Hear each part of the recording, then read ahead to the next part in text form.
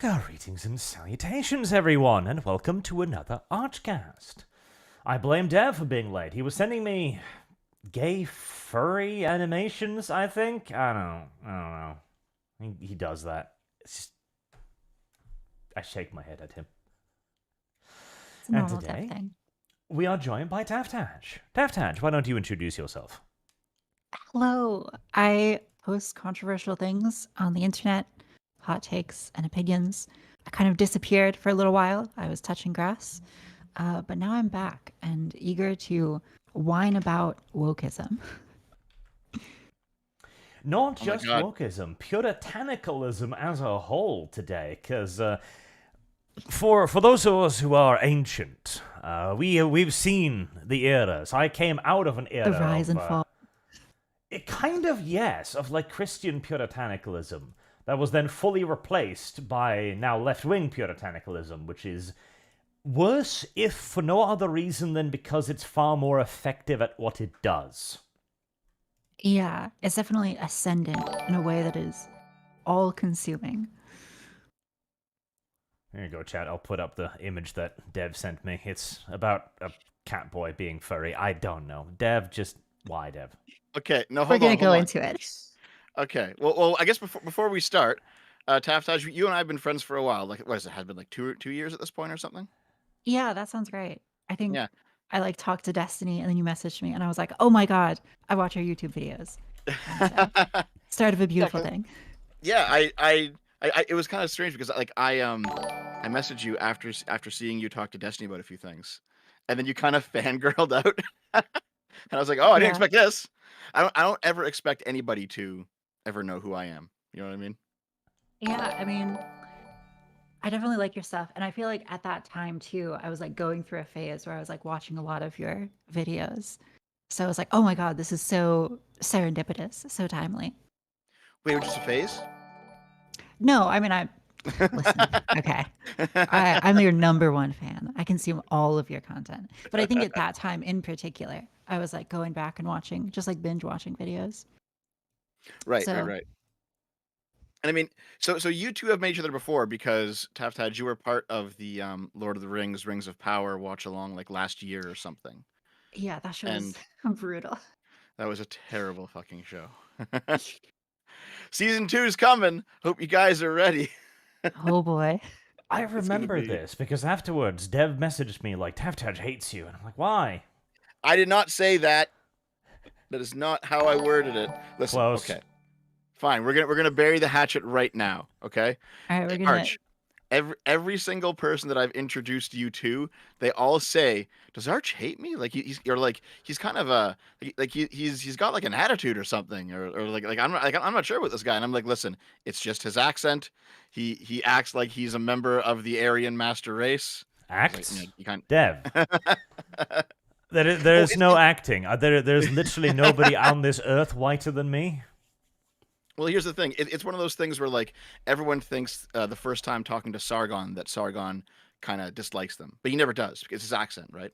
It's just you have one of those voices and one of those ways of speaking, Arch, that almost always puts off a new person. I know I was put off the first time I talked to you, but I mean, you never actually mean anything by it. It's just kind of how it is. That's very racist of you, Dev. Well, no, I'm okay with that. I'm extremely racist against very eloquent ways of speaking. It just puts me on edge. And I remember, I think one of the reasons Taftaj, I know that you left basically the internet. You didn't want to do streaming anymore, or at least like politics streaming anymore.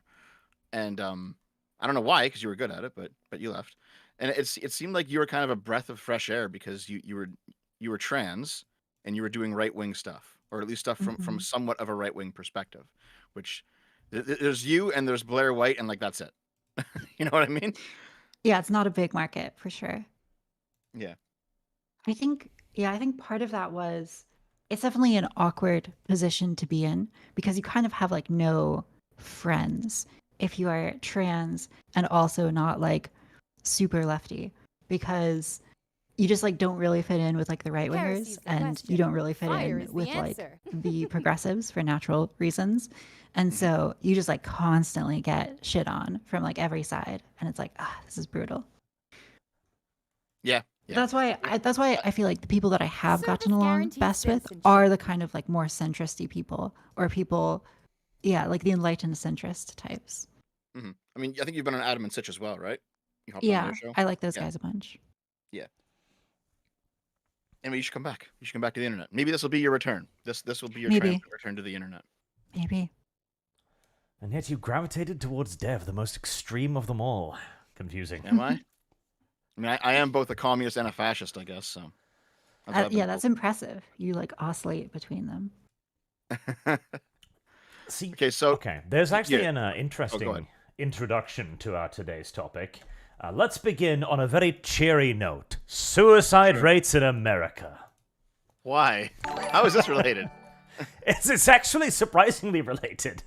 Okay, so near the bottom of this page, you can look at the suicide rates in the US, and in the year 2000, they are tiny. Like, it has risen by 37%. And if you look at this graph, you kind of start to figure out a little bit of a resemblance here. The year 2000, the golden age of entertainment in video games and television that lasted for a good 5-6 years. And then suddenly, upwards. Well, I'm not sure if ending the golden age of television caused the suicide rates to go up. This is an indicator, right? Yeah. Because the golden age of entertainment was absolutely one in which entertainment was universalized. It didn't care about who you were or what you were. It was all about escapism. Because we had an era there where there was, unironically, a lack of representation, right? The leftists did have a point at one point here. And the 2000s kind of blew away a lot of this with stuff like Fresh Prince of the Bel-Air and stuff. And it also was an era of Heresy's the question. Fire is the answer. lacking prudishness, shall we say? This was where the cultural power of the conservative Christianity also lost a lot of its power, and so you had just good entertainment. And often, suicide is a result of extended depression, which is tragic. But it is a lot easier to get out of that depression if you have escapism, if you have something fun you can engage with, something that can take you away from the troubles and trials of everyday life and give you that opportunity to mentally recharge. You get what I'm saying? Yeah, absolutely. I mean, I think that I've seen people joking about this, and I posted something in chat where this is especially true for teen suicide rates. There's this massive crater that happens starting in 1997 in suicide rates, and it only starts increasing again into 2013. So you can totally overlay this golden age of internet and video games. Maybe it is a good thing to be called a slur occasionally. It builds character and allows you to overcome issues in a way that just being kind of sheltered from any kind of danger does not. Yeah, definitely. I mean, you're a Zoomer, Taftaj. We're millennials. Though I think Archie, you're a bit older than I am. I was a child of the '90s for sure. Fire is And the answer. there was definitely this view. I think I went off to university in 2007 or something. So I had my childhood right in the peak of things, and to be honest, looking back, it was pretty great. The games were great, the movies were great, the TV shows were great, the internet was great. It was all great. And so for me, from basically 2008 onwards, there's been a few good moments for sure, but it's been a very slow long-term decline, at least in terms of our pop culture. You know what I mean? Yeah, that's so interesting to hear, because it's something that I've been hearing over and over from millennials, how much better the media was. But it's something that if you didn't grow up with the media, you kind of assume it's just old people, they're just it's so much better in my day. But no, you're actually right. It was so much better. And my mind has been awakened to this fact. It has been? It has been. So, yeah, I can give you actually a couple of interesting examples, okay? So, firstly, hold on here. I want to find something that you can actually pull up on screen that makes my point, Arch. That'll be difficult, Dev. You rarely have one. Yeah. Okay, here. This is one of the most iconic screenshots of the video game Chrono Trigger in 1995, considered to be one of the best games of all time. But it's a Super Nintendo game, right? The graphics are aged. The story's pretty good, but I mean, it had to fit on like a 4 megabyte cartridge. Yep. And yet it still captured everyone who played it. My girlfriend's also a Zoomer, and I sat her down. And I was like, no, I know you don't like 2D games because they're from before your time, but you need to sit down and play this game. And she played it, and she's like, oh, it's actually really good. It's one of those things where, sometimes looking back, it's just nostalgia, and it's like you can only like this if you liked it back then. But sometimes you look back and it actually was better. You know what I mean? Yeah. And it really just depends on what exactly we're talking about. So I'm going to pull up how this conversation started between you and I, because we actually talked for like 10 minutes before the show started, and Arch was like, don't have the conversation He's like, off the save show, this, Dev." please. That's actually really funny. Can I wait? Actually, I think the links are here. Yeah, they are. So Arch, scroll up a bit in the link channel if you don't mind. There's I linked one of Taftaj's tweets. And so basically this is about the game Stellar Blade. And just in case you don't know what Stellar Blade is, guys, Stellar Blade is that hack and slash game with the really hot Asian girl, and everyone's losing their mind over it right now because game developers don't put hot women in games anymore, generally. Yeah. Okay. Can I just say Yeah. it like briefly? I love hot women. And people like it's okay to celebrate hot women. And Yes. we've lost this as a culture. It's horrible. We have.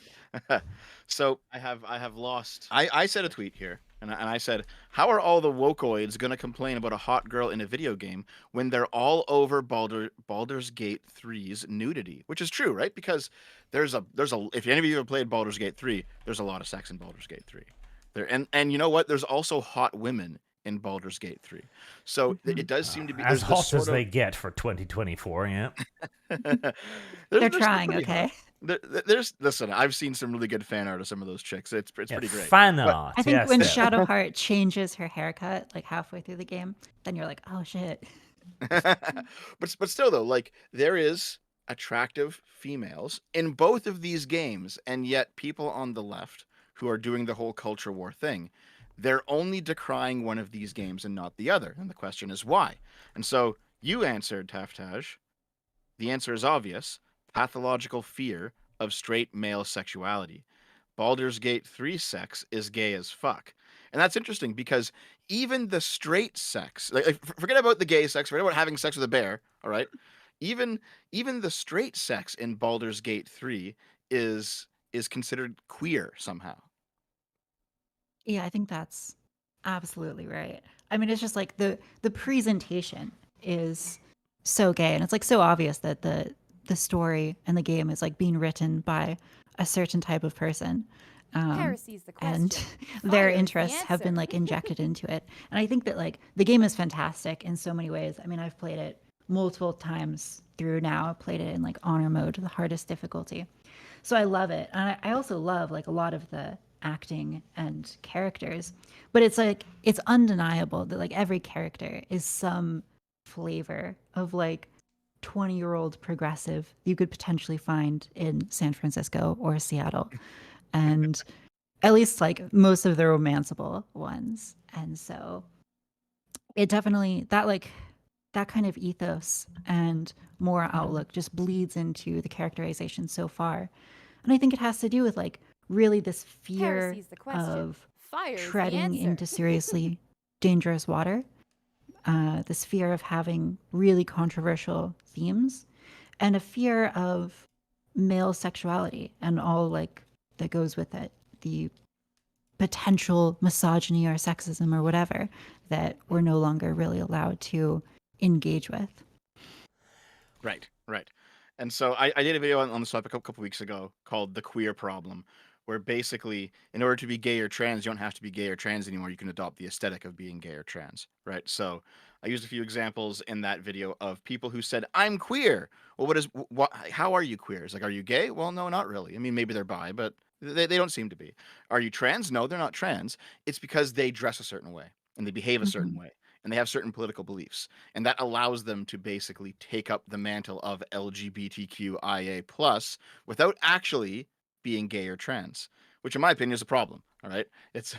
It's like being politically trans or something. The way that you have like politically black, it's kind of the same thing. So to outline what I mean by this, Arch, it is now time for you to pull up that 35-second video. Don't wanna. Nope, click it. It's furry. Hold on. You don't gotta play it with the audio on. I just want you to have it running. All right, just click on it, okay? Let me know when it's up, and I'll tell you the point. Fine. I have it up, Dev. Your furry pornography is for everyone to see. Okay, so this is an animation by Joe Cat, and it's describing completely straight sexuality. This is a straight man, and he likes girls. All right, he likes women. He likes all types of women. Okay, and everyone said this was queer or this was gay somehow, and it's like, well, how is this gay though? What makes it gay? And you realize it's the aesthetic. It's how it's drawn. It's the colors used. It's how he describes the women. It's like, that's not actually gay, but now it's gay coded. So this is considered straight homosexuality using queer theory terms. Straight homosexuality. Only you, Dev. Only you could come up with such a term. A big part of it is that it feels kind of like cucked to me. Like it feels like he's like insecure almost about his own attraction to women, and so like his way of justifying it or making it like acceptable is to queer it with this, by wrapping it in these like aesthetics of queerness. He like makes it non-threatening, and that is really the feeling that I get watching a lot of media, is that like there's a fear about like expressing male sexuality in any kind of honest way, and so it has to be kind of disguised or warped. And the result a lot of times is that like you end up with like quote unquote male sexuality, but it's like so watered down that the actual depth of that experience doesn't get properly expressed. Yes. So if you have like traditional male straight sexuality, you have someone who's very masculine, who's attracted to someone who's quite feminine, and he's generally the one in charge. He's the one who's a bit domineering. He's the top in the relationship, and this has its positive and negative aspects, right? Because you can be like a good leader and a good husband and a good father, or you can be abusive and you can treat your partner poorly, you can treat your kids poorly. Like there is a positive and negative male sexual experience. And it seems like left-wingers are so paranoid of the negative male sexual experience that they now have to queer all positive male sexuality to make it appear some type of non-male, non-straight, even if it actually is male and straight. Is any of this making sense? That's right. Yeah, totally. I want to let Arch jump in because I know I've said a bunch of stuff. Yeah. Arch, what do you think about this? How does it sound? How does it all sound to you? I think this is a lot of socialist waffle coming out of you here, Dev. Well, okay, Wow. fine. But nonetheless, do you get what's being said here, though? You get it? I do, and I think this is... See, okay, here's the thing as well. The bigger like picture here is how this has affected society, because if this was merely just contained within the context of entertainment in and of itself, there would be no reason to be afraid of it. There would be no reason for anyone to codify their sexuality in this kind of overt performative way.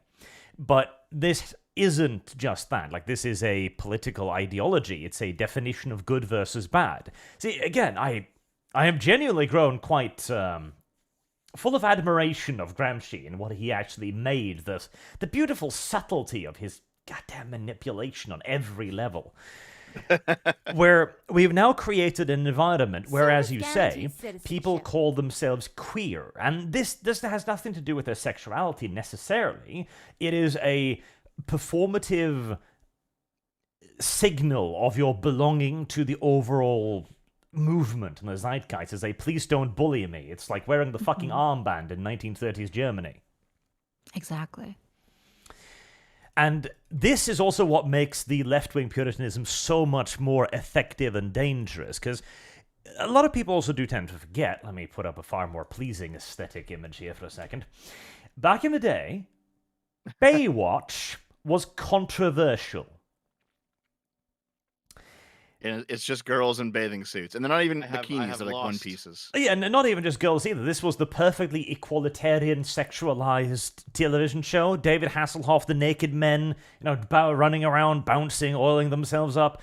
This was just Heresy's the question. sexualization Fire on is the display for men and for women. And this was deeply, deeply controversial. And it was looked down upon. It's like, oh, you don't watch Baywatch. It's terrible trash. Don't you understand? It's ruining your morals.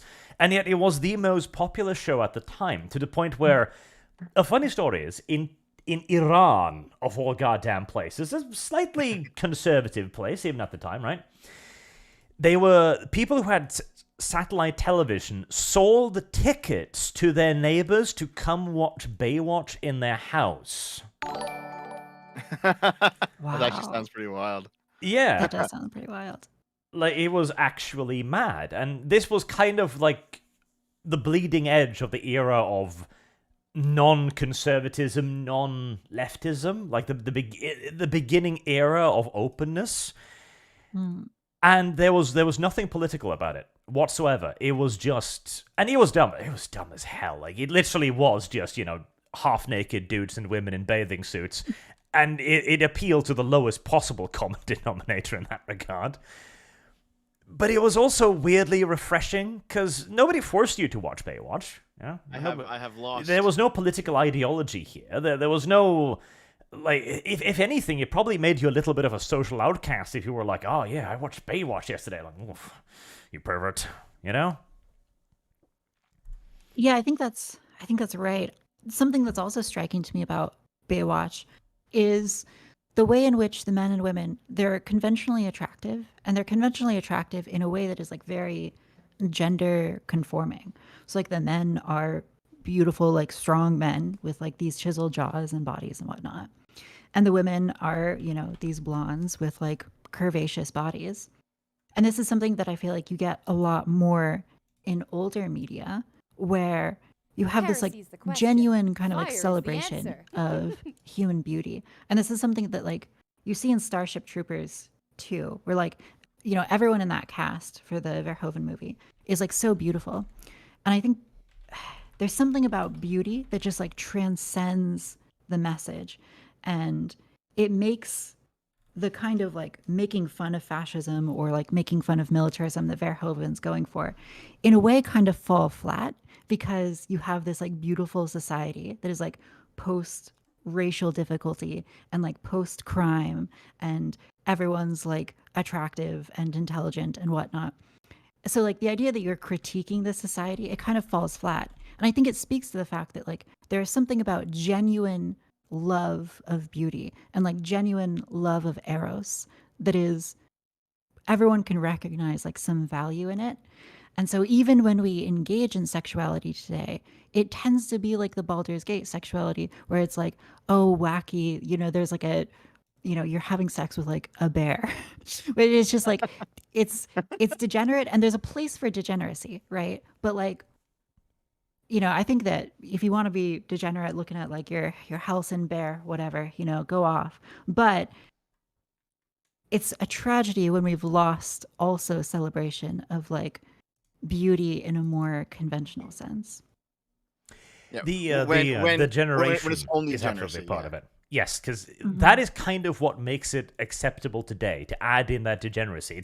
It's the meme when they announced they showed the they showed the bear sex scene to a room of journalists, and everyone claps like seals. Like, really? Is that the first reaction?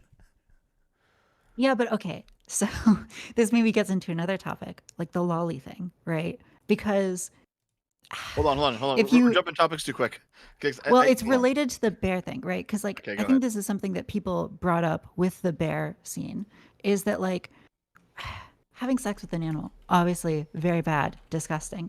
But like you understand within the game, this is really just Halcyon. It is really just like this fully adult, like, cognizant human being. And so suddenly you have like very progressive kind of like game journalist types who are like defending it, but they're defending it with the exact same logic and arguments that you have like lolly people defending their stuff with, which is quite interesting to see that suddenly turned on its head.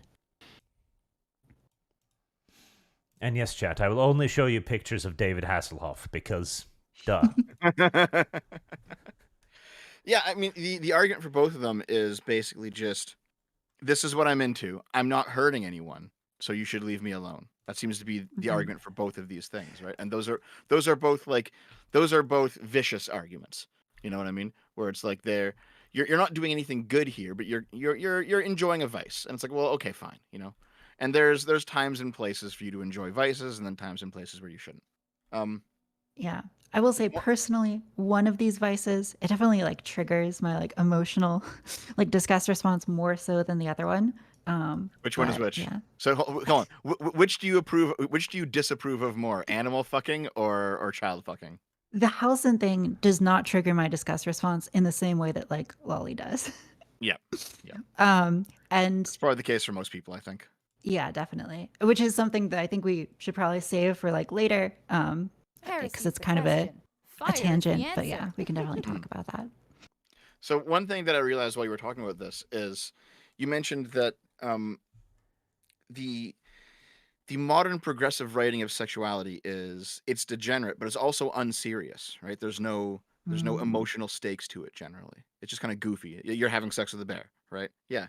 And then I realized, it's unserious in the same way that all millennial writing is unserious. Because if you watch a show that's made nowadays and there's a tense scene, someone has to crack a joke in it, right?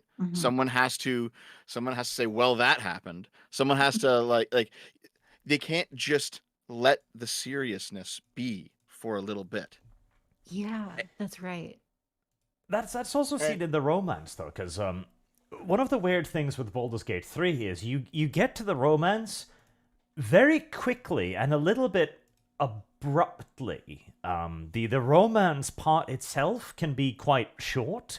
It's apparently been made better now after they fixed the bug that made the NPCs particularly horny. But like the thing with a romance relationship in games, it should be a long-term thing. It should be the culmination of the quest, not something that happens at the end of Act 1. Yeah, I mean, Mass Effect did that correctly, because you could be dating a character all throughout Mass Effect, but the sex scene happens right before the final level. Yeah. On the eve of battle, Because there is supposed to be a romance in there, but, see, this is one of the weird, like, things of the left. Because on the one hand, you have the good old-fashioned, like, free the nipple, and on the other you have don't object my body stuff, right? Where you have, and kind of, how do I put it?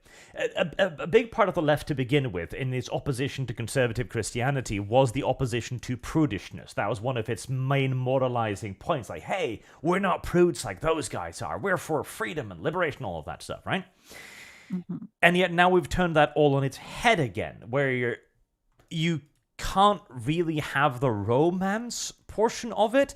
Now it needs to either be platonic or overtly sexualized, usually in some degenerative way. It seems like neither, because Christianity put too much emphasis on just the purity of the relationship and the left too little, and there doesn't seem to be a break we can pull in the middle here at some point. Yeah, I think that's true. I mean, I think a lot of that is just trying to avoid seriousness, right? So when it's a serious scene, they will crack jokes in it. When it's a serious relationship, they can't have that. It has to be either platonic or sexual, right? So it's avoiding actually being serious about something, which I think is honestly the hallmark of millennial writing. Yes. Sorry, it's our generation. We fucked it up. Sorry, guys. There is... Well, I think... Yeah, continue, Taftaj.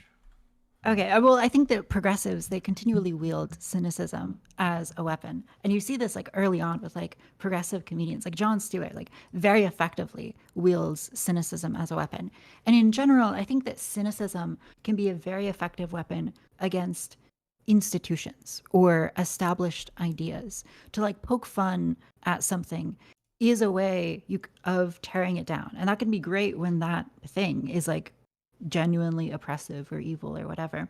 I mean, even, the great like atheist thinkers also wielded like a kind of wit and cynicism very well. But I think the problem is that like progressives, once they're in charge, that cynicism becomes kind of a parody of itself, where they no longer have a big enemy to fight. They're no longer the little guy. And so they just continually kind of like self-cannibalize or make fun of, things. They never allow for a moment of seriousness because that seriousness would require them to maybe take seriously their own ideas and question them. But failing that, they just end up with these kind of empty, hollow scenes where they refuse to deeply engage with anything. Yes, yeah, absolutely. Avoidance. I think that's why the right wing is kind of ascendant right now, is because for all of the right wing's other faults, they are willing to be serious, and they're willing to offer you something other than hollow cynicism. There's say, also there actually is something important here that you should be mindful of. You do actually have duties. You do actually have responsibilities. They're offering you something more than just nihilism. Even if to the millennial mind, it might come off as corny or something. It's still something that, at least for some part of your life, you definitely need. The exploration of it. So another subject I was going to bring up today, which I think fulfills this as well, is back in Buffy, there was one of the very first lesbian relationships in that show. That was very rare back then, between Willow and Tara. And this was a big controversy the first time they kissed. They'd been dating for like a year at that point, like for an entire season and a half, I think. Like they'd built this up like nobody's business. Wow. And there were outcry over the lesbian kiss. But what was so interesting about this was that it wasn't just a lesbian kiss. It wasn't just like, oh, hey, two hot lesbians, look at them, they're having sex or something. No, it was a relationship. It had more. And as you kind of say, like there's an embarrassment that comes with that. If you start to take your own ideas seriously, you kind of begin to almost mock them in a certain regard. Like you become embarrassed to put it forward in a way. Yeah, I think if you take the ideas seriously, that involves also expressing it in a way that can be criticized. So a lot of times, cynicism and humor can be a way of deflecting or shielding oneself from actually engaging with the deep subject matter at hand. Yes, the cynicism too. I hilariously came across an article. I was trying to look up some of the old controversy around Baywatch and Buffy, but it's so fucking old you can't even find this shit anymore. Because most of it was probably in print papers rather than on the internet. But I found a modern one where Pamela Anderson, who Baywatch made her career, was complaining about Baywatch. And there was a beautiful part of it that goes like, Baywatch created an impossible standard of physical beauty. And like, it wasn't impossible. They were on screen. They were literally there. They did look like that. Yeah. You were actually that person. Well, and that kind of ties back with Stellar Blade, because the Stellar Blade character, they keep saying that she's unrealistic, but she's modeled after a real South Korean model. Yes. Mm-hmm. It's a real person doing that. That's someone's real body there. And at that point, you've got to understand that that whole like unachievable physical perfections thing is not an actual observable reality. It's become a political tool, kind of. It's become a way to not engage with the uncomfortable truth that even if you're a land whale, not everyone is. Or you could not be a land whale. Like, you could actually yearn for beauty and try to achieve that in your life. But by pretending like it's impossible, you absolve people from the responsibility for their own ugliness. And so much of leftism is fundamentally based around the absolvement from responsibility, the avoiding of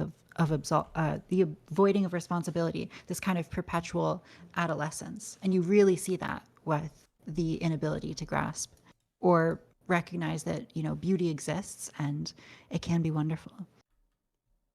Well, here's the thing. I'm now going to take up the mantle, Taftaj, of a person that I'm sure that you've heard from many times before, which is the leftist non-passing trans woman who says that you have passing privilege. And it's very easy for you to make these comments because you don't understand what it means to actually be somebody who is not the ideal body type. I'm sure you've heard that before many times, right? And the issue is like on some level they're correct, because there are going to be some things about yourself that are not beautiful that you can't fix.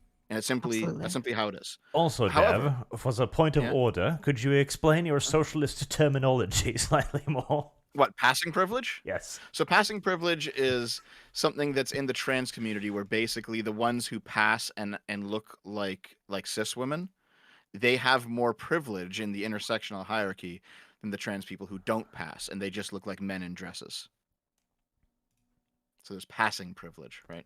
And generally, what you'll find is that the more a trans woman passes, one, the better life she leads, generally. Two, the more likely it is that she's not a radical, some sort of subscribe to some sort of radical politics. And three, the more likely it is that she gets attacked by other trans people for this whole thing of like, you don't really know what it means to truly be trans because you're not getting clocked every single time you go out the door, right? It's something like that. Does that sound about right, Taftaj? You know more about this than I would. Well, yeah, I think that's exactly right. And I think we should deal with like the reality here, which is, yeah, it sucks, right? So like it sucks to not be able to achieve, perfection in any realm. Like, to be honest, it sucks that I am not able to make like $1 million playing in the NBA as a basketball player. My life would be like way better if I could actually do that. Like, I'd be a millionaire. And so that would be awesome. But the reality is like I can't do that. And it's very easy to see how not having access to certain privileges is going to lead to bitterness because, again, to be honest, it sucks. And so I think that we should like acknowledge that, that this is, it's unfortunate, but also, I don't think it takes away from the fact that we really can strive for beauty in our lives. And it's hard, right? It's hard to lose weight, but people have the ability to do so. And I think that when we pretend like it's not possible, when we shove beauty into a corner, you shove it into the closet, you ignore it, it is really just like a way of coping. It's a way of taking that bitterness and that trauma of not feeling worthwhile or not feeling like you live up to a certain set of standards. And I don't think it's a healthy way of coping because it involves just ignoring its existence at all, pretending that it's not there. So I think a much healthier route is to like acknowledge that, yeah, like beauty exists and we have responsibility for our own beauty. And that does lead to hard things, like the hard realization that sometimes we don't live up to our own standards. But dealing with that pain is necessary. And we can't be afraid of any pain. We have to be willing to engage with sacrifice and pain because ultimately that is where so much of the beauty in life actually lies. This is pretty much where I was going with it, I think, yeah. Real quick chat. Firstly, yes, I did say cis. I did say cis woman. I will continue to use that slur because it's a slur. Saying slurs is based. You have to understand, okay? So, but also, Based up. but also yeah. So there's going to be some parts of you that you can't change and will never be beautiful, and that's just how it is, right? And you have to learn to live with that. However, there are parts of you that you can change and could be beautiful, and they're not. And I think saying that it's basically just ignoring the problem when you say, well, I can't change any of it. It's like, well, some of it you can, some of it you can't, but some of it you can, like if you don't like your nose, well, I guess you can get like you can get like plastic surgery now, but you know what I mean, right? Like, I don't like the shape of my nose is a very different problem than I need to lose 30 pounds. One of them you can actually change, one of them you can't. You know what I mean? Absolutely. And I mean, like, I will never change the fact that I'm not 6'8" and I won't be able to play in like the NBA and make $1 million. So, like, everyone always runs into these struggles where objectively, like, we just can't be perfect in every area. Like, I probably cannot be a grand master chess player. Like, I just don't have the intellect to do so. And, like, on some level, yeah, that sucks. But, like, I can recognize this and I can let go of the pain and I don't have to pretend that like there's no such thing as objective chess skill. And I don't have to be bitter about chess players, being shown on TV. And so I think that's really like the difference, is that like trying to hide away the fact that people differ in terms of ability and, talent and intelligence and whatnot and beauty. Like we can acknowledge that without necessarily making it a point of insecurity or, unnecessary suffering. Yes. Yeah. Because I mean that is what they do, right? They will say, well, I'm not attractive, so you can't put attractive women into video games, or you can't put them on TV because that's objectifying. They do this sort of thing where, because they can't attain that standard, they want the standard obliterated. Right. But it's They like, want to well, tear it down. yeah, it's like, well, you can, even though there's going to be some ways in which you never will attain it, you can still attain some of it. Like you can still do things. You're not just helpless, Mm-hmm. But then for them to cast off their own helplessness, that then means that they have to accept that, oh, I've actually just been sitting in my room or in my apartment for the last 20 years of my life, doing nothing but complaining on the internet, and my entire life is in a complete fucking ruin, and it's my fault. And for some people, that pill's just too hard to swallow, Understandably, too, that's a very hard pill to swallow, very hard thing to deal with. But I think that a broader problem with progressivism, leftism, is that it's unable to confront the very real differences between people in terms of, intelligence, skill, ability, talent, beauty, and whatnot. And so it tends to like flatten everyone into the same kind of lack of distinction, the same kind of mediocrity.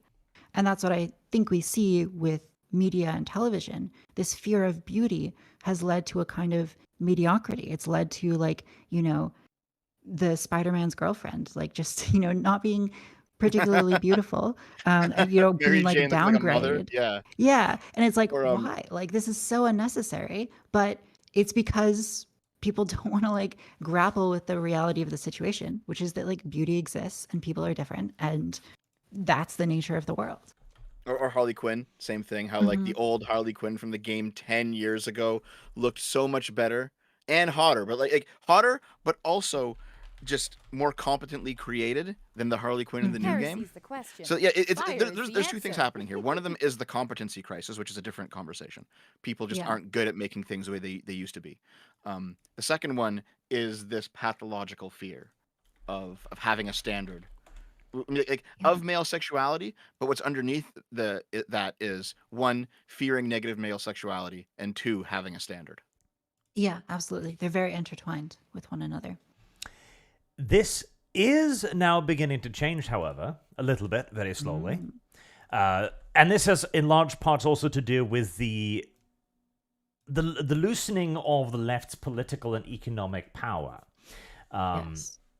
This was something that came out quite recently, and it is mostly a rumor at the moment, but taken into consideration along with a couple other things, which we'll also bring up, I'm inclined to perhaps believe it. It is that Silk has apparently kicked its entire writing staff and will be trying to focus more on a male-skewing audience.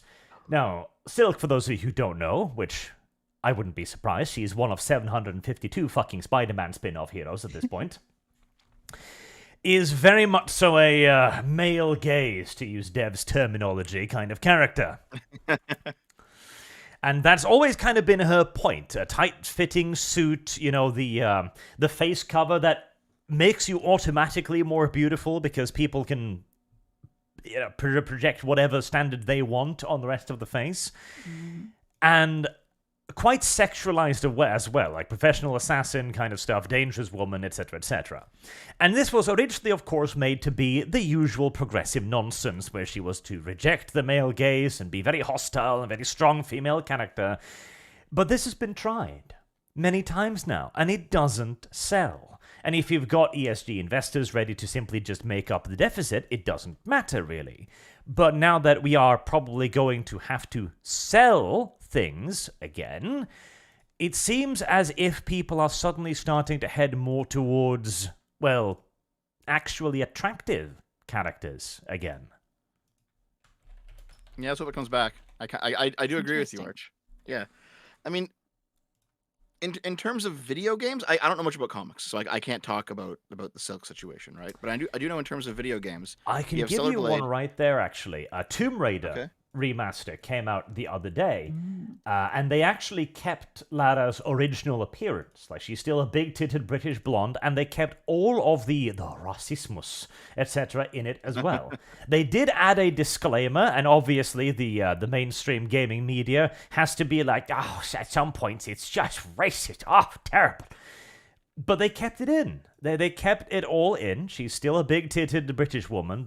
You're still fighting native enemies, shall we say. Like, this would be unheard of even just a couple of years ago. So you can... This kind of, like, leads to what I presume you were heading towards as a point. See, I was under the impression that they did change one thing in the Tomb Raider remasters. There Yes. was there was a risque leather coat. Yes, and that it's they because took it out. wasn't risque. It was straight up nude, which would mean they would have to Oh. slap an R18 on it, which they didn't want to. So, fair enough. That's right. Yeah, because I think the first Tomb Raider came out before the ESRB was around. What, right? Yep. So that one, So- I understand. It is a pinch of censorship, but it's either that or make it an adult game, which would be dumb. Yeah, no, that makes sense. Yeah, and everyone complains about the the trigger warnings at the start, but a trigger warning and then the game intact as it was back in 1995 is probably better than having it censored. Yes. Definitely. Like, the trigger warning is see, here's the thing. And I called this before it even happened as well. We are going to see companies trying to thread the needle in between getting an audience that is willing to pay for their product and not being cancelled. And so they're going to have to kowtow a little bit to the powers that be. They've got to bend the knee and be like, oh, we're still on side, whilst also introducing the things that people want to pay for. And this is going to be a bit of a delicate dance for quite some time. And if that bending the knee is putting a little black screen at the beginning of the game going, we take a firm stance against all of the racism and sexism we've included in the video game, then fine. Yeah, it's fair definitely enough. interesting. I hope that this is a direction that's going to last and we're going to see more freedom in artistic expression and celebration of female beauty. Yeah, I mean, if you look at Lies of P, another Korean game, they had female characters in there. They were interesting, but they were also cute, right? They didn't make them look weird or anything. You look at even Elden Ring, like everyone simps for that blue skinned witch and stuff, and it's like it seems like they are willing to do things in Korea and in Japan that the West is no longer willing to do when it comes to just presenting attractive people. And it's refreshing that they haven't been completely cucked and subverted. You know what I mean? Yeah, and this has to do with the fact that they're behind us culturally as well, because they're currently in the act of cucking. Yeah, Japan is. It's starting to come there now, and it's like, no, don't touch the anime waifus. Don't do it. So Yeah, there's like the walking away movement in Korea as well, where women are just going like, it's like their version of like men going their own way, except it's women. Women going their own way. Yeah. They're becoming like female separatists. we're going to end up in a universe where manga is progressive and Western entertainment is based, and it'll be weird, but that's where we're heading. It'll be weird. Yeah, that'll be crazy. Hold on. There's something else I want to get into here, and now I've forgotten it. Shit. Let me think for a minute. There's definitely a lot of places we can go, but I want to. Oh, okay. No, I remember this, right? Because when you and I started talking about this a few weeks ago, Taftaj, you said, I thought this was just old people saying that their generation was better, like every generation does. But you said you went back and you watched, of all things, you watched Heroes from 2007. Yeah, I watched Heroes and I was losing my mind watching it. How come you were losing your mind watching Heroes? Because here's the thing. I remember Heroes from 2007. There was an era of shows that came out. It was Lost, Prison Break, Heroes. It was those types of shows where they're like, we're going to bring back a show that actually has an ongoing story beyond just one episode, because that kind of reigned in a lot of normie TV in the 90s. And Lost kind of brought it back, and then you had Heroes and Prison Break. And then that trend culminated with Breaking Bad and Game of Thrones. which got their start at the end of this era, right? So, Yeah. and then after that, like as Game of Thrones went on, it turned to shit, obviously, right? So you can see the transition into terrible TV in real time. But you were watching Heroes of all shows, and what did you think of that? I mean, Heroes is like so goofy in so many ways, and it's like very much a product of its time.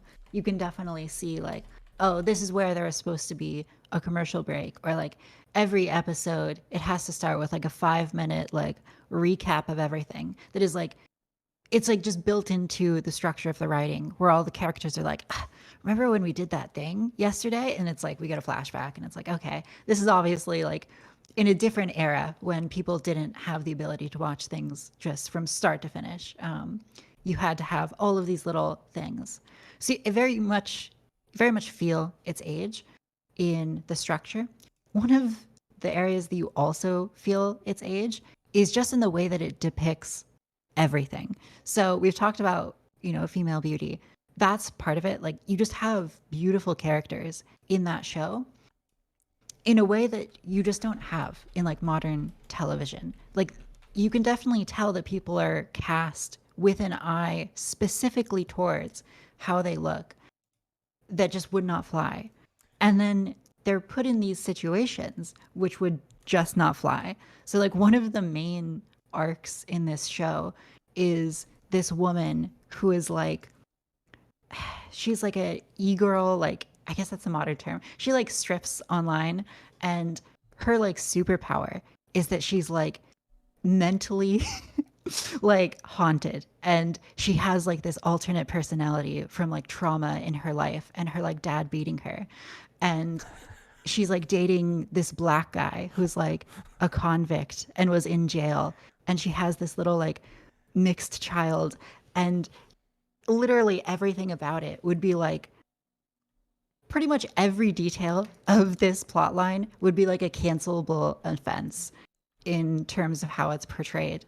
And yet their ability to just like portray someone who is like in sex work and she is like mentally haunted by her trauma, it's refreshingly honest because it like honestly portrays the difficulties of this like single mom and everything she's gone through.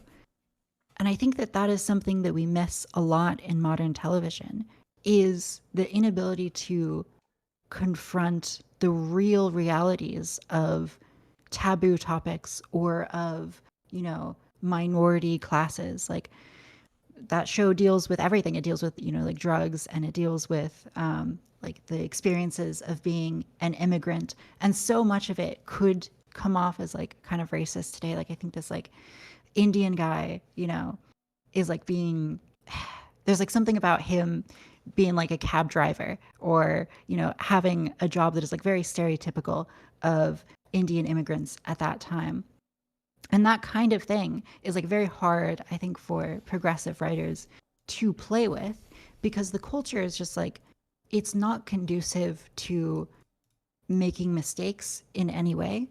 And so the safe thing to do is to just write the most, bland interpretation of these stories possible. And so going back and seeing people like actually try and actually put themselves out there and maybe write stories that are a little bit cancelable, that was so refreshing. Yeah, no, here's the thing. I completely agree with you. And here, the situation with me is I did something similar as well because I'd never seen the show House before. So I went back and watched House with my girlfriend. We got through all the seasons. And I remember seeing the earlier seasons. I think it was like 2005 the first season took place. And I'm like, this is a good show. It's an interesting show. It's definitely dated. They have like older technology, House is playing like on like a Nintendo DS or a Game Boy Advance in like the first season. Like it's old stuff. But they are willing to have certain plot lines and make certain jokes and say certain things that would be cancelable today, right?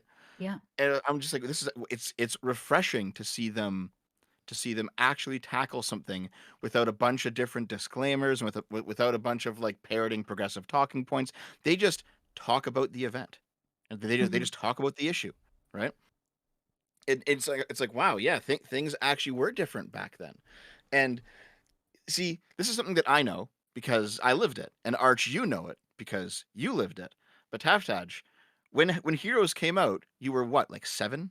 When House came out, Yeah. you were 5. So like Yeah. you didn't. So it seems like Zoomers like you, they only know the bland progressive slop that is put out there, where you can't actually write a story about a single black mother who is having a problem. It has just to be girl bossing it the whole time, right? You can't Exactly. actually have an Indian cab driver. That's too racist, you know? And things It's are too so cliche. restrictive now. Yeah. Things are so restrictive now in what's being written. Oh, Yeah, I think that's absolutely right. it was very different too, and the worst part is Heroes is a shit show. God damn, It's not terrible even show. It's not even in House, so many House ways. is better than Heroes for sure, yeah. House is better, but there was also, like you say, they were willing to touch on so many more things, like because the progressive argument that we'd never had like representation center always rung hollow because we always did have it to a degree. In many cases, there were necessary steps like Fresh Prince, which I always bring up on this, but even like House, I think it's in season 4. They literally tell him that you have to build a more diverse staff because we're getting lawsuits. And so he just gets a room full of people, which he gives numbers to. And it's like, you, black guy. You, pretty woman. You, Indian guy. Get me a coffee. Stuff like that. And that is perfectly in line with House's character because he's an enormous asshole. And it also introduces the dreaded representation as 13 is, I believe, remember, lesbian or bisexual, at least I think. She's bisexual. And well, the thing is that they spend an entire season of the show. One, you never learn her name. She just goes by 13, even long after the numbers are gone. Oh It yeah, becomes like a nickname that just stays. However, also they tease her sexuality the whole time, where she won't talk about it, and she makes a few like offhanded comments that make you think she might be lesbian or she might be bi, but you don't really know. And they just like string you along with it for the entire season. and that also It's has like to do eventually with confirmed later, yeah. with her character because she's the hot character, the teasing character, you know. Mm-hmm. And Can't do that nowadays. you can't Just do doesn't that work at all. nowadays. And all of this, Here's the like, thing. Well, here's the thing, though, Arch. Nowadays, every female character would be bi. They would be openly bi. They would be obnoxiously bi, and they'd also probably be ugly too. yes, but it'll be in the trucker lesbian kind of style. Right, or just like super butch or whatever. Yes. Yeah, you see that in cartoons too. And I think that like it goes back to this fear of like male sexuality. Like you don't want the women that you're portraying to be like beautiful in a way that men are going to find beautiful. And I think a big part of this is just like it's the wake of the Me Too movement and this kind of reevaluation of male-female relationships. They don't want to potentially end up in a situation where they could have a beautiful woman that is like inviting the male gaze, because now the male gaze is, scary and we can't deal with it as a culture. Yeah, because it's become a virtue signal thing. Like you can't do it because it's dangerous, which has led to I have just lost. objectively worse entertainment. Like the Orville. I don't know if you've seen that. I'd actually recommend the Orville. It was a brief moment of not that happened on the television for a very short period. It was a very low budget, old school Star Trek-y style show with one of the guys who used to write Star Trek, I think. And it had a very stumbling first season because it couldn't take itself seriously either. It has a nice, diverse, and attractive cast, weirdly enough, and it tried to play it up as just a funny ha-ha show, when in reality it was better Star Trek than mainstream Star Trek. And they needed like 2 seasons. That was probably what killed the show after the 3rd season, to realize that they needed to fucking shove it with the joke and just be a good show. You see, I completely disagree with you, Arch. 100%. Dev, you're wrong again. Sorry. So I don't know how much you know about Star Trek, Taftaj, but the Orville was basically Seth MacFarlane saying, "I want to make a Star Trek show," because he grew up with Star Trek and he grew up with the Next Generation from the '80s and he loved it. So he's like, "I want to make Star Trek," and they were like, "Listen, you got to do Family Guy," and he's like, "How about this? You give me the budget to do a Star Trek parody, and I'll do more Family Guy." And they're like, "Deal." So he makes the Orville. And the first season of Service The Orville guarantees is citizenship. just a Star Trek comedy. Yes. And if you love Star Trek, which I do, it's hilarious. It's really funny. It's great. It's amazing. It's so good the first season. But then as the seasons go on, he's like, I want to do real Star Trek. I don't want to be a comedy show anymore. I want to be like an actual sci-fi show. And as a sci-fi show, I'm not sure if it's all that good. Like without the comedy, I think it needed the comedic element. And so by like season 3, it was kind of running on fumes, you know? Wow. That's my opinion. You're completely wrong. It's incredible. It's remarkable. But either way, well, even when we disagree on this, Arch, we both recognize that the fact that it was made by a person who genuinely loved Star Trek, and he could and as a true fan of it, he could put it together and be like, okay, this is not just cynicism. This is actually a labor of love for him, and you can tell even when. Yes, there's real heart to it. So even when it gets into the seasons that I don't like and that Arch you think are the best ones, you can still tell that Seth MacFarlane loves Star Trek. See, that is the thing. Like, that might be the difference, because I've never been that big of a fan of Trek. Like, I've always viewed it as like, because I'm a 40K guy at heart, you know. So I viewed the joking parody part of Trek, and I was just sitting there, and the jokes were not landing for me at all. And a lot of the jokes were just really bad as well. Like, they did a joke on video games. The main character's wife cheats on him because the alien has pheromones or something, and they do a whole thing like that. And it's just, I was really bored. And then they do an episode where they talk about something a little bit more serious, like the planet where everyone votes on social media to fucking rewire people's brains.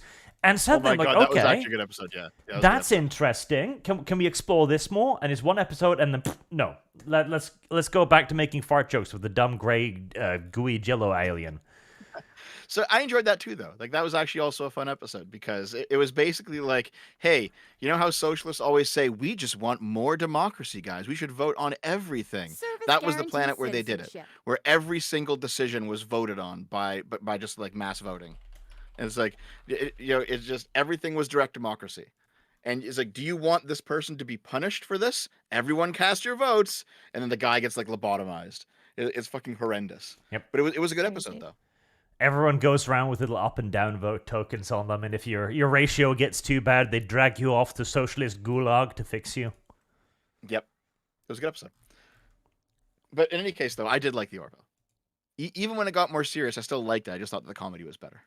See, I actually quite like the serious stuff, because there was relatively cliche, you know, the killer robots, they did a scene on transgenderism, etc., and a lot of it was well done, but I felt like the first season severely undermined it, because they were still trying to be a little funny here and there, and it was a terrible mix. Like, funny and serious is a very difficult combination to get right, and it didn't do either one any favor.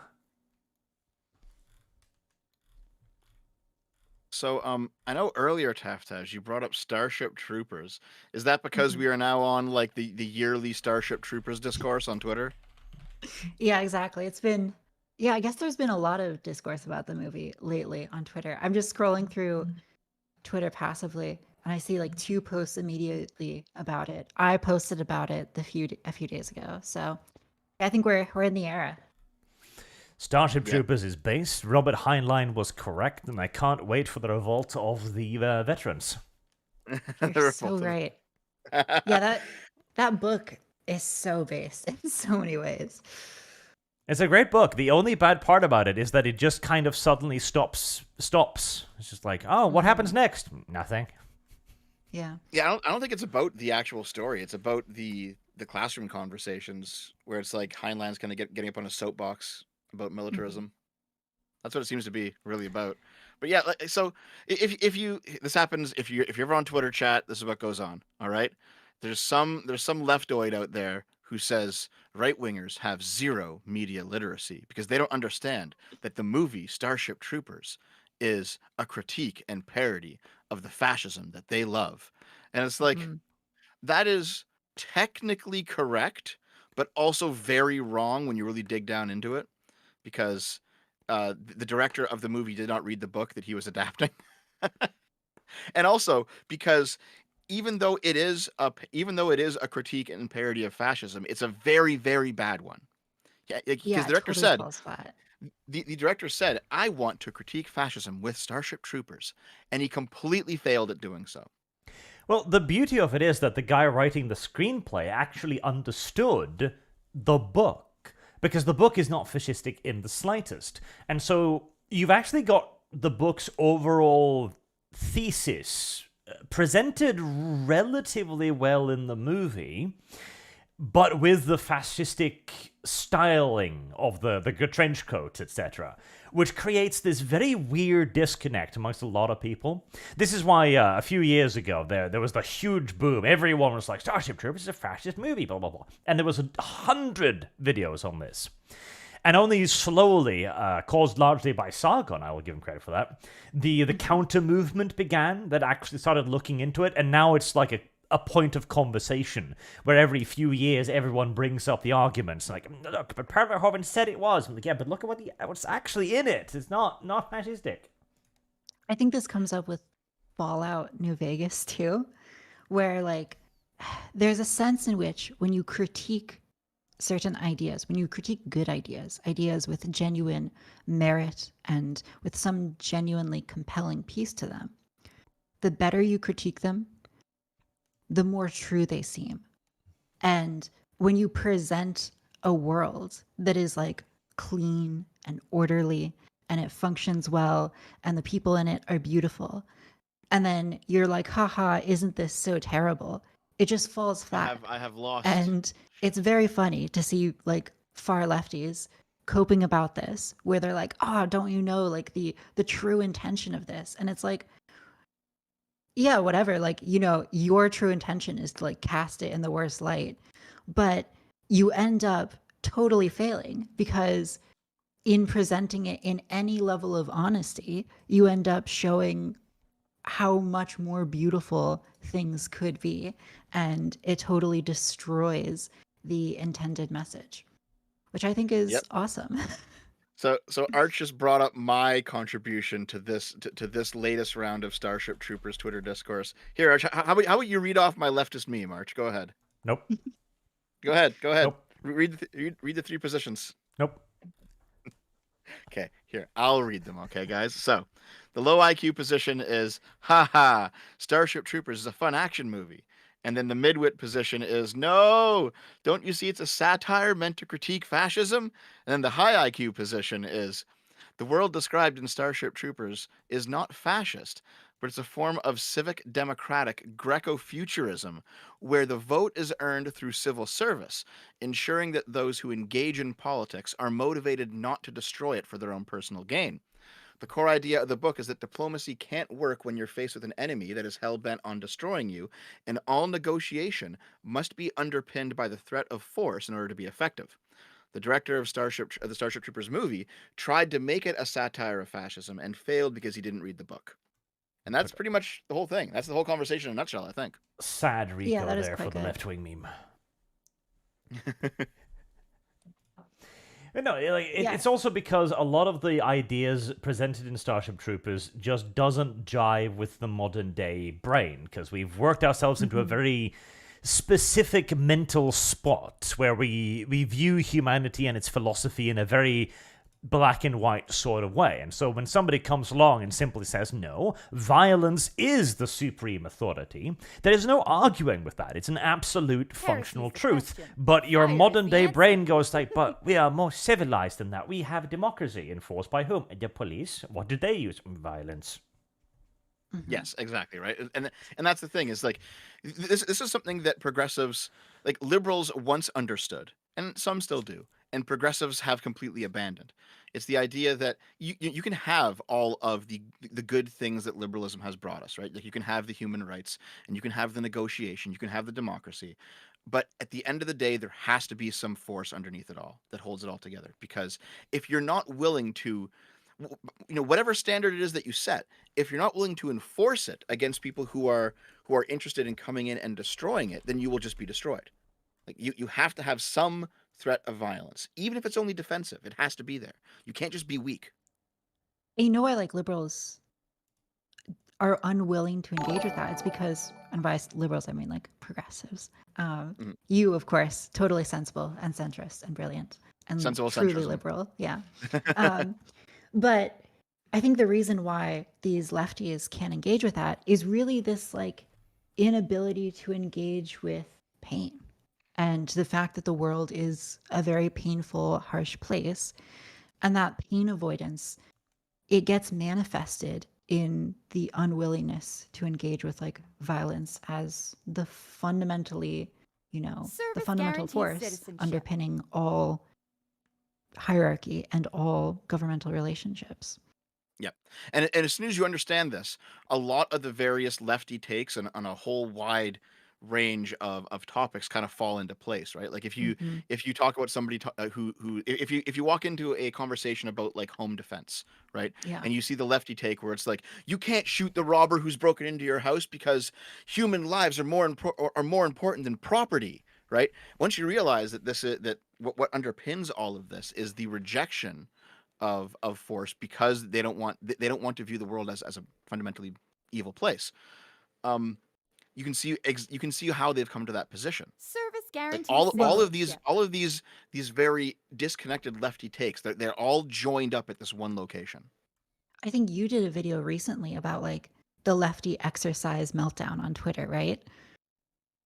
Yeah, the fat I think activists, this is another element of this where there's this fear of any kind of pain or sacrifice, and that leads to people being like, I can never exercise because like I'm whatever excuse.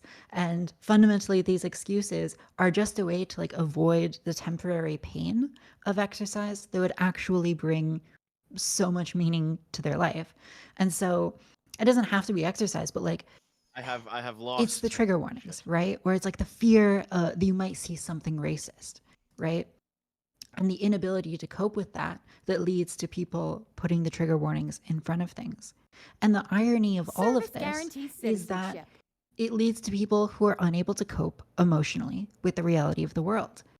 And maybe we opened this talking about suicides and how like it seems like teen suicides were lowest at the peak point when they were being called slurs in COD lobbies.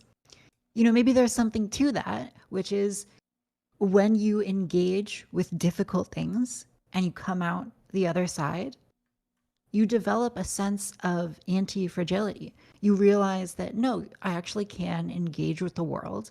And even though the world is harsh and dangerous, that's okay because I can be resilient in the face of that.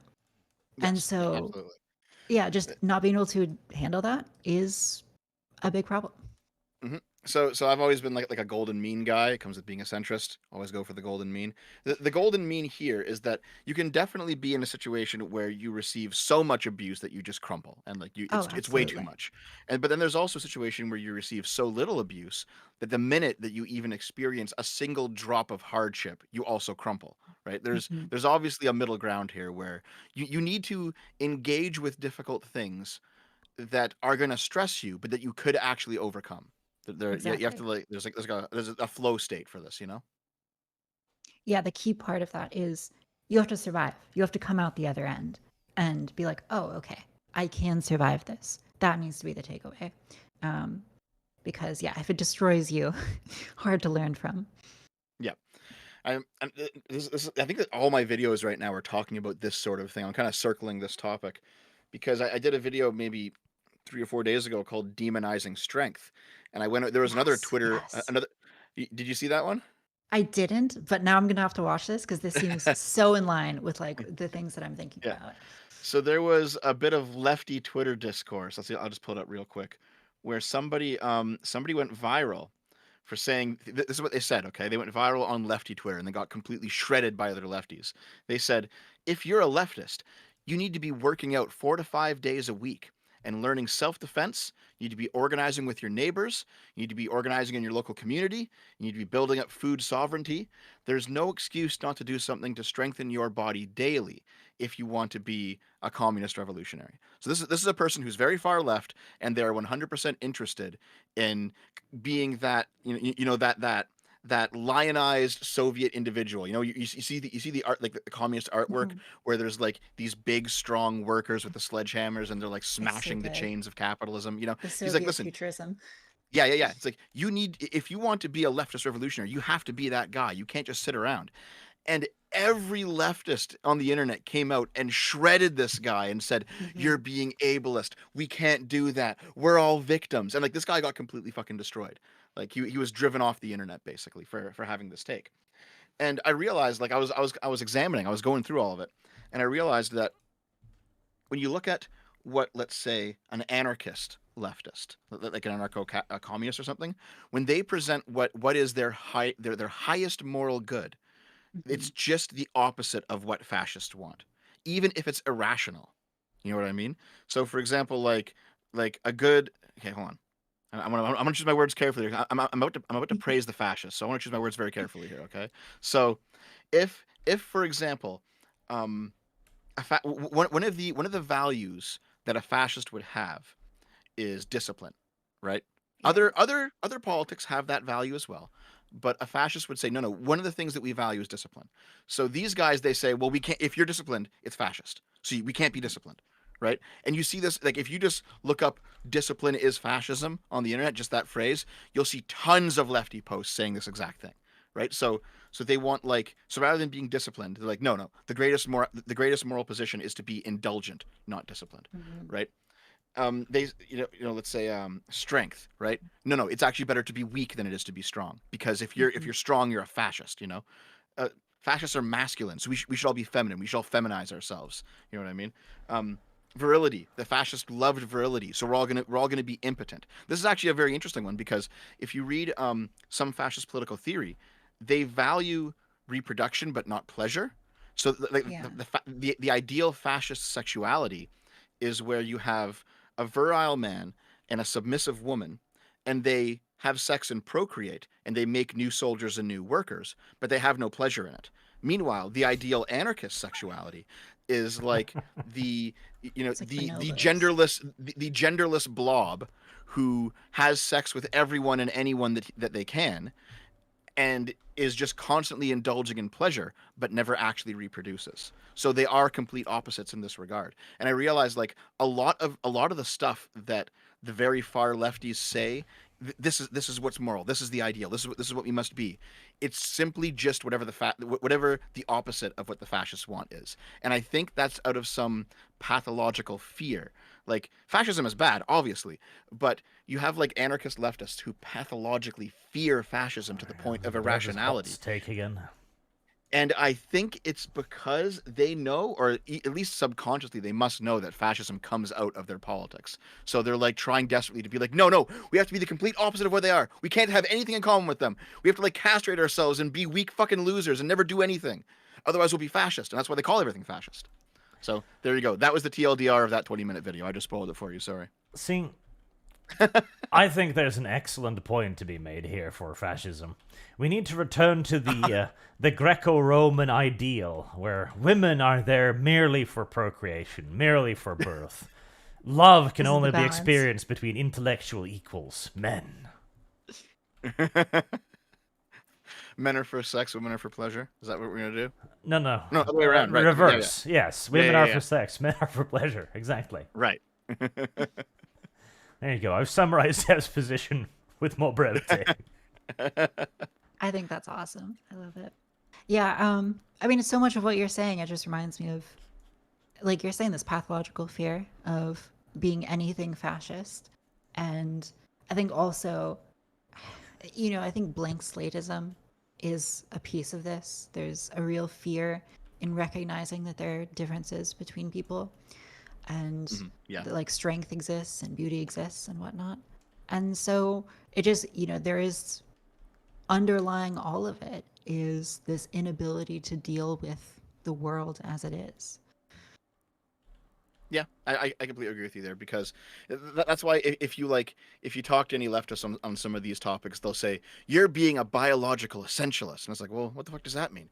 That means that you don't completely you don't 100% buy into blank slate theory. Therefore, you Right. think that any part of the human experience is somehow connected to biology, which makes you a eugenicist and therefore a fascist. And it's like, all right, Mhm. dude, like no, we very clearly have a nature, you know. You might not like what that entails. You might not like where what that implies about us, but it's true. All right. You can't simply just educate somebody to be to have the ideal political position or the ideal politics that you want them to have. Right. It's Sargon made a post recently on Twitter, and it was something like what all these various political philosophies that all call themselves socialist, even when they hate each other, because the Stalinists did not like the Nazis and vice versa. But they all called themselves socialists. So even though they were enemies, what actually binds them together? And Sargon's conclusion was basically the belief that everything in society should be controlled and managed and directed, Mm, and that's what makes something socialist. And it's like, yeah, there's probably something to yeah. that, I think. I think there is. And lately in my own philosophy, I've really tried to deeply explore the nature of freedom as a kind of ultimate goal, what exactly that would entail. And I've very much moved in this kind of, I want to say like almost Nietzschean, but also kind of libertarian perspective in seeing freedom and the ability to like create or identify a will within yourself and then to exert that will. I think that's really the essence of what freedom is. When we say freedom, the only freedom that matters really, I think, is the ability to exert your own will.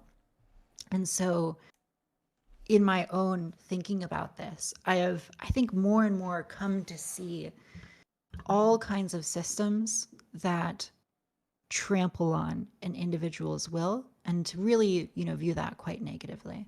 So definitely something I've been thinking about lately. Well, So just Dev, out of curiosity, I'm glad you're how taking more of your political punch from Sargon rather than Destiny. That's a step in the right direction. I applaud you. yeah, yeah. Thank you. Thank you, Arch. They're both quite intelligent, to be honest. They're just both very different. Oh, Um, definitely. Yeah.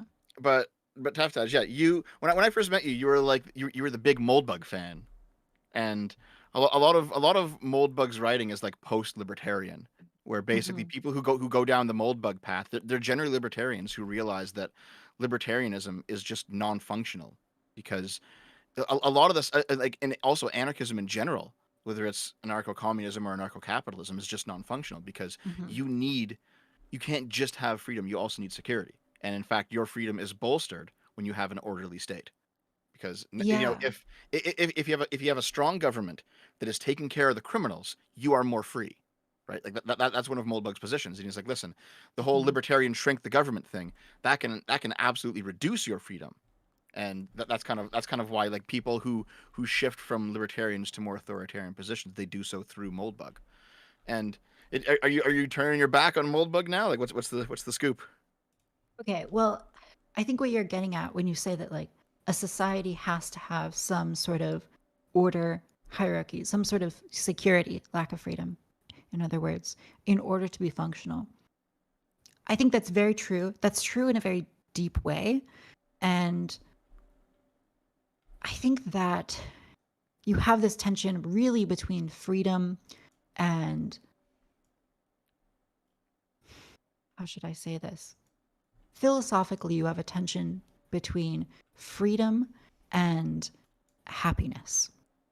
And what I mean by that is that a lot of relationships that exist between people are fundamentally based on the idea that you will give up some level of freedom in exchange for some kind of security or material benefit. And you can kind of imagine, like, early in the days of human existence, people are like wandering the plains of Africa and they come across each other. And prior to interacting, they are totally free in the sense that, like, their day to day existence is solely based on whatever they will it to be.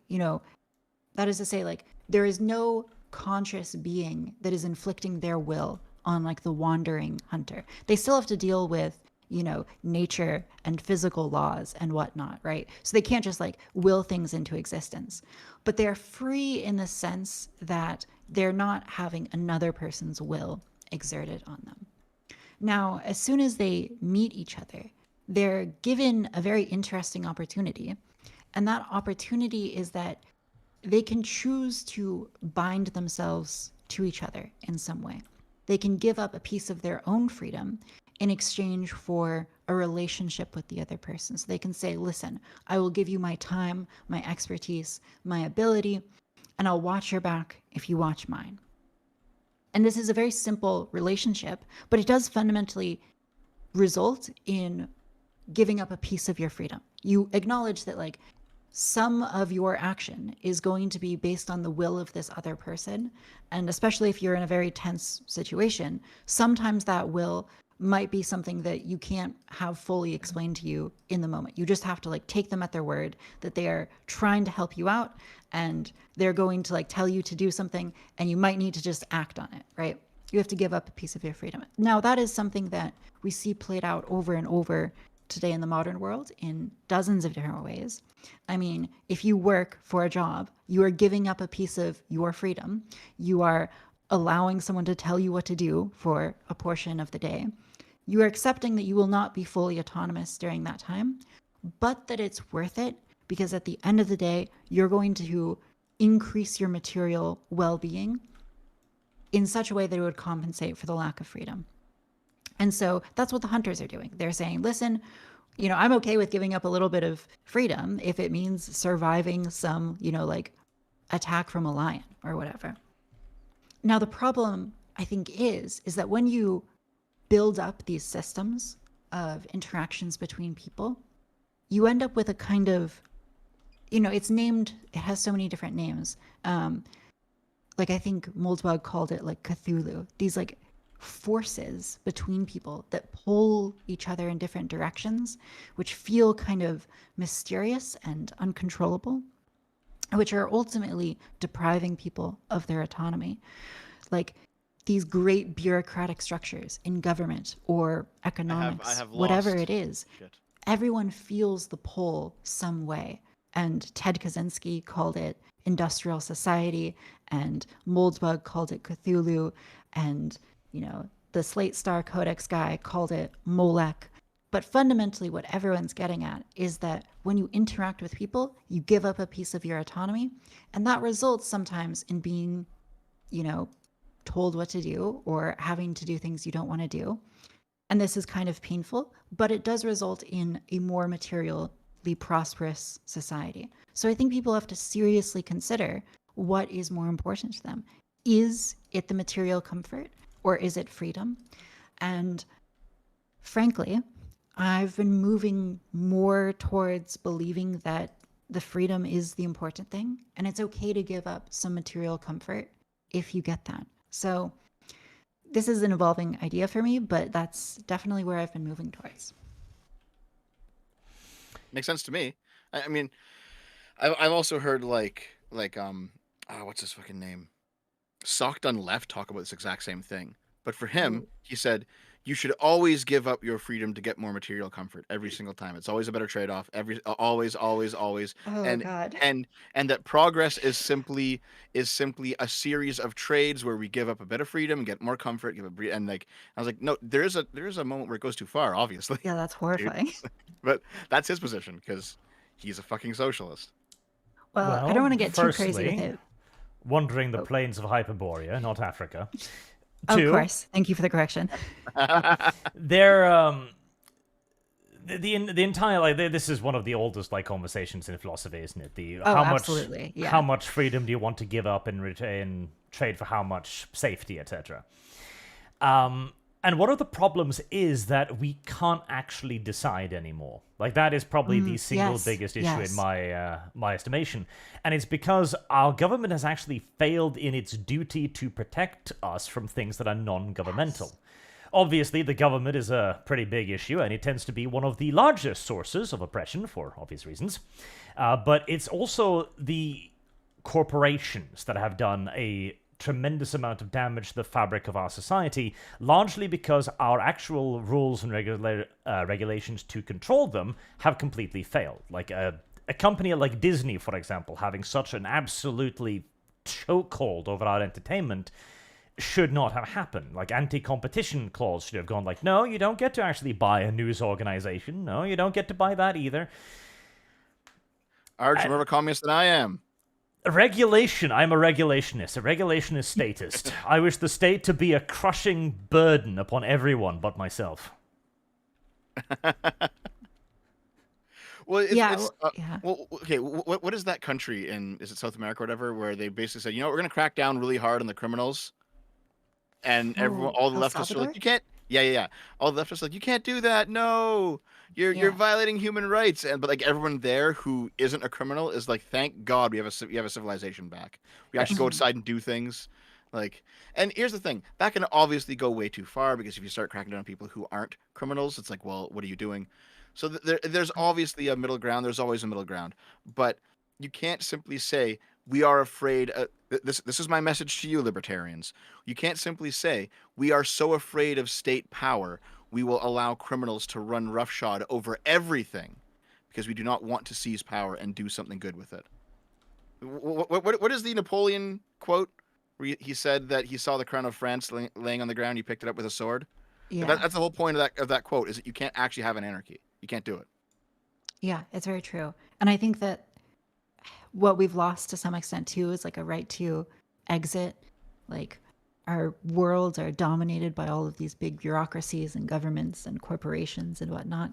But it's very hard to actually get out of that. Like, if you're wandering the plains of Hyperborea or wherever it is, you know, if you're in a tribe and the tribe is like not working for you, you can leave. That's not really something that we have ability to do at the moment. Well, they might kill you. That's happened a few times. Yeah, they might kill you. That's true. I mean, let's be honest. It's not all sunshine and rainbows, but like, there's this concept that like Bronze Age pervert has of like owned space. Like, everything that we exist in is owned space already. There's no ability to like go out and adventure and explore on your own. And so the result is this feeling of like real deep confinement to your geological location and the powers that be within it. I can't say I've actually watched much Bronze Age Pervert. Yeah, I've just read some of his books. He's got Bronze Age Mindset, and then he released another one called The Birth of Philosophy or something like that. You are going full neo-reactionary, Taftaj. That's why you left the internet and Twitch poll, because they're not ready for an NRXer. Yeah, I think it's called Selective Breeding and The Birth of Philosophy. And it's pretty interesting. Definitely recommend reading it. So, just out of curiosity, I know that, and you don't have to answer this if it's too personal. I know that you're in a relationship with a very far lefty. How does this work? The fact that you believe in these things and they believe in those things. Well, I mean, it's actually a very proud relationship if you think about it, because men and women have been going in relationships where one is a crazy conservative and the other one's a crazy lefty for ages. So, I mean, I think it works because, like, fundamentally, our relationship is based on this very deep respect for each other and each other's values. And, like, you know, as much as I kind of like posture online and I'm willing to like explore difficult ideas, I am like, fundamentally, I think that my personal relationships just like take such a strong precedence over things that I'm willing to negotiate something that is giving up a piece of my freedom or autonomy in order to have a positive relationship with her. So that's kind of how I see it, and it seems to work out. So yeah. Does she force you to go to the pride parades and fly the flag? And she's like, you must. I would go to the pride parade with her, yeah, but she has not yet. So. Oh, okay. Right. Shall we do some super chats? I'm sure there'll be some more topics popping up there. Sure. Yeah. In fact, the very first one is breaking news this afternoon. Putin's political rival Alexei Navalny was murdered in his own prison cell. Who's Wow. surprised? Yeah. It's an heard about this a accusation little. against the honor of the Russian Tsar there. To be fair, I don't know if there's any indication that he was murdered yet. I know he's dead, and I know that the physician, Navalny's personal physician, has not been allowed to see the body or anything. So who knows? They might be, applying some foundation to the strangulation marks. I wouldn't put it past Russia. We'll see. Definitely. Crazy. Lord of a Possum says hi, Barch, and gives 5 ArchCast memberships. Thank you very much, Possums. Also, Dev, what do you think about this? Yeah, the government hasn't come. The government has in fact come out, Dev, and stated that he was not a murder. How do you feel about this, Dev? So Taftaj, you probably don't know this, but there's this ongoing debate between me and V that's been lasting for months now. Oh. Because okay, hold on. He doesn't trust governments, which I understand because he's from Romania, Eastern Europe, fall of communism. He experienced this stuff. I understand knee-jerk not trusting the government, right? Now, for me, I do not knee-jerk trust the government. However, I will read what the government says. I'll read a court document. I will put things together and be like, okay, well, does this seem reasonable? Does this seem reasonable? I'm not just going to dismiss what the government says out of hand. I'll take a look at it, right? But this has been interpreted as Dev is a government stooge, Dev is a statist, Dev blindly trusts everything, like a fucking like a dumb progressive, and I'm like, no, come on, guys. But that is now the argument, is that I've had this straw man position forced upon me. But this is it's been going on also for months true, now. Dev, but it's also that you require the government to sign off on the ideas. Yeah. No. So, so now that the Russian government has signed off, do you agree that Navalny died an entirely accidental death whilst locked in his cell? So Arch, how did this come up? What was the origin of this debate? Oh, I believe that the 2020 election was real, and he does not. Okay, Well, that's the OG reason is because I I started think that's calling Dev a reasonable communist, of you. and he's Well, a no, communist now. So if you want to go really far back, it was the joke that I am a communist because I've been reading a bunch of Oh. communist stuff because I want to understand the nonsense of all these ideologies. The funny Right, ha-ha. that's me reading. Yeah, Bab. I just want to understand, guys. I have a way to create very accurate and striking nicknames. Dev is a communist. Kibbs is a catboy femtrap. Has Breed Kibbs as his moniker. And the Deviant State, Devocrat. The Democrats, that's Democrat. right. Well, also because Service yeah, guarantees it's because citizenship. looking over everything, all the various court filings, all the court docs, all the recounts, all the audits that I can find, I've come to the conclusion that the 2020 election was actually a real election and that Trump actually lost it. And V, no offense, I'm sure V will hear this at some point. No offense, V, but V hasn't looked into it as much as I have. And he is going off of headlines and viral Twitter threads and vibes, basically. The vibe of we should not trust the government. And it's like, fair enough. You shouldn't just automatically trust any government.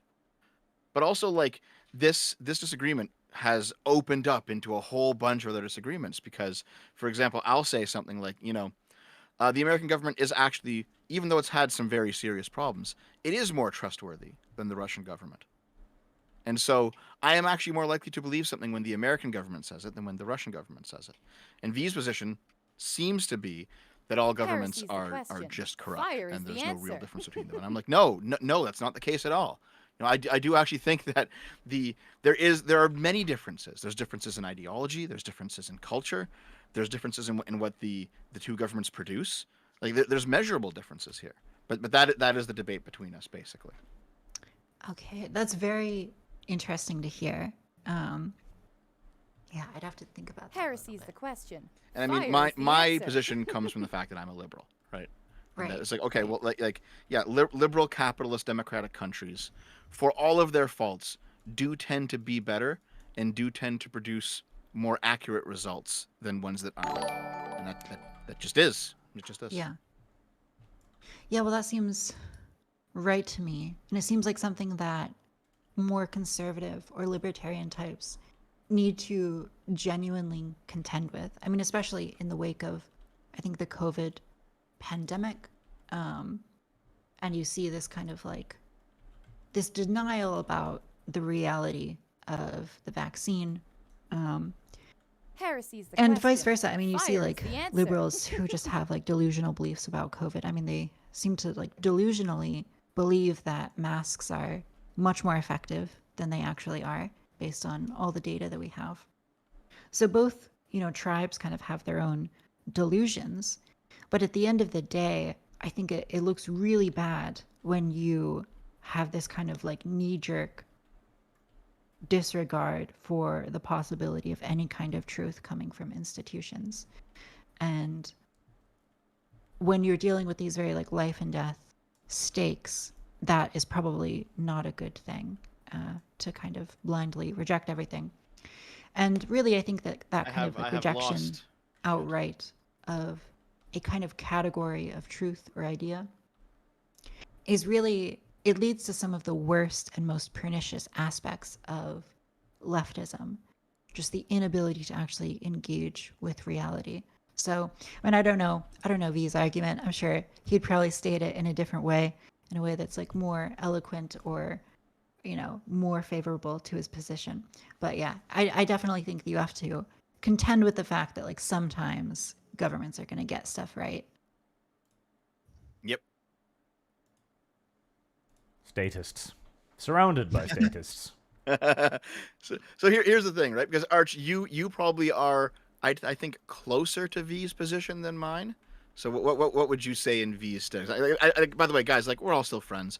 I'm not actually shitting on V, and he's done a whole bunch of videos without me being there. Like, it's fine that we talk about it like this, okay? So, Arch, what would you say to some of this stuff?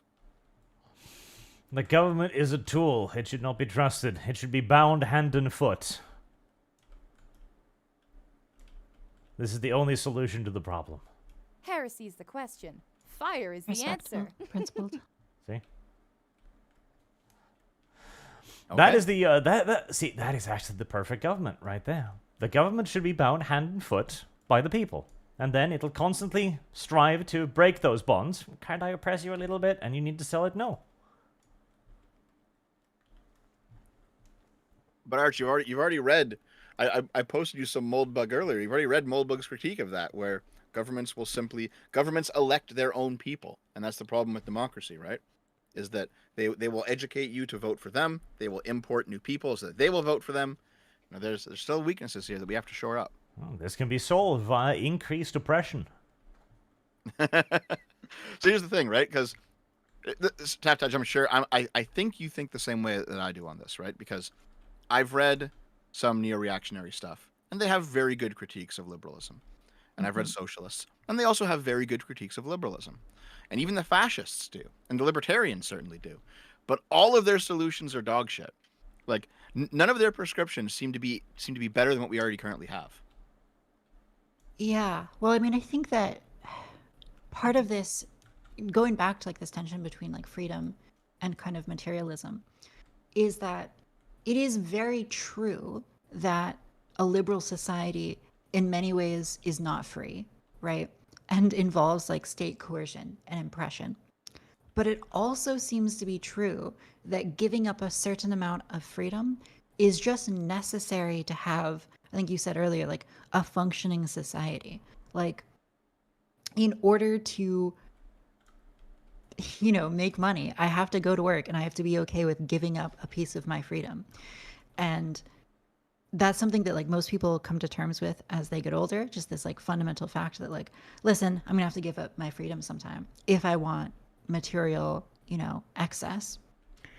And so part of that feeds into the fact, this like liberal dominance, it's very easy to like dominate the world when your people are like producing so much. You have so much material abundance. You can tax it and convert it into war machines and whatnot. And so liberalism, perhaps not in spite of its faults, but because of them, has become so dominant. And because of them, because it has allowed people, the ability to engage in excess, it has become so powerful. But I think that there are legitimate downsides to that. The flattening of culture and life into something that is inoffensive and not harmful. You know, maybe it's good for having a workplace. Maybe it's good for producing lots of things. But psychologically, you know, what is going to happen to people in the richest society, the society with the most excess in the world? Well, they're going to eat themselves to death, and they're going to put trigger warnings on everything, and they're going to become psychologically weak. And so I think that we have to acknowledge that, like, to some extent, liberalism's strengths, you know, the fact that they've dominated the world and succeeded in so many ways, it is inextricably tied to their weaknesses. Absolute Heinleinian dominance, indoctrination of the populace into the perfect voter, binding the hands and feet of the state. This is the solution. So now that so. you've said some of that stuff, Taftaj, Mhm. you don't sound like a neo-reactionary. You sound like a post-liberal. Heresy. Maybe sounds what is the Fire is the definition of answer. post-liberal? You sound like Christopher Latch, or like oh fuck, what was his name? The Trotskyist who became a conservative and then helped out Ronald Reagan. Oh fuck. He wrote I think what was it called? He wrote about What is managerialism. Oh, James Burnham? Yes, you sound like James Burnham. Okay, yeah. I Latch mean, and James Burnham. James Burnham was a massive influence on me, but he was also a massive influence on Curtis Garvin. So there is like a thread there for sure. Yep. No, because I've been trying to get Sargon to read stuff by Christopher Latch because I know he would love it, but he keeps being like, "Yeah, I'll get it," and then of course he never does, right? Because unless you push him into doing something, he'll be like, "This is a good idea," and then it'll disappear for like a year. That's just kind of how he is. Yeah, I've not read Christopher Latch either, but he sounds very interesting. Okay, so Christopher Latch, he was like a history professor or something, but he wrote a bunch of books that are similar to Burnham's. One example he pointed out is that if you live in a poor community, he used like black ghettos in America. I think he died in 91, so he's talking from a period like the 1970s or something. But this applies to any poor community. All right, you have a community that is based partially on economic need, right? Mhm. So if you're you have to go babysit your neighbor's kids, and you're going to do that because he is the only guy in the street who owns a ladder. So when you have to go up on your roof and fix your shingles, you'll be borrowing his ladder, right? Right. And also there's a guy down the road, he can fix cars, so you'll be doing favors for him because he can fix your car whenever you need it, right? So because these are poor communities that can't actually afford to do everything themselves, a community is formed around their mutual need. And it was Latch's position that along with technological progress and along with the great productive capacity of modern liberalism, a side effect of that is that it destroyed these communities. Because now that everyone can buy a ladder for $50 on Amazon, have it delivered in 2 days, you don't need to maintain a relationship with your neighbor who has the only ladder on the street anymore, right? Right. So as soon as the economic incentive was removed through massive amounts of wealth, for all the good that has actually done us, it removed the economic incentive to create communities. And without the economic incentive, we still haven't figured out how to recreate those communities, which is why everyone feels so atomized and so lost, and no one has friends anymore. No one the communities have been completely broken apart by our own success, basically. Yeah. Yeah, I think that's very interesting. That's something I would want to look into more for Service sure. guarantees citizenship. I mean, one thing, speaking about this, Curtis Garvin, like, he talks about the fact that the left has continually won over and over. This is kind of like it's become like a mantra for him, that like Cthulhu always swims left has become kind of a mantra for the neo-reactionary right. And I think that like a piece of this is the fact that it's not actually exactly true. And the places where it is true, I think, are the places where the left had like the providence of economics. on their side. So like the left has won pretty much every victory that involved like some sort of like economic benefit to them. So like freeing, the slaves. This would be like a massive win for the left. And it's one that just makes like economic sense. Like slavery just like does not make sense economically. Because you miss out on like all the genius of Black Americans in all the ways that they can contribute to society. Oh, I can make a counter argument for this, but I'm gonna hold it. Okay, interesting. Yeah, well, I would say that like slavery just doesn't make sense economically. It tends to like benefit like a small group of slave owners, but it deprives society, and there's like real externalities to the rest of society, which make I think slavery like very bad just economically, in addition to whatever moral arguments you might have against it. But in areas where the left swam against the providence of economics, they lost. So like the Soviet Union lost.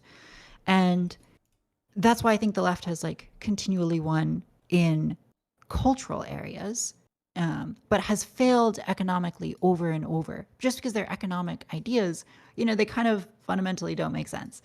And so when we talk about the left winning, I think we're really talking about the left winning in a way that leads to the production of bigger and bigger markets, even when those have big downsides, like the loss of community. So, or the loss of freedom. So I think you're exactly right. And I think it ties into this deeper question about like, why does the left win sometimes? Why is liberalism so ascendant? Well, I think it's because like material production is a pretty OP strategy. Right. So if you do actually want to read Latch, the two books you want to read are The Culture of Narcissism, American Life in an Age of Diminishing Expectations. That's one of them. And the other one is The True and Only Heaven, Progress and Its Critics. Ooh. The second one's probably more important than the first, but they're both important. The second one is the one that I'm more familiar with. And it's basically the book where he outlines that there is this almost blind Service guaranteed belief in citizenship. progress among people who are progressives, and even among people who are, he uses the term petty bourgeois because he comes from a socialist background, even though he's a conservative. But but by petty bourgeois he means like people who run their own little small shops and run their own businesses. They don't work for like a company, right? So he says among these people, progressives and the self-employed people, there is kind of a blind belief that everything will simply get better just as a matter of course. That is just the natural course of history, that we'll keep inventing new technologies and we'll keep making things better, and the world enjoys an inexhaustible supply of increase, right? And there's some reason to believe that that's true, considering the history of the past 100 years.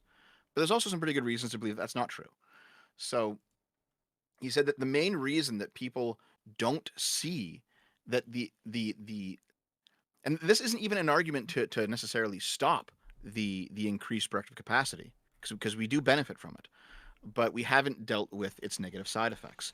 And the reason that people don't see these negative side effects is because there's this blind belief that things will simply get better and it'll all just work out. But no, these things actually require effort to work out. But I recommend those two books. You should definitely go read them.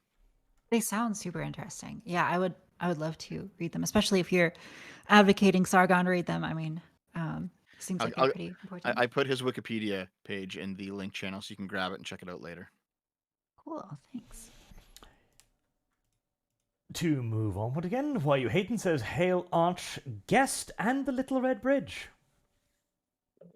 Speaking of being a Little Red Bridge, I'm talking to Brianna Wu again on Tuesday. I know. You will be the big... Dev, history will condemn you, and I will be the one to write it. I'm going to be... I think one of the things we're going to talk about is Lolly, in fact. Oh, boy. Boog says, so she's part of Dev's Destiny Lovers Club. Yes. It's true. Destiny simp. The Destiny Lovers? Dev gets most of his friends and political opinions from Destiny. That's not true at all. Wait, actually, hold Understandable. on. King. I support that. Are you still his friend, by the way, Taftaj? I know you were for a while, but I don't know where that went. I don't talk to him that much. But yeah, I like Destiny. He's cool. I still have like perms to go on the stream, but I'm just like I don't know how to talk about them with. It's like Yeah, exactly. yeah. I think I'm in the same place where it's like, technically I could do this, but I don't know, I just feel weird about it. Yeah. Deathless Soldier, gifted 1 ArchCast membership. Thank you very much, sir. Tim Franz has been a member for 1 month. Neben lille kvinnen, I have råguden. That's correct, down with Dev. So John, Arch. Wait, what are that? Wait. Translate that. What did you say? Oh, down with the little woman. That's you. That's me? Yeah, little woman, little red bridge. Okay. I like little purple woman, personally. That's my favorite so far. I mean, purple kind of makes sense because I'm both red and blue, so. Exactly. Like, it's kind of clever in a way that I quite like. So John says, Arch could pass for the supervillain British accent guy, Dev. Look up Iron Liz, Sophia Now It's 2, I think. I know who Iron Liz is. I've actually interviewed her like 3 times on my channel. She's actually pretty cool. I should talk to her again. I haven't seen her in a while. You know who Iron Liz is? I don't think so. Who's this? Iron Liz was Linkara's girlfriend way back in the Channel Awesome days. Like back in like 2011. And so she has decided since you know about the Lightbringer. You know? I don't know the No? Lightbringer. Okay. So Linkara made a very cringe, very terrible webcomic back before he was Linkara called Lightbringer. I And see. he let the copyright on it lapse. And Iron Liz and Linkara's relationship did not end particularly well. And he's still bitter about it 10 years later. And she's actually he's very angry that she's a Trump supporter now. So she's like, you know what? I'm just gonna run a Kickstarter to bring back Lightbringer and actually make it into a real comic. So she's been doing that, and it's been fucking hilarious. And he's been like losing his mind. And I've been interviewing her a few times. Just like I've talked about her project because it's an interesting project, but also just to get information about the old Channel Awesome days, like what it was like back in the day, you know. That's awesome. That's who Iron Liz is. And you know what? Iron Liz is probably like a more extreme Sophia Narwitz in terms of her politics, yeah. Okay. This is also why we call Dev a drama monger and a drama magnet and everything that has to do with drama. So what's really interesting is there's actually a lot of drama that floats around me, at least on our section of the internet, but I don't cause any of it. It just comes to me. No, I don't do anything. Question mark, See, question mark, question mark. Immune to drama. I feel like I never get into drama. But to an extent, like, part of the problem is if you're just like popular and successful, you will get into drama. So like, yeah. I think in part it's just like a victim of your own success. In some ways, yeah. Like I definitely have irrational haters for sure. Like hate watchers, people who are posting about me constantly. It's like, dude, like do something else, man. But I have hit that size where people are just kind of nuts about me. lost. So it's like, okay. Right. You just get some crazies. It's also that Dev has managed to find himself in a situation where he has some dedicated haters that make stuff up, and then there's me, who does this for fun. Yeah, So yeah, Arch, like something takes off about me that's completely false, and Arch is like, I'm gonna use this. Like a good friend. See, does. I'm doing you a favor, Dev. By me pulling it up further and making it ridiculous, I make it less plausible. If it wasn't for me, people would actually believe these things. So, okay, here. We're going to drop the mask for 1 second, okay, Arch? We're going to drop the pretense just for 1 sentence. I'm lost. not actually a communist. But What? you do own a horsecock. I do, yes. See, I dropped the pretense, and I still was able to turn it into something funny. Service guarantees citizenship. It's all about intent, Dev. It's very important. Zonta says, NASA made Trump's 30-year manned Mars mission uncancelable, and you laughed at them for it. Service guarantees Shame, Arch, you're supposed to citizenship. be the smart one. NASA made Trump's 30-year manned mission? Oh no, it's still a stupid mission. It is a retarded mission. It is a dumbass mission. Its stated goal is to bring a black person, or a POC, as they call it, and a woman to the moon. This is an enormous waste of resources, a tremendous waste. Especially as we don't have any good stated purpose for anything useful they're actually going to do there. They have like, oh, we're going to do some science too. Like, some science. Well, okay. It's Well, nice to know that some science will be done. I was under the impression that they were actually like laying the groundwork to have a permanent moon base over the next like 30 years or something. No, that's part of the lie and the propaganda, because there's no permanent moon base. They're going to stay there in the lander for like a week. That's all. There is no permanent settlement. There is no permanent base. There is no nothing. This is, at the absolute most optimistic, a dress rehearsal for the dress rehearsal of having a actual moon base. Okay. I mean, well, the last I looked into it, they're like, listen, we are going to start doing some preliminary moon returns, but the goal is eventually to have like a permanent settlement. Yes. I was like, well, that sounds good. Yeah. Issue is, what is the purpose of a permanent settlement at this point? Well, just so you've done it. The glory is the purpose, Arch.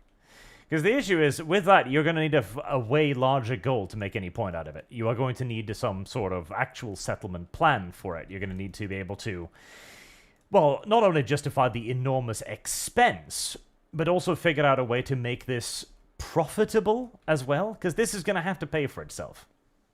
And there's no way it can pay for itself right now. Listen, Arch, if America can walk into the room and slap its giant cock on the table and say, we're on the moon now, bitches, like, that pays for itself. It's not all just money. There's also glory in this. Not when America is currently running headfirst into inflation, running into a large-scale conflict, probably about to engage with China in the next 5-10 years. This is not the time to spend $100 billion without knowing where it's going. Okay, fine. We'll genocide the Chinese and the Russians, and then we'll go to the moon, okay? That would be a better plan, yes. It would be preferable. There is also the problem that I think a lot of people expect the same kind of technological innovations to be created by this moon landing as was by the last, which I don't think is going to happen at all. Because the previous moon landing, they needed to pretty much make everything from scratch. They had to make the circuitry board, they had to make the landing mechanisms, they had to do the tests, they had to make the landing apparatus, they had to do everything. Everything was an enormous adventure, essentially. Whereas now, all of the technology is so over-engineered in a way that I don't think a whole lot of innovation is actually going to be able to come out of this round. Like, I think we're just going to figure out how an Apple iPod works in space, and that'll be our greatest contribution to humanity. Well, We'll actually, see. I mean, surely there is some economic benefit because the mining is going to be important, isn't it? No. Mine some space rocks. No, How, Dev? How are we gonna mine the space rocks? we'll figure it out. Yeah, but we're not figuring it out now, and we're probably But not we will figuring it eventually. out for the next mission, or the next mission, or the next mission, because the stated goal is not to figure out how to mine. It's not to figure out how to transport it or anything. It's to bring a POC to space. Well, I think A that's something POC that is we'll like get. our version of a flag in Kind of. 2024. It's also our best racial slur at the moment that is still readily Is it really? available. Is that a racial slur? I consider it to be. What does it refer to? People of color. Yeah, what do you call them? Pucks? POC. POC. Puck. Yeah, I POC. don't get it. POC. People of Oh, Oh, color. P- POC. Oh, I get Yeah. POC. Oh, fuck. Okay. All right. Dev's a little bit Call 'em slow, but he POCs. gets Oh there my God. eventually. Oh no, it just now that I see it, I'm just like, hey, Puck. Oh my God. That could actually work out. Like, if you're talking to someone who's a progressive and uses people of color a lot, man, you could turn this on them on a dime. Yeah, just like be like aggressive with it to the point where they're like annoyed. Well, the thing is, the term itself has the correct amount of snap to it. POC. You know, it's Yeah, it got just it's works. got a good Yep. one. Yep. Well, here's the thing. That's why I started using prog for progressive, right? Like, I started that I think 3 or 4 years ago, and it's really taken off since then. Yeah, But prog- as far as I prog know, I works was the too. first one to do it. I was like, Prog. Hey, Prog. I remember. I know who you know who this is, Taftaj. I said it to Miss Vivian Wolf at one Oh. point, and she like fucking lost it. It's like, what the fuck does that mean? And I'm like, what do you think it means? It's obviously a slur for progressive. and then she like lost it on me. Pock's pretty good. Yeah, I think Miss Vivian Wolf. It's like MX, right? Mix Vivian Wolf. Yeah, because she's not a miss or a mister. She's a mix. MX. Yeah, Vivian Wolf. A That mix. person, they were like creating like a docs list, right? Yep. Which is like scary. I think one of the reasons I don't get into a lot of drama is that there's like certain. I like identify people that just seem like scary to me, where it's like I just don't want to get on their bad side, and I just don't interact with them because I know that like maybe it's good content, but I'm just like I'm gonna avoid it. Oh, she's fucking insane, dude. Like, so the first time I encountered her, she mistook me for the quartering. I was like, well, that's not me. And then after that, though, she was like, "Oh yeah, you're that Gamergate Sargon follower," and then like, "You're that fascist." Like, you know how it goes, right? Yeah, of course. Those things kind of go hand in hand, so Yeah. makes sense to me. But no, she's very radical, and also she's like a fucking lol cow. It's great to somehow like every once in a while I'll peek back in to see what she's doing, and she's usually like doing something retarded. It's kind of the internet, isn't it? The beauty of it. Boog says 2007, the normies got into the internet and ruined it. That is true as well. We shouldn't have allowed true. people onto the internet. I'll be back in a minute. Goodbye, Dev. Dev presents another wonderful argument for why people should not be allowed on the internet. Because they just leave in the middle of podcasts. They It's do. unbelievable.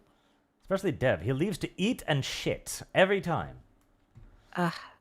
These disgusting humans and their bodily functions.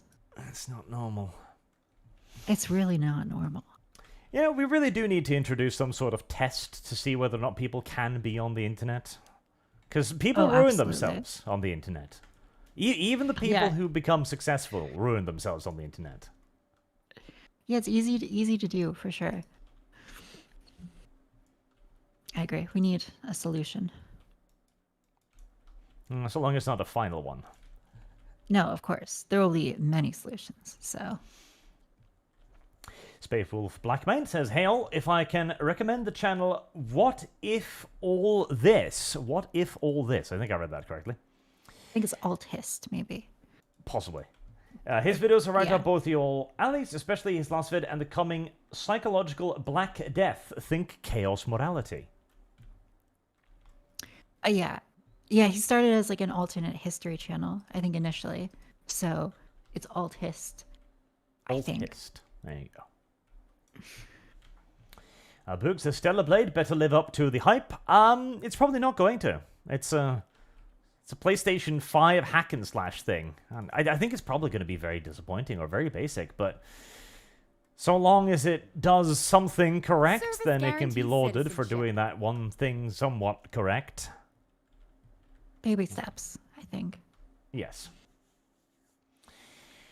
Rain Tenor, hot women in Baldur's Gate 3, Purple Woman, Shadowheart was the only decent girl in that game. All the others were ugly. To a degree. Like, it was definitely progressive beauty, if anything.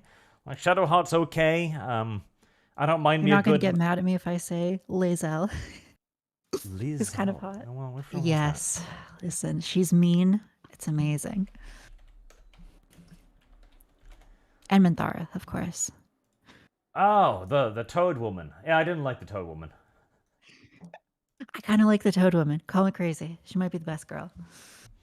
I don't mind Karlach because strong dommy mommy woman, fine. Not a problem with that.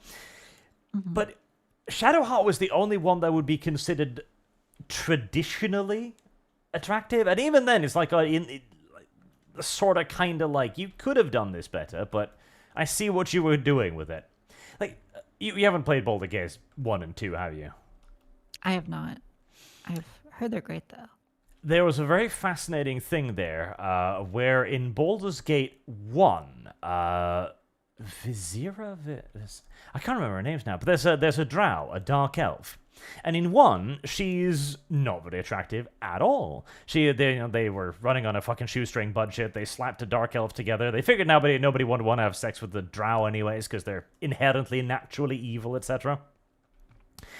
But then everyone got really interested in her, and so in 2, she suddenly gets a lot hotter. which is kind of the inverse of today. Always found that Yeah, I love fascinating. that.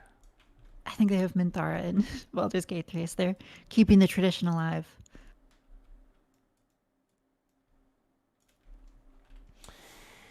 Rain Tenor, the furry cat ears and design looks gay. Yes, Dev made me present some of his furry pornography again. And yes, it does. Like, men should not have cat ears. One of the many things I believe should be made illegal is definitely men with cat ears. There's no reason for it to exist, and there certainly is no excuse. It's just deranged. It is, isn't it? I don't know what the punishment is going to be yet, but I'm thinking, I don't know. I don't want to make it too harsh and say in case somebody accidentally puts on cat ears at some point. But still, it's going to have to be pretty strident. Have you ever accidentally put on cat ears, Arch? I You're don't like, know. oh no, they just got on me somehow. Well, actually, my friend Kibbs, who is transitioning at the moment, he's put on cat ears because he was paid to. So he's kind There of you a go. prostitute That's a in good that reason. regard. Service Yeah, guarantee there's a rationale. You know, that's an excusable reason. Decrease the punishment from forced sterilization to merely castration. Yeah. Improvements. Dean Domino 25, remember, progs freak out about Stellar Blade, but were fine with Life is Strange 2, with a nude scene involving an underage boy and a grown woman. I actually talked about that, yes, because Steam was on a little bit of a banning spree at the time, where they were banning hentai games that had characters that did not look like they were 30. And during all of that, Life was Strange was still on Steam, perfectly fine and untouched, and it actually had an underage, if not sex scene, then certainly Heresy's the promiscuous love question. scene. Fire is the answer. It was definitely sex. I played through that game. It was the older brother. He was like 15 or 16 or something, and he has sex with a woman who looks like she's in her early 20s, and she's like living on Yeah. like a commune. And it's like, Wow. I guess because it's progressive, it's okay. Yep. Well, that was the same game where like the younger kid uses his psychic powers to tear down Trump's wall. It's like, God, dude, stuff that okay. Another thing that I've talked about recently on my channel is how insane the Trump derangement syndrome was, like back at the height of it, like 2016 to 2018. People lost their fucking minds. And Trump hadn't even done anything bad yet, all right? These like he was like all he had under his belt at that point was locker room talk. And people were losing it. Remember that one celebrity who like held up the bloodied Trump head? Yes. Kathy Griffin or something, yeah. Yeah. Like Kathy it was Griffin. fucking insane, dude. Like none of this was warranted, and they all like lost it. And actually, I remember I posted the clip on Twitter where I said back in 2017, you guys are all losing it so hard that when Trump actually does something bad, no one's gonna believe it, and that's where we ended up. Mm-hmm. I saw Trump it. never I did saw anything it. bad. Yeah, fuck you, Arch. You know he did. Of course. So, while I was in the washroom, I know, wireless headphones. Yeah, Arch. So the guy is what if autist. He actually makes some really good videos, and I also recommend that you watch some of his stuff. He's very intelligent. I watched him school Vosh in a debate. That was funny. That was fun just because like here's the thing. He seems to have like zero charisma. No offense to the guy, but he has like no charisma, and he's trying and like Vosh's debate style is all charisma, right? So he goes into a debate and he's falling all over himself because he has no idea how to talk and no idea how to talk, like no idea how to deal with someone who's just like running circles around him. But Vosh was so incorrect, and What If Alt Hiss was so correct that he still won the debate. Because it was like Vosh was like a bunch of bullshit, like really good sounding bullshit, and then What If Alt Hit was like, here's the facts. He just laid them out like in a very monotone kind of autistic way, and then Vosh just fell apart. It was probably one of the best debates I'd seen on Twitch poll in a while. That sounds pretty good. I think I remember like one moment, or I remember a few moments where I think What If Altis maybe like didn't look the best in that debate. Like I think there was one point where he's just like, you just need to read like, a dozen books. And it's like, well, that's not really a response. So I think that it speaks like the lack of charisma at certain points that probably just creates like the perception of being like, this is a bit rough. Mm-hmm. Oh, someone in the chat asked, Vosh has charisma? That's the only thing he has going for him. Well, he's Like, always he's- accused of being like a sophist, right? Yeah. Heresy's the question. Like he's Fire is the he's answer. very charismatic. He knows how to speak. He knows how to put on a presentation. He's very good at those things. He's just wrong about almost everything he talks about. He can take a tremendous amount of cock. There are many things to be admired about Overwatch, as it turns out. Yeah, as it turns out. Sandoom says, I hate what people did to Joe Cat. They didn't harass him, but started to send mysterious packages of potentially dangerous nature to his family. Really, Dev? And you encouraged this? Pretty bad. Nope, I didn't. But that is what happened. So, a bunch of right wingers came after him because he appeared gay, even though the content of the thing was straight. But also, a bunch of left wingers came after him because he was straight and adopting the gay aesthetic, but he wasn't like transitioning himself. So like a bunch of egg hatchers went after him. So like he got it from all sides basically for putting out that that animation. I kind of feel bad for him actually. It was kind of an awful animation, so. Here's the thing though, like I agree with the sentiment because I like all feminine body types, like just all of them. All right? Tall girls and short girls and thick girls and skinny girls and big boobs, small boobs. You know, like it's all the hair colors, all the Men of hairstyles. diverse interests, for sure. Yes. Yeah. Yeah, I agree. I think I agree with the sentiment. You want the tomboy abs and you want like the chubby girls, all of it, man. It's all good. Absolutely. Reigning Terror says, so many communist buzzwords flowing out. Yes, that's Dev in his element. Communist terminology. On quantity. You just love communism. The interesting thing is, I actually really like the communist terminology. I know. It's so useful once you understand really like it. communism. However, but I never ever use it for communist ends, right? So like when I'm watching a bread tuber, I know exactly what they're saying, but because I know exactly what they're saying, I know exactly how to reply to it. And most people don't get it, you know, because they're not communists. And I was There's one a at one communist quote about this, which is like, the capitalists will sell us the rope with which we use to hang him. So there you go. Yep. Now it's going in reverse. I know all the communist tricks and I can overcome them. Exactly. You're like Neo. You're seeing all of them. Well, here's the thing. Like in a more serious sense, like this is what guys like Christopher Latch did, right? And James Burnham, because they were both revolutionaries when they were like 18 or 20, right? And they were in that very leftist intellectual scene. But then as they moved away from it, they're like, listen, this shit doesn't work. They still carried with them that framework, right? So a lot of James Burnham's stuff especially if you read the Managerial Revolution, that's his big book, right? It's all communist terminology, and it's all the communist lens and framework, but it's used in service of the right instead of the left. Yeah. Well, Nick Land also had the same path where he started out as a Marxist thinker and like a, fairly prominent one, and ended up, creating the neo-reactionary movement. Mark DeShame says, like babes hanging out at a gay bar. I don't know if that's a reference to now. I have lost. Is the volume down? It's really quiet. Baldur's 3 Eroge is fine because it's danger ahead and everyone that's physically strong and men are supports. Kind of, yes. I remember actually noticing during playing the game that it's a woman's interpretation of romance. Virtually all of it. It's a very feminine romance. Even the gay romances in Baldur's Gate are not very male. You know, that makes sense? I could see that. Yeah. I will say, I do like some of the romances. So, like, to an extent, there's no, like, issue necessarily with, like, feminine romance stories done very well. But I think it's overwhelming when it's the only thing that's allowed.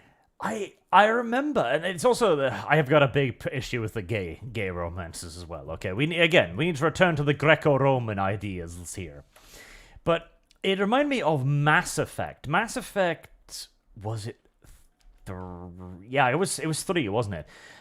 Where they've got a big beefcake gay guy, and he's introduced to like, hey Shepard, let's like play box or something, and it's the faggiest thing I have ever experienced in my entire existence.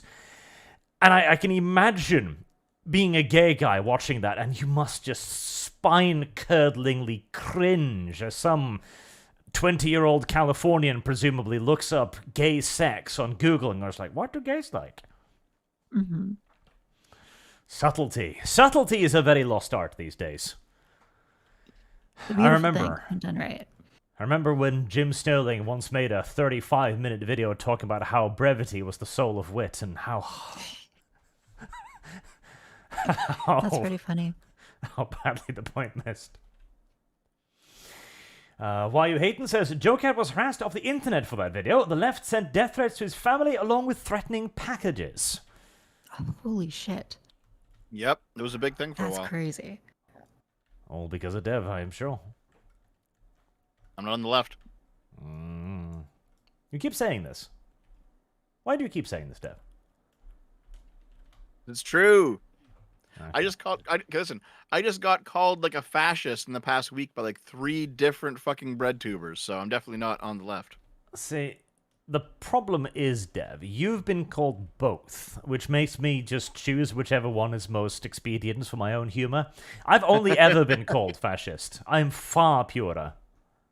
That's true, actually, yeah. Yeah. Mark DeShame says, one word to be said, advika. Advika. What does that mean? How's it spelled? Adivka. Advika. Oh, it's a city in Ukraine. Oh, it's a city that they're withdrawing from right now. The Ukrainians are pulling back from. The eternal forever war is grinding on towards its inevitable conclusion. Crazy. Like, the Russians are going to win. I've said this all along. Like, there's simply no way for Ukraine to win this fucking grind war. But it's been slowed down enough now, mostly for our Western interests, to bleed both parts to the point of complete annihilation. Yeah, especially Russia. I mean, Ukraine ends up just being thrown under the wheels in all this. Well, we have a vested interest in grinding Ukraine down as much as possible as well, because Russia obviously is our opposition, so we want to break them as much as possible. But we also want Ukraine to become our little bitch, because then they can grow our grain. And then we can have all of the good grain for ourselves and ship their grain to Africa and be like, look, we're helping the poor. So what's actually going on is, Zelensky is claiming that because they're not getting the next dose of American aid, that they no longer have the resources to stay in Advika, so they're pulling back. And this is going to be like the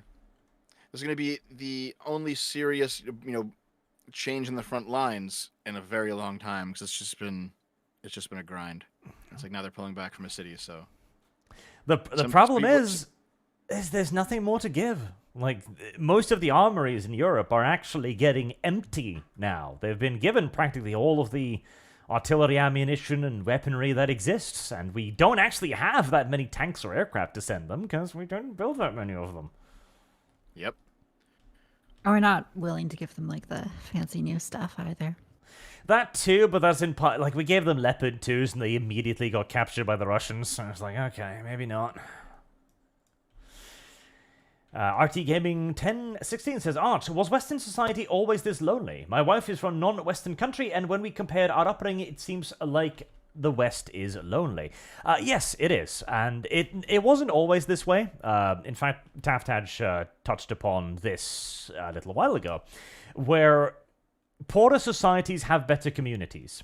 And this was actually a leading cause to suicides in Norwegian immigrants, because I remember this was covered in a television show in a report, saying that record numbers of immigrants were killing themselves, and they stated loneliness to be the prime thing. They mentioned, like, when I lived in Bumfuckistan, I would go down to the market and talk to everyone, and everyone would know each other, and we'd all talk, and we'd all converse, and everyone knew everybody. When it's in Norway, if you say hello to somebody on the street, they'll give you a slightly weird look. If you're in the city, like, are you going to try and rob me now? Even in the countryside, where people are more polite, they nod and say hello. There's no engagement there. And if you try to converse with somebody like that, they'll be just weirded out by you. Yeah, that's how it is here too. Definitely. Mark DeShame says 2019 was so long ago. 2020 was only 4 years ago. God, it feels like an absolute age. It really does. Yeah, I think everyone feels like they've been stuck in the COVID time warp, right? Where it was like 3 years, but it feels like it was 1. Mm-hmm. Yeah, the COVID thing also was, well, in many ways, kind of just a shock for people, because nobody thought that it could happen, you know? That we could have the restrictions that we did. And I think only after we actually had the restrictions placed on us as well, did people start realizing what the restrictions actually were. It's like, oh, hey, this is actually quite oppressive. Why? Yeah, I think so too. Frog And one of the things that V says is like, why should I be scared of fascism anymore? Like what could a fascist government do to me that wasn't already done to me during the COVID lockdowns? And there's a fair point there. The counter argument is that was an emergency and it was obviously lifted. It has been lifted, but and a fascist wouldn't lift it. He would just continue it on in perpetuity. But I mean, I remember a lot of people, mainly people on the right, they were saying like, listen, this stuff's gonna last forever, guys. We are now on a brink of a fascist takeover. It didn't last forever. I mean, we can talk about whether or not it was warranted. It was mostly not warranted, in my opinion. But it was not. You know, we did not live under eternal COVID tyranny. You know what I mean? That is indeed the statist apologia, Dev. Correct. How is that status apologia? What the fuck are you talking about? The Dev communist flag. Chinese, actually, because he was talking about how much he valued China during that particular moment. Well, yeah, I mean, I'm using communist for communist China.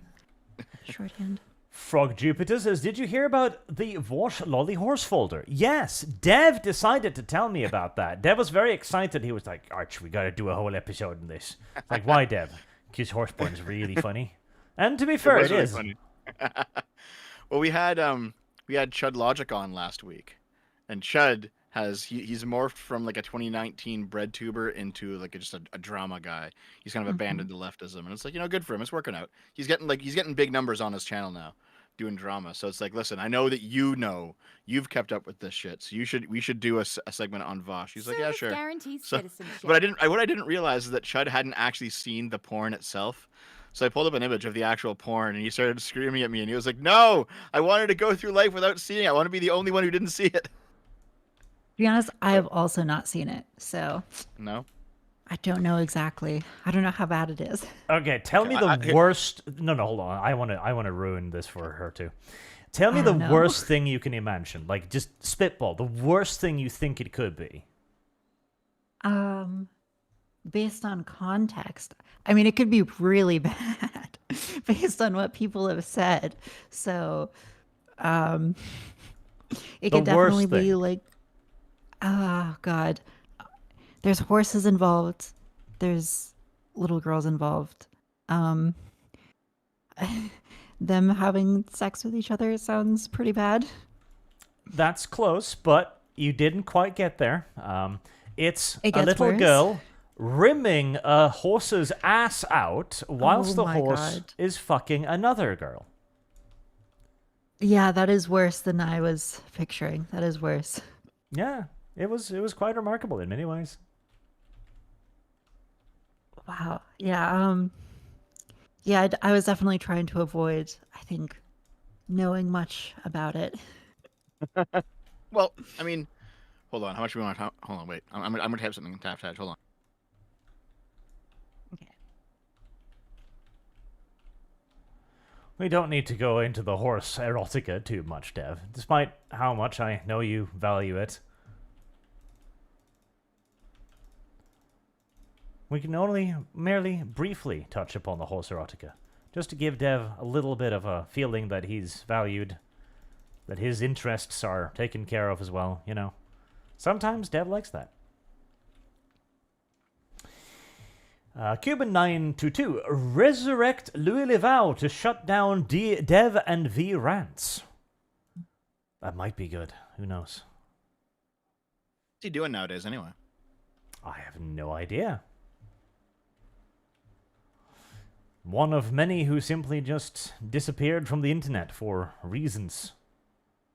I think he got banned. Like his channel's gone, but he's still like in the Discord.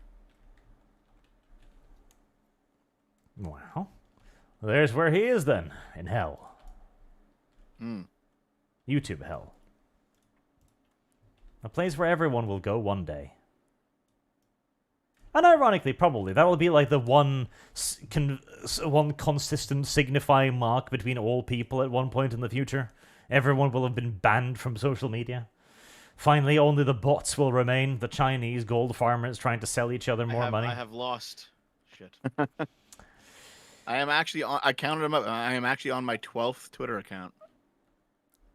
I've never been banned on Twitter. Same. It's just dev.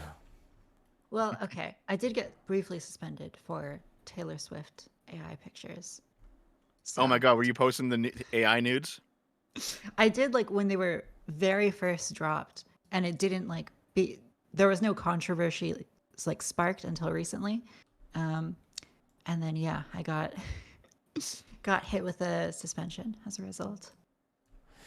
The Like White an House old takes post. Taylor Swift's privacy very, very, very seriously. Oh yeah, clearly. Oh my god, are you part of the Taylor Swift psyop arch that Laura Loomer put out? Hey, I heard you talk about that, and you know what? I don't even think it sounds that mad. It's like government that's is fucking using insane, a massive. dude. No, government using a massive celebrity for political purposes. This is pretty fucking normal. I think what's actually more likely is that the celebrity's own views align with the candidate, and so they support the candidate. Sure, that is more likely, but I do not think for a second that a celebrity being used for political purposes is at all weird or unusual. I Have you think heard that about has this, been Taftaj? that has been well I've heard about established it a since the little World bit. Wars. Yeah. But I also agree. I'm not sure we need like a Service guarantees conspiracy to explain citizenship. this. I think I think she just likes Biden. It was basically that. So Laura Loomer believes that George I have Soros lost. owned the rights to her music and sold it back for her in exchange for her swearing fealty to Biden. And now Taylor Swift is being activated to sway the election towards the Democrats. I have lost. Yeah, that sounds like a fanciful story. Sounds like something that's probably fun to believe, but is probably not true. The conspiracy theory is unnecessary, but there is no doubt that the Biden campaign sees tremendous political gain in Taylor Swift. Oh, of course. Yeah, definitely. I mean, I think there was like leaked something where Biden had like a plan to just be seen at the Eras tour. So definitely a kernel of truth to it. There's also Sure, the- but like, this sort of things happen ever since we've had celebrities, right? Like celebrities will use their influence to support a candidate. But the way that Laura Loomer talks about it is like it's this grand fucking conspiracy that needs to be stopped, and it's like calm down, dude. Come on. Yeah, I think she might just like Biden.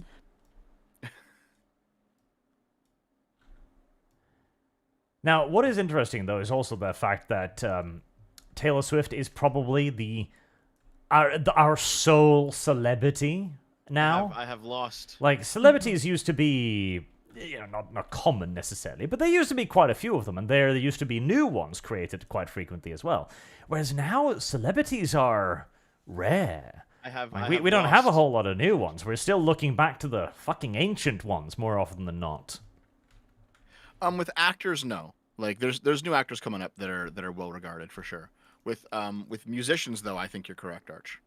Well regarded, sure, but they're not superstars. There's no Brad the Pitt same. in this generation. I think culture has just become so fragmented. Everyone's kind of siloed off in their own worlds. Yeah, And so everyone has like a different cultural canon now. Mhm. I mean, I pointed out like I did a video recently. It's when you're referring to Arch about how basically as a kid I fucking hated celebrities, and I hated the people when I was younger who would like have celebrity crushes and stuff because I was that asshole kid, right? And I remember being like the natural inclination of nerdy guys who hate celebrities and hate celebrity culture. Once the e-celeb came out in the earliest days of the internet, the natural inclination of guys like that was to probably be drawn to e-celebs because they were way more down to earth than traditional celebrities. And that was the case in like 2006, 2008. It's not the case now because all the e-celebs are fucking manufactured, right? You know, I have lost All like these celebs guys now like you are were, VTubers. Yep. that too, right? But like Arch, you and I, when we were younger, probably had a fair amount in common with someone like the Angry Video Game Nerd or Spoonie, right? Nowadays, I have lost. you know, your average Zoomer has nothing in common with someone like iShowSpeed or Pokimane or Kai Cenat or any of these guys, right? Who are the big names now, because the e-celebrities have become the next new type of celebrity, when before they were just normal guys who were good at making videos and got big on YouTube. Yes. Right, that makes sense.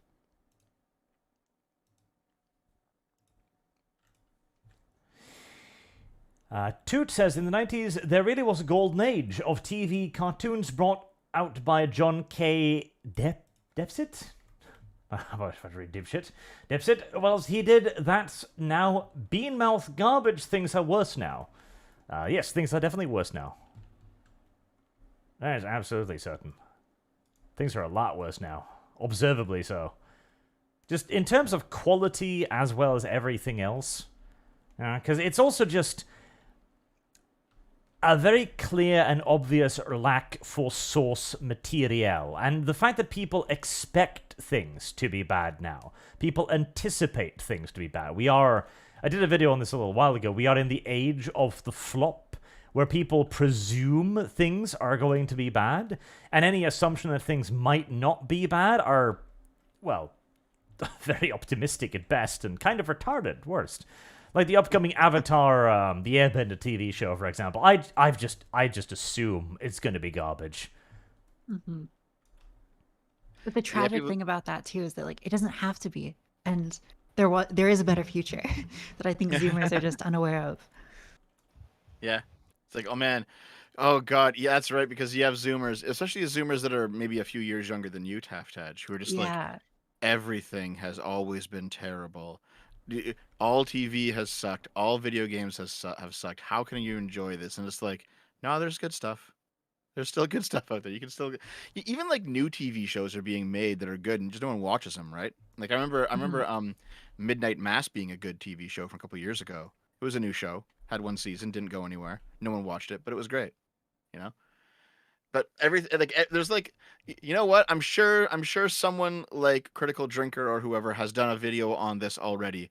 But there's an effect that we could probably call Marvelization of media that has fucking ruined everything.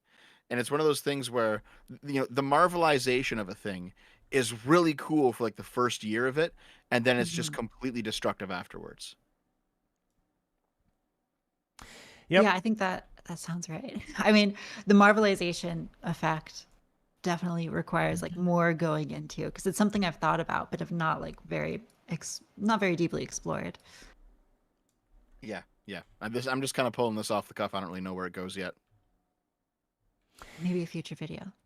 Maybe. Well, it has to do also with the lack of writing talent, because the thing is where people are actually relatively easy to please. It's actually fairly simple to give people something they will enjoy, particularly in this day and age of less and less enjoyable things, because I see people gravitating more and more towards villainous characters. And I'll have a video on this probably next week.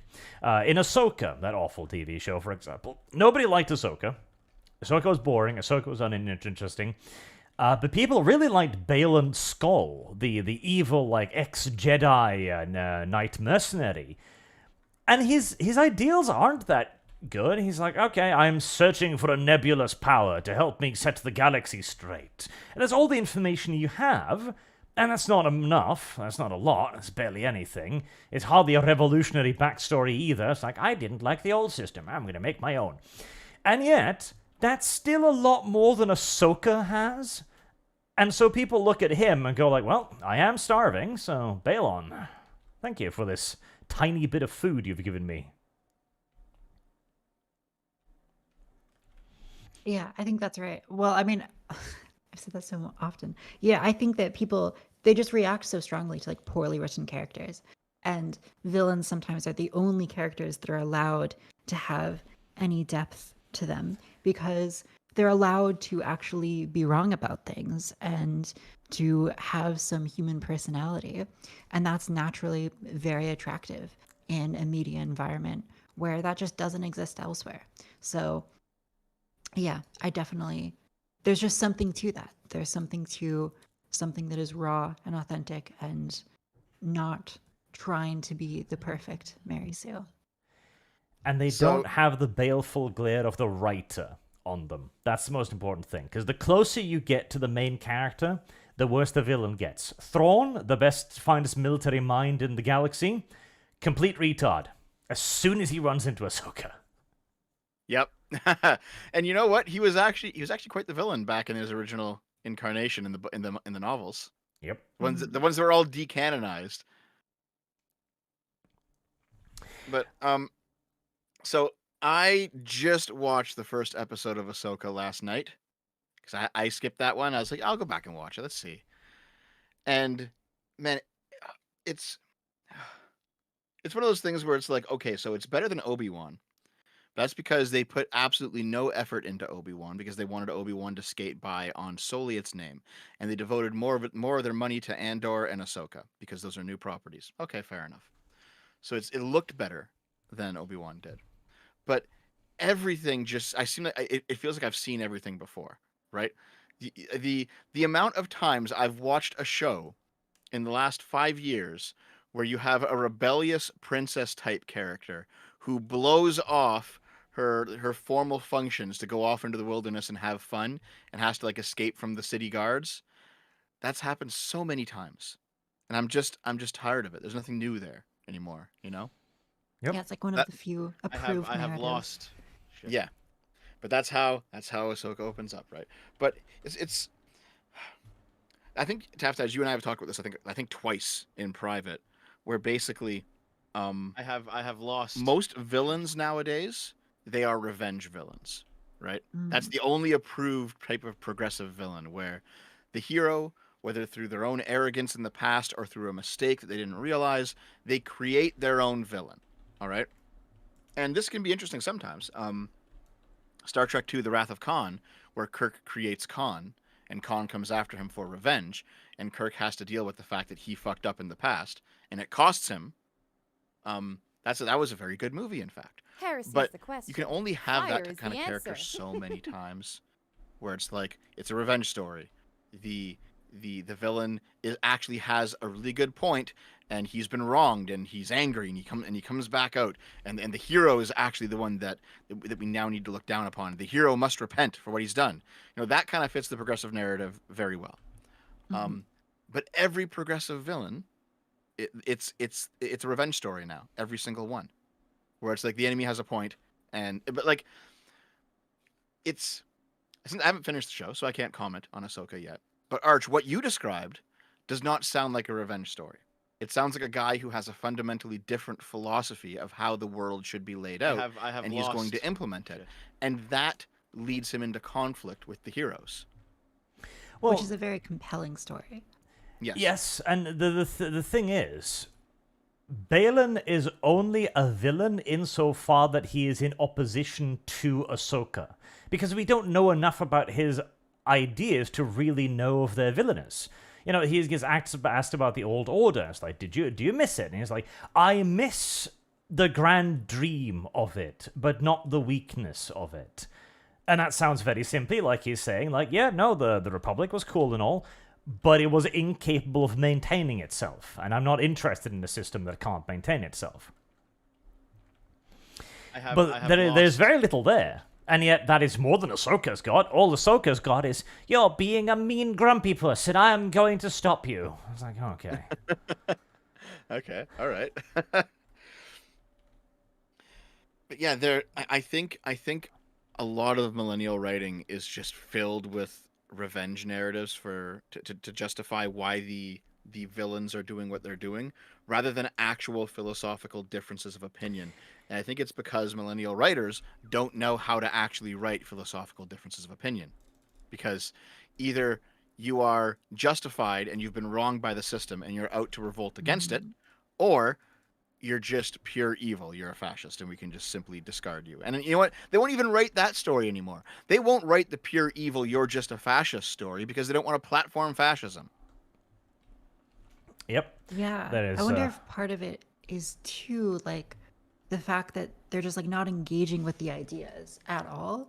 And so the end result is something that's like kind of sterile and misunderstands the original point or the ideas themselves. Yeah, I do think so. Like, I mean, Taftaj, you've met a number of leftists. Have you ever actually met a left-leaning person who knows what fascism is? I don't know if I have. It's a high expectation, high bar to me. Yeah, because they call everything fascism. They call everything that's not them fascism. They call anything that is remotely militarized fascist. They call anything that is remotely capitalist fascist, and that one really doesn't make sense. Like, it's they sniff a single bit of a value that one philosophy might hold, but a fascist might also agree with, and they just call it fascist. Like, they have no fucking clue what their own enemy is. Well, that's kind of, and- again, the brilliance of Gramsci, because you don't need that. If you've defined yourself to be the good, the beneficial side, you don't need to define your enemy, because your enemy has already been defined by your opposition to you. He's evil. And that's all you need. It's a very simple and addictive idea. In a practical sense, you had like the Soviets who just called liberal democracy and social democracy. They call it social fascism because for them you had the true proper socialism, which was Soviet socialism, and then you had fascism, and then all the other modes of politics in between were just some flavor of fascism or something that would open the gates for fascism to come in, and they called it all social fascism. I promised a video on that like 3 years ago. I still haven't done it because I'm lazy. But that was an interesting rabbit hole to go down. Oh, did you find an L in there too, Dev, somewhere? Nope, I'm just lazy. I very rarely take L's. Well, L is that's not a true, letter because in my you refuse to vocabulary. avoid them. I guess it is theoretically correct that it's difficult to take an L if you avoid it so hard. Well, here's the thing, right? Like, for our conversation back on Thursday with Sargon, I mean, at the end of the day, I was wrong about the court ruling. The court ruled against my position. So, from the opinion of the American government, I was wrong on that. Yes, from the opinion of the American government, I was wrong about what the Constitution entails on that. So, I mean, I still personally think it's still fine. Like, it doesn't bother me morally, but legally, I was wrong. So, that's how it is. You did indeed get your tush pushed there. It was almost terrible to see. I know. But only on that one point, Arch. I was right about the rest of it. Little baby kitten Dev getting absolutely wrecked. It was a little bit sad. That's how it is. That's how it is. Taftaj, the context, TLDR on the context, is we were arguing over, was it proper for the government to step in and ask Twitter to censor the Hunter Biden laptop story?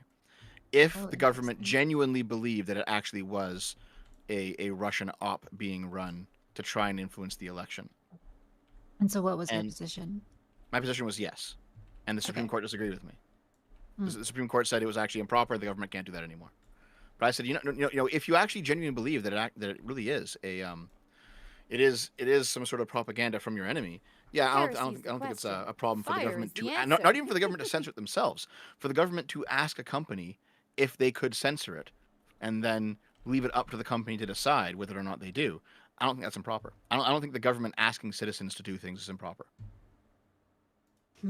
Yeah, I mean, it definitely is a can of worms, right? Because the government wields fundamentally the forces of violence in society. So any ask from the government has this underlying like coercion maybe. And there's also the element of, maybe it's okay if it's actually misinformation or propaganda or, information terrorism or whatever from a foreign state actor. But the question is more like, maybe that's true in this case, but setting a precedent of the government being able to do this is still worse overall. So yeah, you definitely get into a bit of a can of worms. I think even I would be like pretty hesitant to set that precedent, even if I was totally sure that it was like a state actor from some foreign enemy. that was doing something. So here's the thing, right? Believes the ends justify the means. So when you laid out, Taftaj, that the government has the monopoly on force, and so there's always an element of coercion that comes with an ask. I mean, that's technically true. Even if, like here, if the cops knock on your door, and you say no, thank you, and then the cops say okay, and then you close the door, and then they walk away, and the cops don't actually do anything to you. You know, there was no coercion there because they left, because they actually followed the law. But their existence, there's an undercurrent there, right? That's what you're getting at. So here's the thing. That's true, but the way that V and Sargon as well, though V more than Sargon, and definitely the entire chat, including the entire chat right now, they're doing it again. The way they're saying is that governments never ask. They don't frame it as governments ask and they withdraw, and however there's an underlying element of a threat of force there. They don't frame it that way. They say governments Service never ask. guarantees Governments by their citizenship. nature cannot ask. It is always coercive. It is always an order, even if they frame it as an ask. And I think that's overstating the case. That's going way too far. In the current Yeah, I society, mean, if that it is is- that I say that's the truth. The problem is I'll we think it is. don't have enough binding laws. Because here's the thing. My clear definition on this is whether or not the police are armed. In Norway, the police are not armed. And if two unarmed men come to your door and ask you questions, and they might be a very relevant question for an investigation, fair enough. If two armed men come to your door and start asking you questions, then they are now putting your life in danger. Because this is the extremist leftist position, like any interaction with the cops is a potentially lethal one. Because it is. Now, in any normal society with good training, this doesn't necessarily mean anything. In American society, with 6 fucking weeks of training, it is. And this is also because there's not enough control over it all. There needs to be more binds placed on the government and its interactions with you. Can the police ask you in person questions? Sure, because they're unlikely to do anything to you. You're a normal citizen, unless you're expected of something truly heinous. They're not going to go in there with any assumption of force, etc. But when they go to Twitter, Twitter is going to be in a very different position immediately. Any corporation, because now you're dealing with the potential consequence of taxation, the potential consequence of loss of support, the potential consequence of legal action being taken against you. The array of means that the government can potentially employ are far wider yet again. And this is also why there needs to be more consequences to the people. Like there needed to be an investigation looking at, okay, who decided this was okay? Who sent them away? And if they then did send them to Twitter, the person who made that decision should probably lose their jobs. Because he now did something that the Supreme Court claims to be a violation of the Constitution. See, I agree with that part for sure. Like, it turned out that the Hunter Biden laptop story was real and should not have been suppressed. And therefore, the person who made the decision to ask Twitter, hey, can you take that down? That person should face some kind of punishment. I completely agree with that. Like we're all on the same page there, I think. Yes. No, it's just that like, yeah. So for example, here, this $10 super chat, based Taftaj agreeing that governments should not ask companies to do things the government is not allowed to do.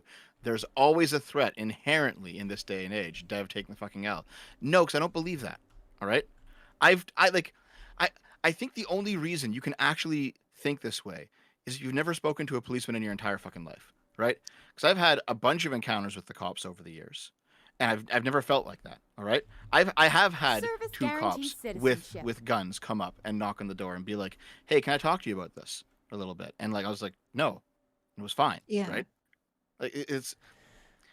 Yep, I but this is a understand the point. personal experience, because we can literally Well, look no. at something that was dropped in the chat yesterday for our Super Secret Conspiracy, where a woman went to the door, and the 2 female police officers pulled out their weapons and emptied her magazine into the house, then reloaded, then proceeded to empty a second magazine into the house.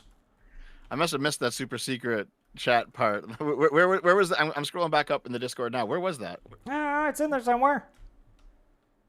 I must have missed this part, man. That sounds fucking wild. It Yeah, is. It I'm was very fucking honest. wild. That sounds fucking Fire is wild. the But also, answer. like, there's so many stories like this that Yes. sound fucking wild and turn out not to be true. Like, Oh, this I'm is just video. thinking This of, is like- video. You see her fire her entire magazine, reload her weapon, and fire a second magazine into the house. Here, I found it. I would post just it be in this- post it in this cautious. service here. Because, like, I mean, what is that? Breonna Taylor, right? Who is like, they talk about her being like shot in her own home. There's so many like cases where people are talking about some apparent source of like total terrible, police brutality. But then you like dig into it, and it turns out that there's like pretty legitimate reasons for why the cops engaged in the actions they did. So I do tend to be like pretty cautious with any claims like this. And you and Sargon, I don't know how much time you've spent in America to the extent that you visited at all, but our media tends to portray police interactions as being violent in a way that like is just not that accurate. And it is probably not good to like tell people that like, oh no, any like governmental ask comes with like this necessary coercion and you can't resist. Like, no, if police knock on your door and they ask to like come inside, you tell them to fuck off unless they have a warrant, right? Like, you don't have to always do what they say. And in fact, you absolutely shouldn't, because you can just incriminate yourself. So Well, I don't agree. That's actually a very nice point, too. If you talk to the authorities, you may incriminate yourself. Absolutely. And like, you have certain rights in America that allow you to not get fucked over by the authorities. And I think that's what's happening here with like the laptop and the Supreme Court. Like, you're saying this is like a huge example of like how bad the government is, but like the government self-regulated in this case. They looked at like their actions and they're like, no, this actually is illegal and should not be allowed. So I think if anything, like, you can interpret this as probably a good thing. Like, the government came out doing the right thing in this case.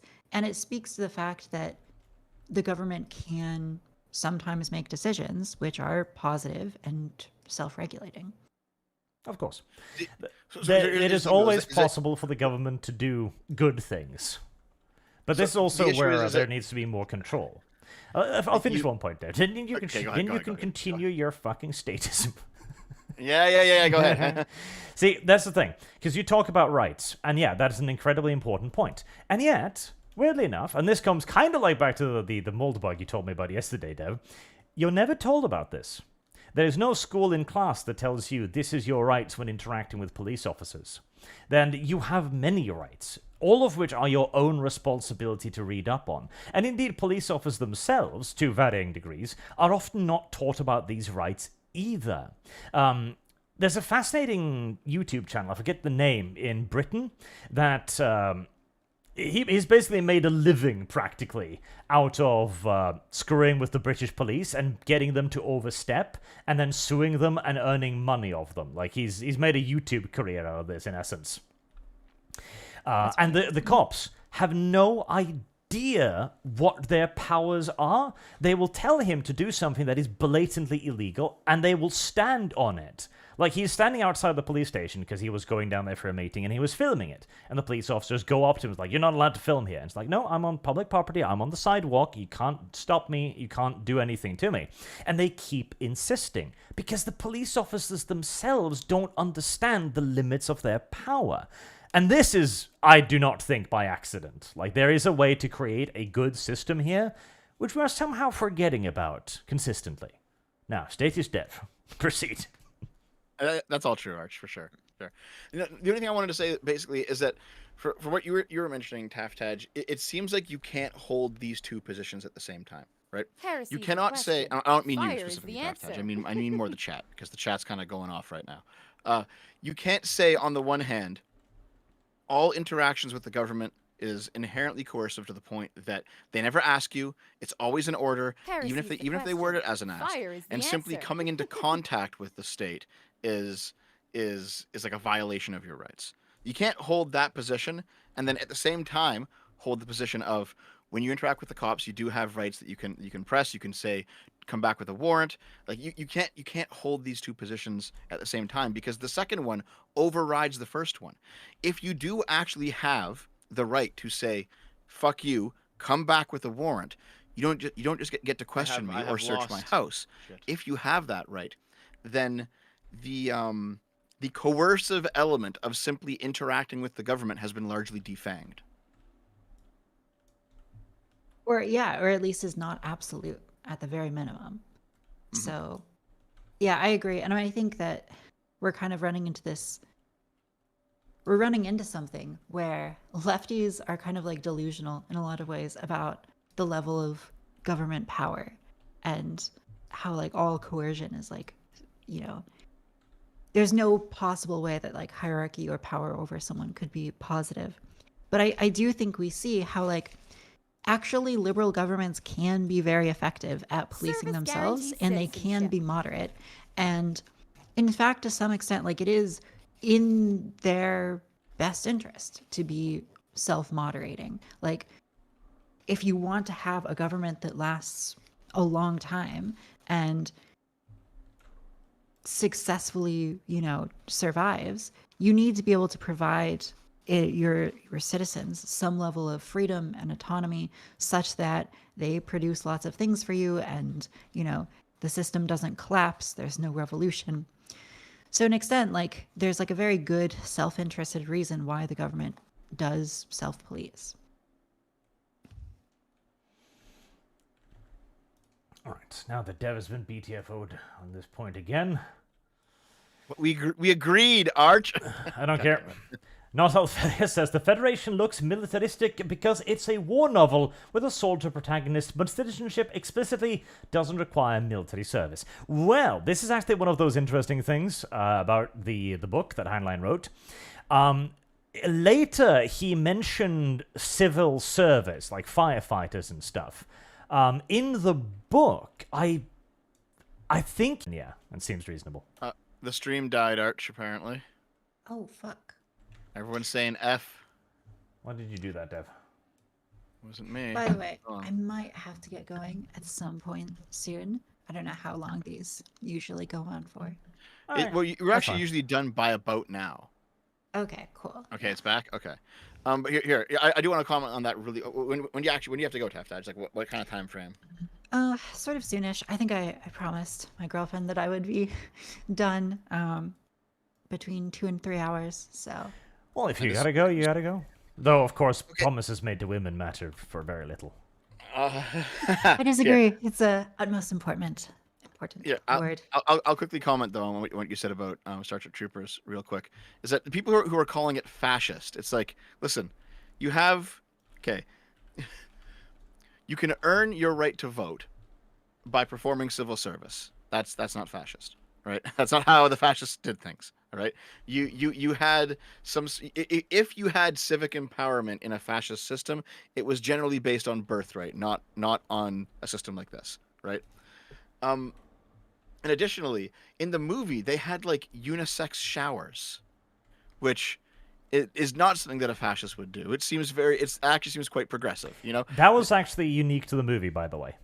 It wasn't in the book, yeah. Nope. Well, yeah. Well, the issue is that kind of continues on with the point that the movie, it was a terrible, terrible satire of fascism because it didn't fit. It didn't make sense. Yep. Yeah, it totally undermined itself at every opportunity. Yeah. Okay. Yeah, we have been going for 3 hours and 10 minutes. So I guess if you have to peace out now or in a little bit. Yeah, I might peace out since seems like a good stopping point. But thank you so much for having Heresy's me the on. It was question. super fun. Fire is I the answer. always love ranting about politics with you. Oh, very welcome. Awesome. Yeah, it's been like a year since we actually spoke on the mic, so it's great to talk to you again. I agree. I have gotta do lost. more of these things. Shit. So yeah, Yeah. thank you so much, Arch. It was lovely. I appreciate being invited. Thank you for being here. Make sure to come back to the internet. Don't abandon us for another 2 years. All right, I promise. I'll do something. All right, bye guys. See ya. And she's gone. Mr. Luckless says, Dev, here, Arch, let me post a meme. Post a wall of text. TLDR. How many times are you going to screw this up, old man? And sure, Dev. Heresy's the question. Fire is the answer. Zen Man has been for 2 months. I doubt that the writer of the script for Starship Troopers read the book. Most likely he watched the Japanese OVA from 1980s. Is there an OVA of it? Really? Yes. I didn't know that. A Heresy's sign the of this is question. Buenos Fire Aires. is the Well, answer. it was he literally they've talked about this, and I have no reason to disbelieve it. He handed it over to like a fucking intern or something, who's like, here, write this, and then handed it off to the script writers, etc. So he probably did. That guy probably did, because he got most of it right, like the majority of it. And the rest was probably just an incredibly lucky accident, I suppose. And hey, some of the best things in life are entirely accidental. Mm-hmm. I'll be back in a minute, Arch. BRB. And he goes to take a shit again. It's not what I meant, Dev. It's like, yeah, I shat myself by accident. It's a good thing in life, right? No, Dev. Control your bladder, Dev. Actually, not his bladder, his colon in this case. If his shit comes out of his bladder, he's got bigger problems. Mechanicus and Duty says, can we trade Dev for this new lass? Hashtag kick Dev. We'll consider it. We'll consider it. Mark saying, problem with service for citizenship is it's far easier for the state to neglect an entitlement than it is to revoke a right. See examples of the VA. Well, that's the thing. The citizenship is a right, an absolute law-given right. There is no way they can reject you. In fact, they mention this specifically in the book. The only way the recruitment officer can turn anyone down is if the psychological officer determines that the person in question is incapable of understanding the oath they are being asked to make. Only then can they reject a person. So it's a far more rigid thing. And see, that really is kind of the big thing that needs to be put up more. The idea that rights need to be Service used to guarantees bind citizenship. the government. Because this does work. You can absolutely enshroud things in absolute unequivocal law and bind the government. Now, the government might try to get out of it, as we see with the Second Amendment in the US, for example, where the Founding Fathers were as stridently obvious as they could be, and yet still you have politicians going, but actually, they meant muskets, though. But it is far more effective to bind the government in the bonds of constitution than it is in any sort of, like, temporary legal measure. Like, that's a big, important difference. You need a constitution. Every nation should have a constitution. And the fact that every nation doesn't indicates to you that it is not in the... Practically only in revolutions are constitutions made. Because only the revolutionaries do not view the rulership of the nation in the state's best interest first. Like, constitutions are naturally anti-state, which is why we need a lot of them. I'm sure the status Dev will return soon to disagree.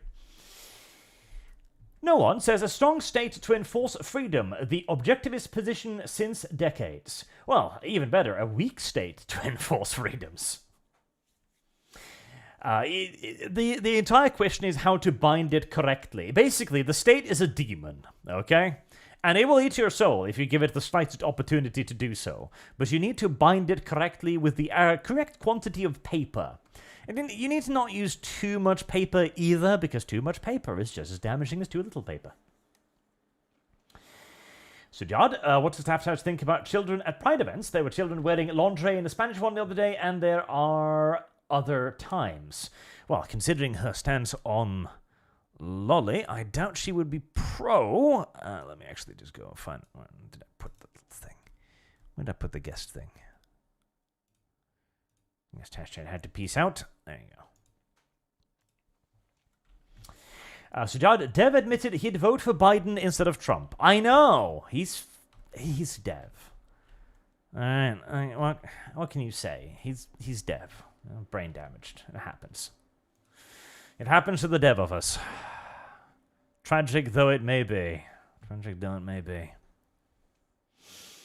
Alex Nunn, Dev, the government is an inherently evil creation. Yes, it actually probably is. Again, that is why it must be likened to a demon. In all due likelihood, the government will do anything and everything in its power to screw you over, quite actively as well, which is why it needs to be bound very tightly and very securely and very, very, very powerfully and violently, if at all possible. Any relationship with the government should be an explicitly BDSM relationship, for both parties' sake. Lord Commissar Spartan has been a member for 12 months. Thank you very much for your long-term support, sir. The government investigated itself and found itself guilty of no wrongdoing. Dev, state bad. Correct. This is the problem with deviant statism. It allows for too much leeway for the state. The state cannot be given any leeway. The state must be viewed as an extraordinarily unscrupulous and untrustworthy entity at all times. This also, incidentally, is why we need to educate people more effectively. The solution to democracy isn't to abolish democracy, at the very least not yet. The solution to democracy is to absolutely, enormously, massively increase education in how the government functions. There needs to be like, let's get rid of math. Nobody needs math, nobody needs geography, nobody needs any of these things. Keep history, philosophy, and government. And that's all. No other tasks will be taught in school except maybe computers, because those are kind of useful in this day and age. So what I can Maybe tell some you, bushcraft. what I can tell you is that Taftaj is in fact very against children at Pride events. Well, there you go. There you go. What else I can say is, I know for a fact that at least a little bit of this, guys, is dev derangement syndrome, and here's how I know. All right, Arch, that last super chat that you just read was the age-old adage: the government investigated itself and found nothing wrong. Taftaj said something quite like that before she left. That governments, that liberal governments actually do and can and have properly self-police and self-regulated. And not a single person in the chat said anything. Maybe it's because she's a cute girl or something. I don't know. But you were all good with that when it came out of her mouth. Dev, objectively speaking, your mouth is not that pretty. And I'm sorry. That's true. I have lost. And so, you're just gonna have to use a little bit of double standard there, a little bit of a deviant standard, shifting. Yes. Mm-hmm. That is how these things go. Yes. Yes. The same idea can be worded by a cute girl, and everyone in the chat will just jump all over it. No, I get it. That's how these things are. Chat, you're being accused of something. You should super chat into your defense. Matej Svezek says, hello, Arch. Any opinions on Helldivers 2? Absolutely none whatsoever. I'm going to play it later today. Kyle gave me a blank check for anything I wanted in return. So now that my extortion has become successful, I guess I can play it now. Hold on. Someone in the chat is just like, Dev just called the tranny a cute girl? Yeah, I did. Well, he's Dev. Well, hold on. Arch. Even you must admit, Taftaj is pretty cute. I don't know about that, Dev. Don't have to admit anything. Arch, okay, fine. No, it's time for us to rate the attractiveness of the guest we just had on, Arch. More Go ahead. attractive than Chud. There you go. Fair enough. It is fair enough, Dev. Yeah. You can't argue against it at all. You have been That's outmaneuvered, outfoxed. That's true. Dev is gay. Dev, stop making things weird. Dev, just say you like me. Guys, I'm bisexual. I've said many times I'm bisexual. Like, yes, I like men and women. I'm into both. I also like trans women. Yes. This is not news. Dev has quite often said that he likes penis. So, Jard, there should be an apparatus to allow people to vote politicians out of office by performing a wind chime impression for as long as it takes. Unironically, there needs to be better apparatuses for taking away political power. Yes, because the current apparatus relies on one very, very, very unfortunate thing. That people have a memory that lasts for more than 4 years, which they don't. And two, that even if they know of wrongdoing, they care. This is the issue. Like, we can't have elections every year, because nothing would ever get done.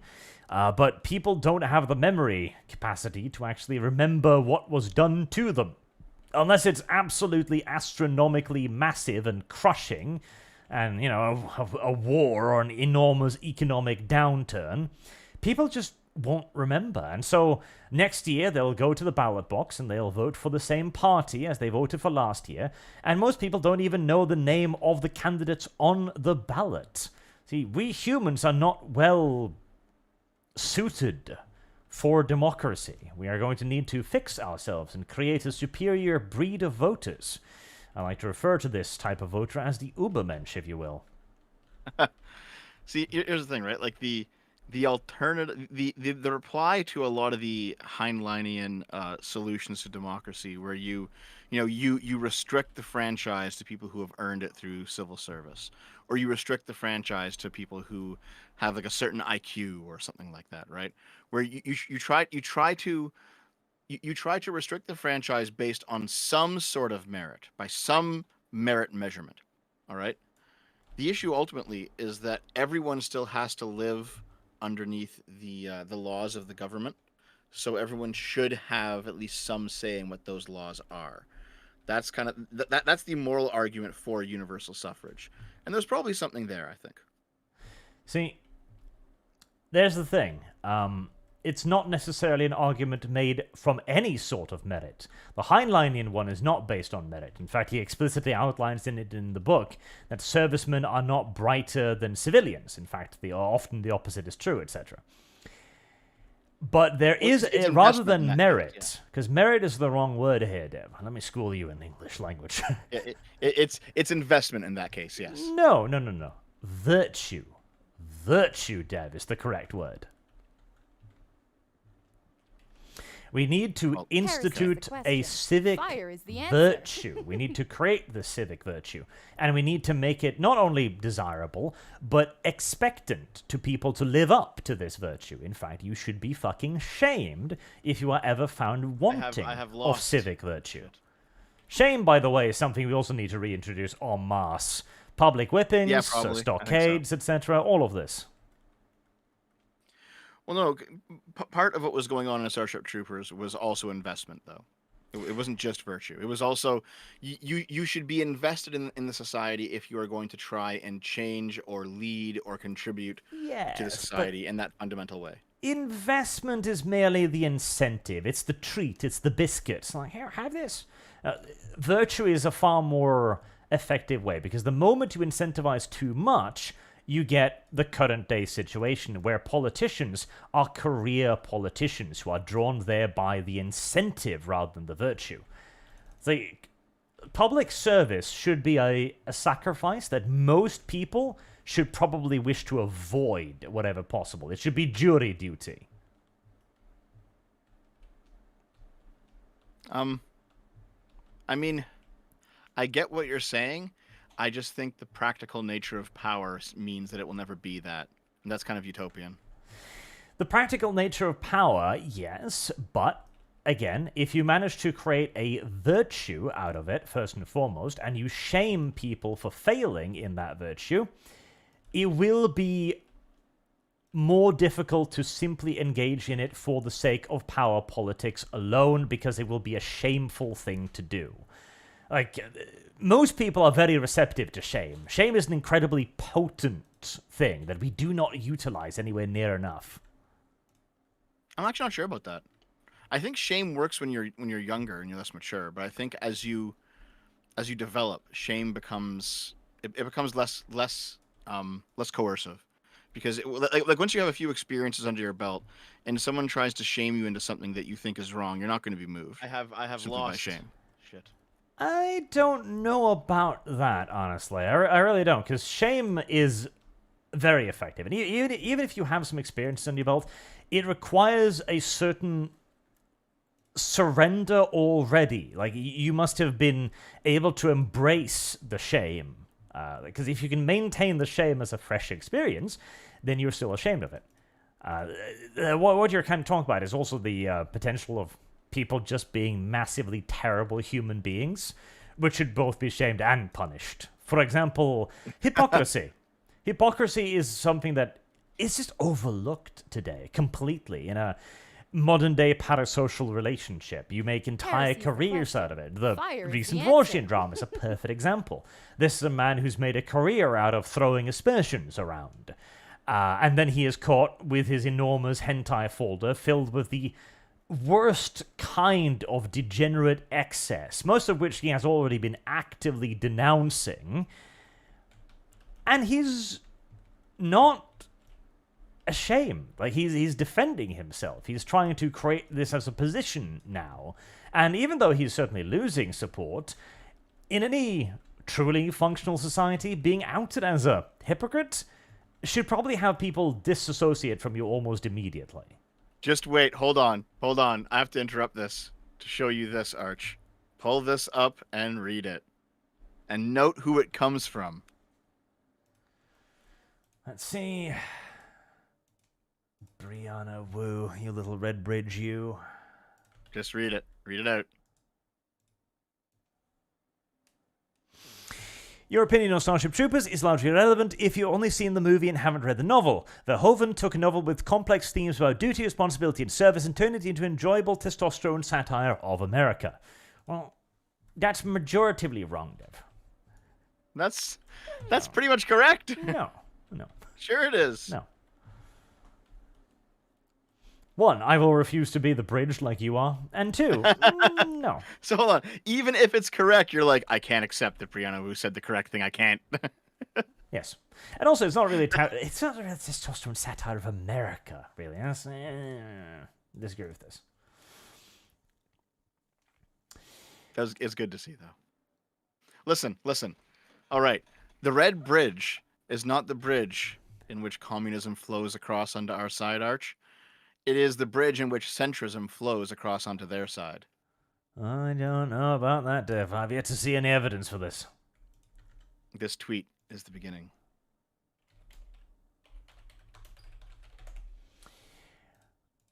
Let's see.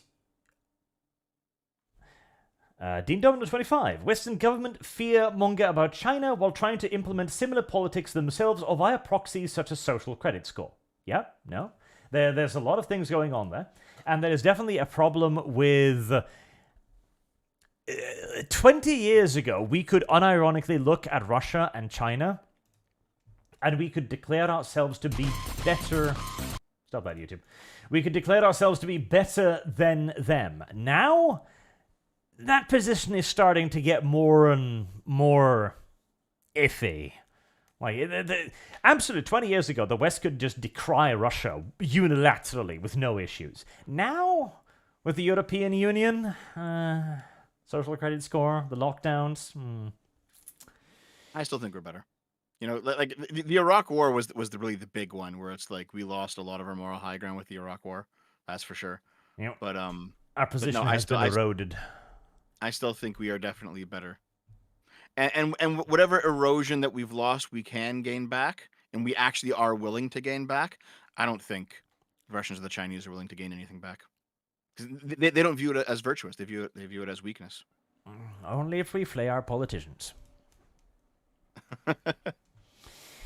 Jonathan Smith says, the main problem, we are republics without a citizen class. Rights are meant to be balanced with duties, vote versus jury duty, bear arm versus policing duty.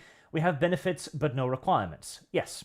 Again, as Heinlein says, something given has no value, and we are currently giving away all of the power. All this power in society.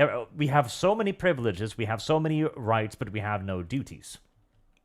And even then, our rights aren't even real rights because they're conditional rights more often than not. It's like, you have a right to liberty, unless the police decides to come to your house and throw you in jail. You have a right to live, except when a woman empties 2 magazines into your house. The real black pill is that all rights are conditional. And I know libertarians and ANCAPs are going to scream and seethe and cope about it, but that's just how it is. It is true, but there are better and worse ways to ensure them being more or less conditional. And at the end of the day, that is all things ever, right? Yep. You know, everything can change. I know, like a lot of the libertarian philosophy kind of rests on the Robinson Crusoe economy, right? That thought experiment situation, and it's like, yeah, okay, I get it, but like when a unified force marches up and stomps your little homestead into the fucking dirt and enslaves you, you can scream about the NAP all you like, you'll still be a slave. You know, Yep. like it's utopian. I think it was the Spartans that invaded somewhere, and they was like, "But Wait. we're morally better than you." Heresy's the question. Kibbs just Fire arrived is and the said, answer. Arch swore to play Helldivers with me. Hold him to this. Wait, And the Spartans simply told them that they're gonna have to suffer what they can now. Woe to the Did you vanquished, skip etc. did you skip Helldivers? I might Kibbs now. streaming today and you skipped it? Citizenship. Kibb's been streaming Helldivers every day for like 2 weeks now. He's Has he? yeah, he's weak. He's addicted. So- I'm strong. I was doing a Hollow Knight playthrough with Kibbs for a bit, but we skipped last week. You should hold him to that. Kibbs, don't skip it next week.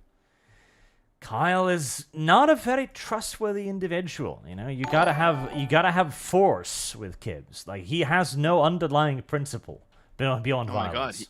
he has done Helldivers just every fucking day. Jesus, Kibbs. Yeah, like I said, Also, hi, Kibbs. you have to enforce your demands with him. You have to shame him, and you have to hurt him with the consequences of his actions. It's very important. I can't read that. Says, we will end up in pods and humans will be grown incubators. Down with Dev. Taftaj don't listen to him. V was right. Art, stop this.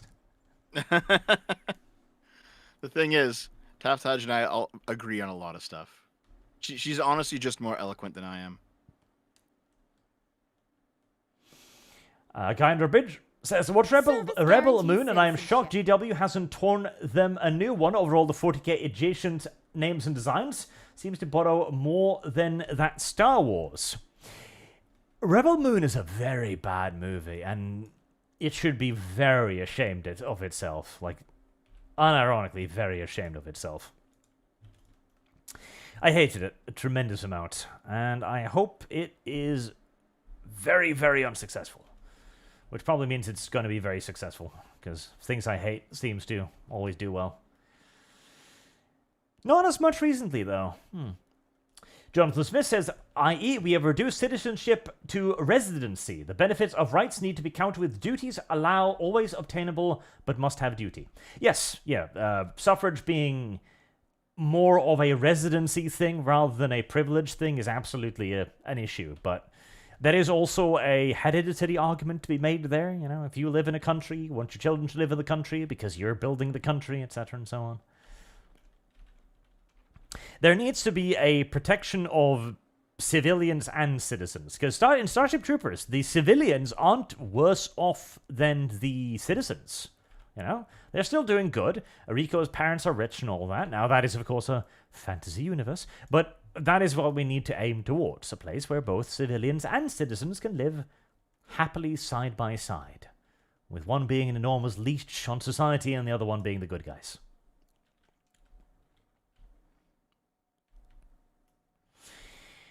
Solon the Lich says, it'll be fine. There's no Waffle House on the moon, no sport shop either, but any fire or theft will definitely be a mission success.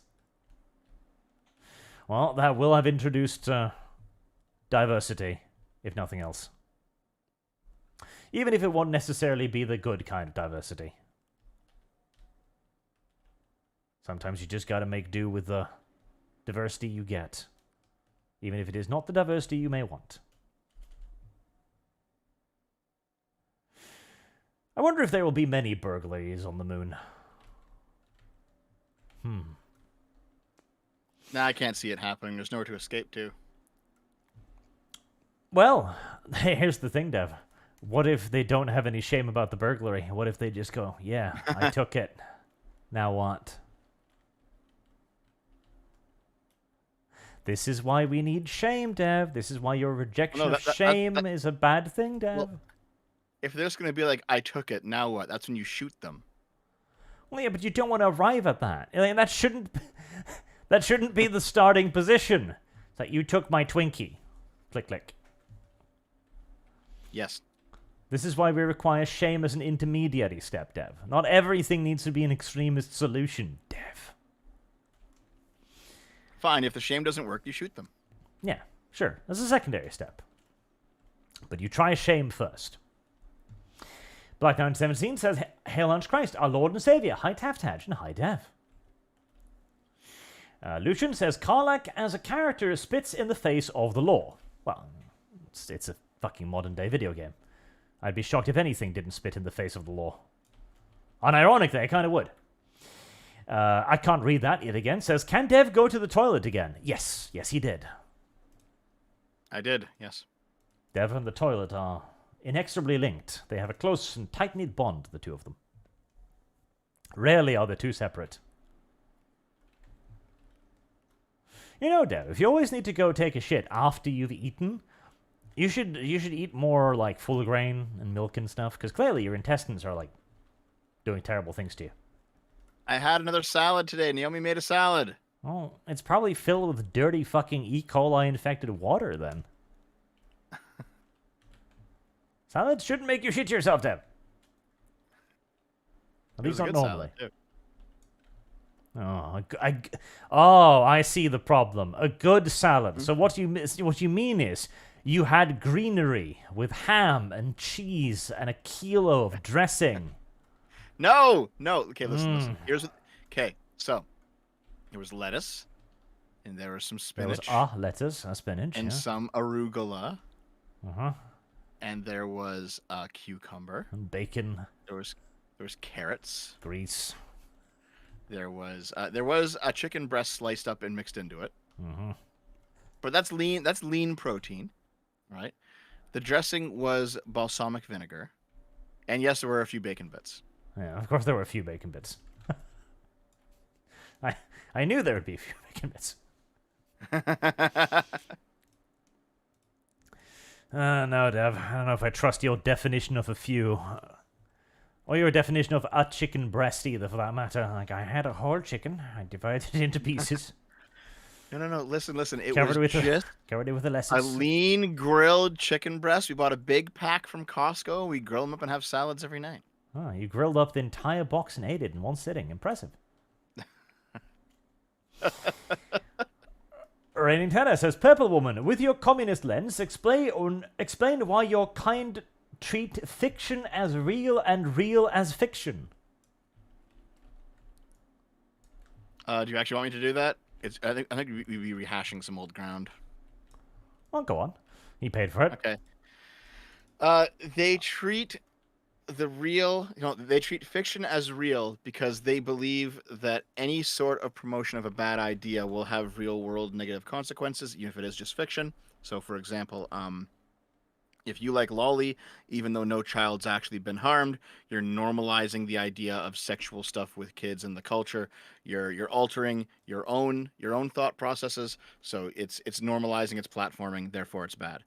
However, they also do the inverse, where they treat real things as fictional because they believe that since they have the correct politics already, they are immune to these types of effects because they're not muddling around in the darkness, bouncing from wrong position to wrong position like you are.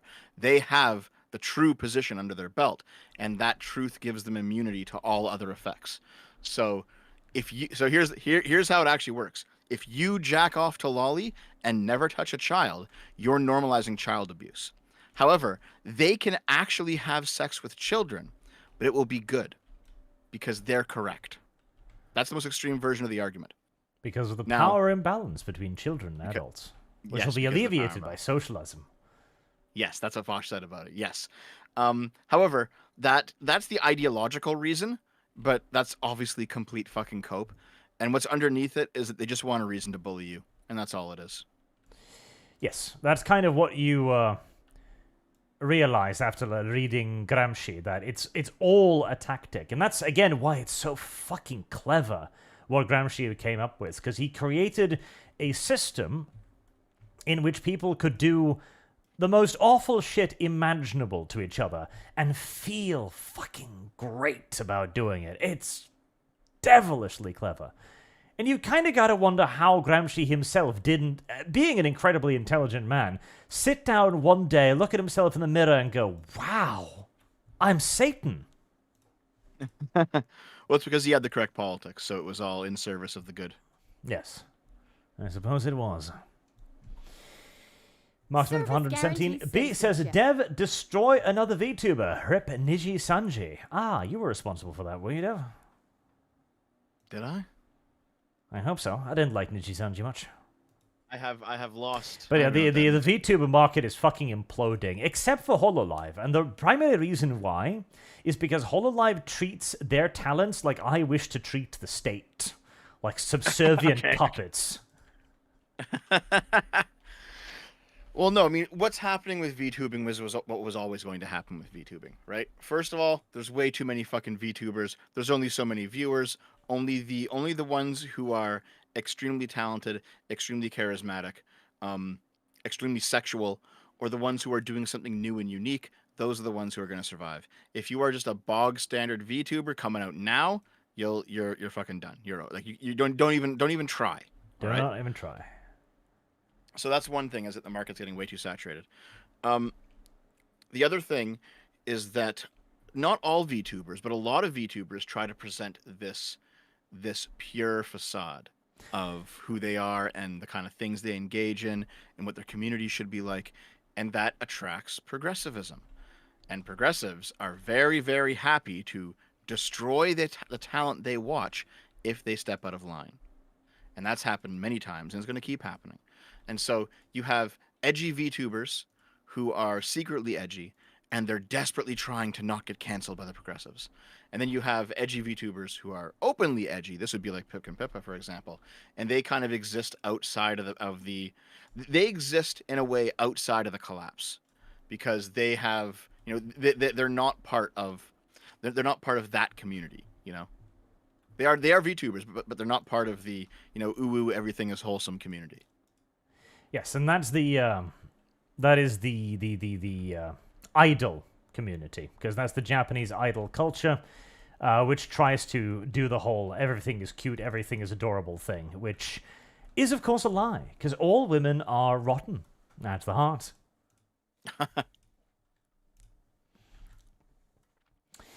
Silver Kestrel, Europe's stockpiles are critically low, yeah, maybe leeching off the US through NATO and not bothering with your military buildup was a bad idea. It was, but it earned us a lot of money, and it allowed us to raise our standard of living well above that of America, all on America's dime. Go and see about it, Americans. If you don't like it, do something about it. I was talking to Artemis before, right? This was, I think, yesterday. And Artemis said something like NATO is just the American empire. And it's like, well, not really, because NATO countries can do other things and not simply just give in to all of America's demands, which is true and has happened many times. And he's like, no, it's just the American empire. I'm like, well, if that were the case, why is it that the Turks and the Hungarians had to be persuaded to allow the Finns in? Because America couldn't just decree it top down. Those countries had interests that had to that had to be fulfilled before they would allow the Finns to join. And Artemis says, listen, Dev, you don't understand the way of the world. Because if America simply pulls out of NATO, the whole thing collapses. So we have the real power. And it is only by our good graces that everyone else is allowed to do what they like. And I thought about it for a minute, and I'm like, there's probably some truth to that. However, if America pulls out of NATO, America loses that American empire. So that America doesn't want to lose its empire. The America wants to keep its empire. And so in some ways, even though the other countries don't pay in terms of money, in terms of the GDP, they do pay in terms of influence. And America likes the influence. So that is one thing. And secondly, Artemis also said something like, NATO is the only thing keeping Russia from stomping all over Europe. And I'm like, I mean, maybe short term. I have a feeling if America pulled out of NATO and then Russia's like, fuck it, let's go, boys. And they start just invading the other countries. I'm fairly certain the EU would get its act together pretty quick. They're not just going to roll over and take it, because the EU is a block in and of itself. And they will likely start to, and honestly, if America pulled out of Europe and then Russia invaded Europe, that would probably hasten European federalization, just in the face of the threat. You know what I mean? Federalization. Yeah. Filthy Otherwise- term, Dev. Is it? Yeah. But in any case, though, like, in some ways, NATO is not the American empire, but in some ways it is. However, the American empire is a good thing, so fuck it. I largely agree, except in this case, the satrapies live better than their masters do. Largely due to their masters' inability to make the satrapies do what the masters need them to do.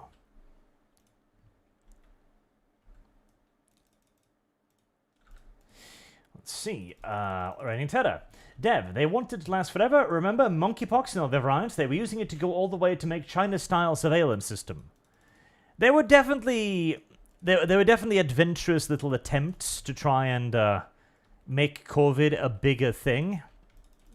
Yes. there are, Luckily, yeah. they failed because they were very, very, very unpopular.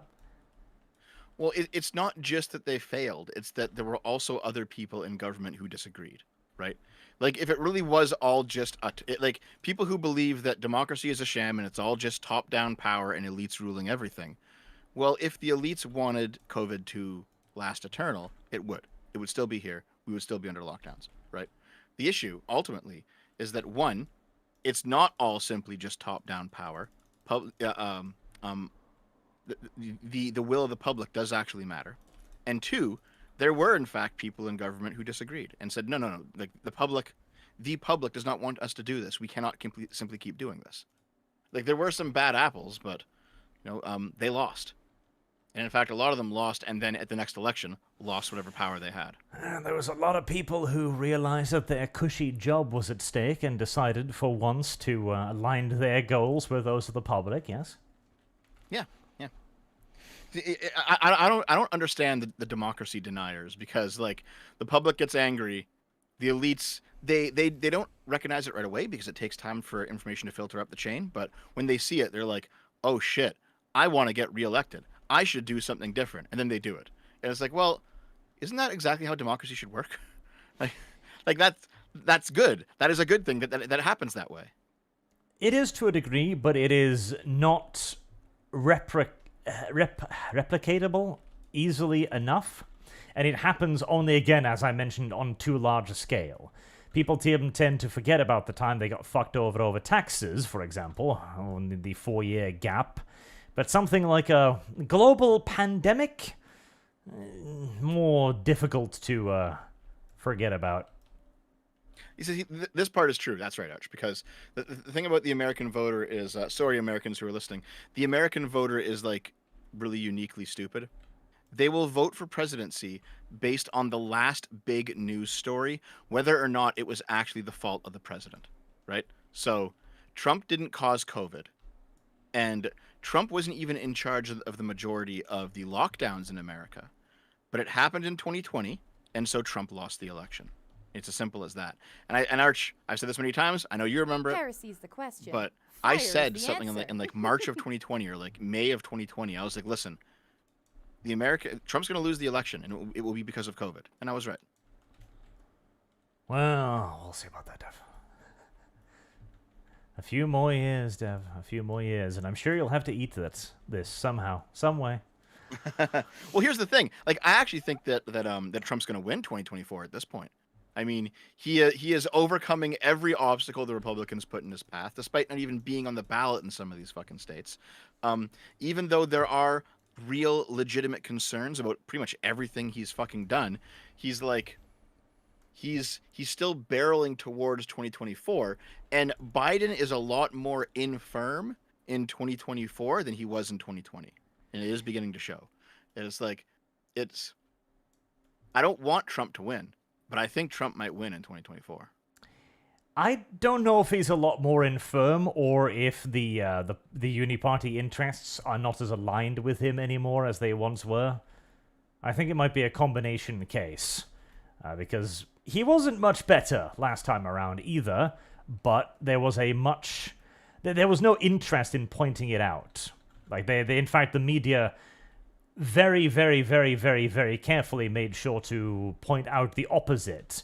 Like when there was one time where he was on a bike ride, And he actually fell off the bike at the end, and the media covered it like, President takes a long bike ride. Wow, he's so fit and amazing. Yeah, I saw that shit. That was ridiculous. No, I guess what I mean is like, within the past year, no, within the past 6 months, I've gone back and looked at clips from the old debates that Trump and Biden had in 2020, and there is a noticeable difference in the way Biden speaks now versus the way Biden speaks in 2020. There's a noticeable difference. Like when you're in your 80s, a difference of 4 Service years is guarantees very big, citizenship. and it's showing. That's probably true, yeah. Like they honestly, I know they probably wanted the incumbent advantage, but like they should have run somebody else. They shouldn't have run Biden. And don't fucking say Kamala because she's so unlikable. They had to run somebody else. Like I don't know who they would get. Like maybe Pete Buttigieg, maybe like Gavin Newsom. These are at least big names on the left, but like I don't know who they'd get to run. In 2024 if they didn't have Biden. I don't think there was much of an alternative, honestly. Yeah. It was gonna have to be him or nobody because Kamala is terrible, but they couldn't shove her out of the way either because she is a black Heresy's the woman. question. Fire is the answer. If they were to throw her out of the way, that would cause a tremendous amount of problems for them too. Well, the note says, did you cover the latest Trump legal woes? His soul strapped in court seems to crucifix himself publicly, screaming, look what they did to me, while their really puzzled judge replies, sir, just fill this form properly, please. Well, in part, it's because it's beneficial to him at this point. And the Mar-a-Lago thing in particular is an enormous win for him because the judges accuse him of inflating the value of Mar-a-Lago. This seems to be a very, very bad case because you can actually look at the property values around Mar-a-Lago I have lost. being comparable to and higher than Trump's stated estimates, and a normie will look at that and wonder, why the fuck is this the case? And maybe they have some kind of justification, some reason, like different tax codes or God the fuck knows what. But Trump's claim that his property was worth as much as it was, which I don't remember how much, well, several $100 million something, seems entirely reasonable when put in context to everything else around his property. And it's a very good soundbite for the right as well, because they can look at that and go like, look at the value of these two houses, yet the judge says that it's not worth anywhere near as much. Weird. Yeah, I'm not sure anything. I don't really know much about the story, so I don't know what's going on. Can't give an educated opinion. And I'm not just going to give a hot take. That's not how I am. Don't worry, Dev. We're not expecting an educated opinion, just a Devian one. Nightmare says, speaking of animals, has Dev dog-pilled Taftaj yet? Oh, she's not a white woman, theoretically, technically, so she might not have dog-pilled. Would you like to comment, Dev? Listen, I've had the woman conversation with Taftaj, just like Lilith. And you know what? It's the cool trannies that actually come around and hang out with us that are pretty base. They understand what's going on. Like, you're not going to get some sort of weird cope of like, I'm just like a woman. You can't say, oh my God, you're being just. They're not going to get any of that shit from these people. You know what I mean? Like they know. They know what's going on. Black917 says, the right was right, Dev. The left tried to make it last forever, and the courts forced them to stop. That depends what we're talking about. COVID, I'm guessing. Like, I'd for head example, over. in the UK, that wasn't the case at all. But Of Lady Columbia says, you know, Dev, you can tell V to not be a coward. Well, I'm looking forward to the Sargon versus Dev debate, which will come soon. hold on. I don't think V's a coward. Where did that come from? I don't know. The internet. That's right. Hold on. I didn't respond to the dog pill part. I am 99% sure Taftaj is not dog pilled, guys. 99. It's a relatively good odds, but not certain. Mark James says, saw a YouTube TV ad that said, cable redefined. Yeah, you know what? that sounds like something I could see YouTube doing, and that also sounds like literally the problem with YouTube as well. The fact that YouTube has decided to try and become the thing that YouTube outcompeted like a decade ago. And Mark James says, Black Nassim, case in point that governor in Wisconsin, I think, who said she'd find a way to keep using that power after the court took it from her. Oh, some people are just evil. Why You Hatin' says, Arch, why do you not have mute for the D&D games? I do now. Do you actually now? Yep, I intend to use it whenever I can, however I can. Boog says, Film Threats, the D-Files addresses this. They have inside sources claiming all the competent people are fired and replaced by activists in Disney. Yep, that sounds entirely reasonable and expected, honestly. That sounds like what you'd see in those circumstances. I've thought about reporting on it. I decided not to because it is the usual I have source, which is... Hell, even I use that, okay? Because I have sources too, and you can't actually tell anybody about your sources for obvious reasons. But I don't like reporting on it, you know? I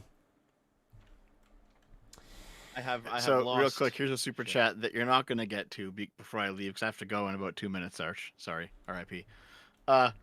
Mercenary X21 $2 says Dev thinks Trump lost to the beer bug, which is coronavirus. How adorable! Yeah, he literally did. All right, it was actually that. Anybody who was president when COVID hit, that was like a death knell for them. As simple as that. Yeah, and yes, he actually lost. If you still think that he didn't, you're fucking retarded.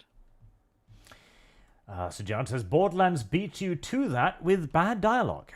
I don't know what that's in reference to now, but probably Borderlands. Borderlands did have bad dialogue. That's true. John FK was the Ren and Stimpy guy, by the way. John FK? Don't know. And correction, she's from Michigan, says Black 1917.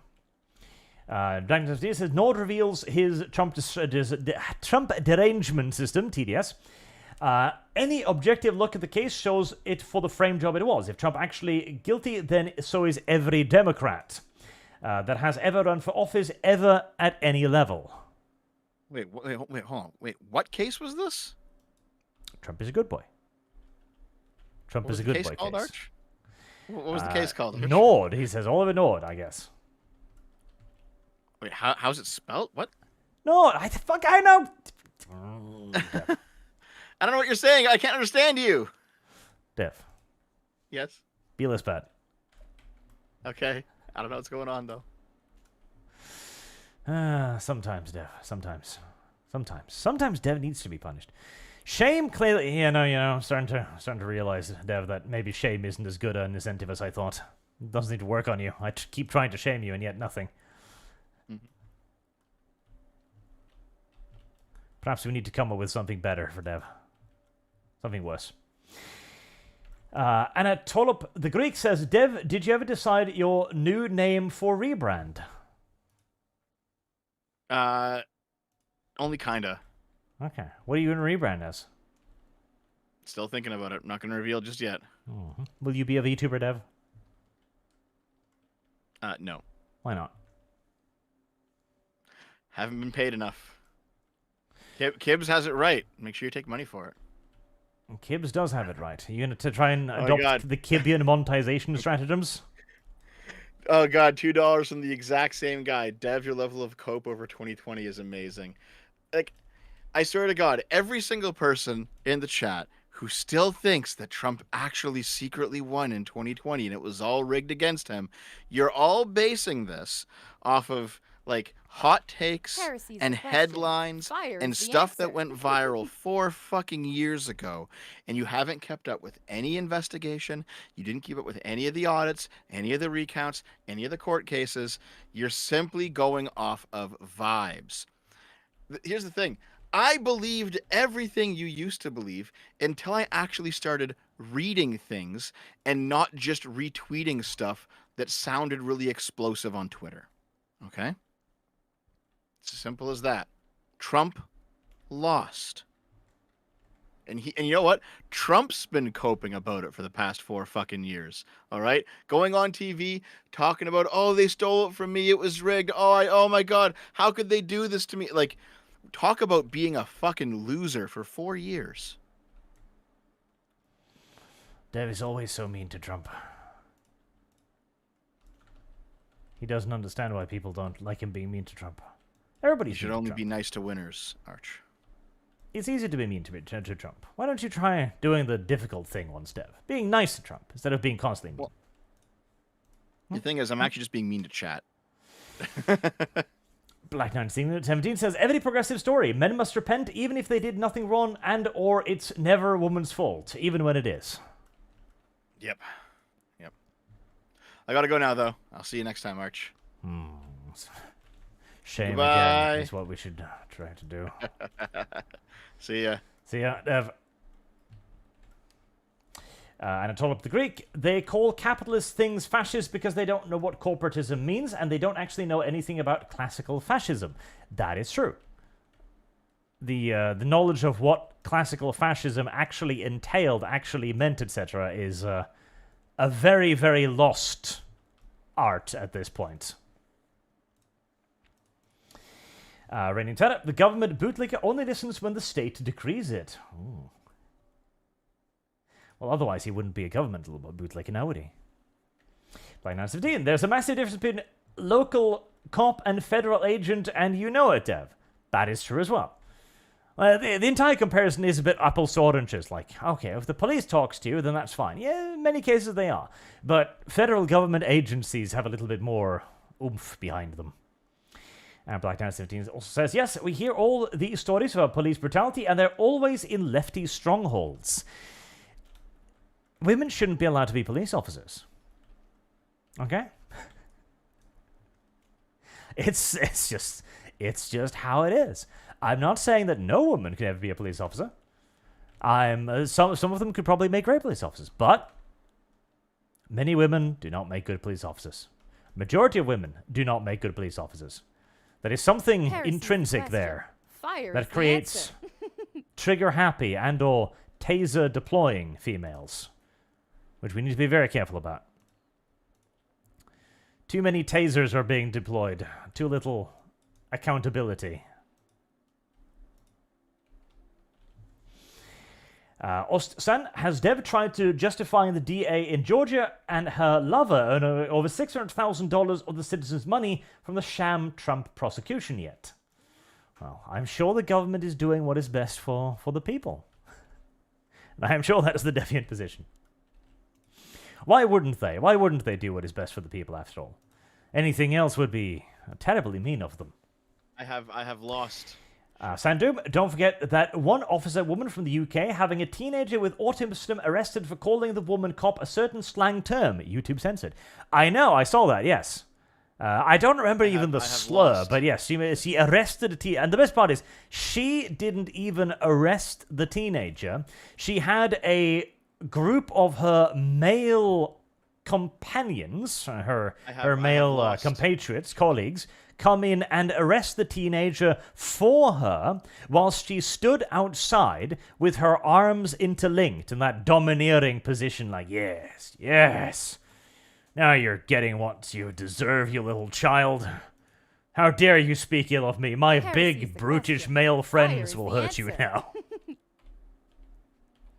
That went very poorly for the woman in question, though. I'm pretty sure she lost her job over that. I seem to remember hearing something like that. Or at the very least, there was an investigation launched, because that was ridiculous.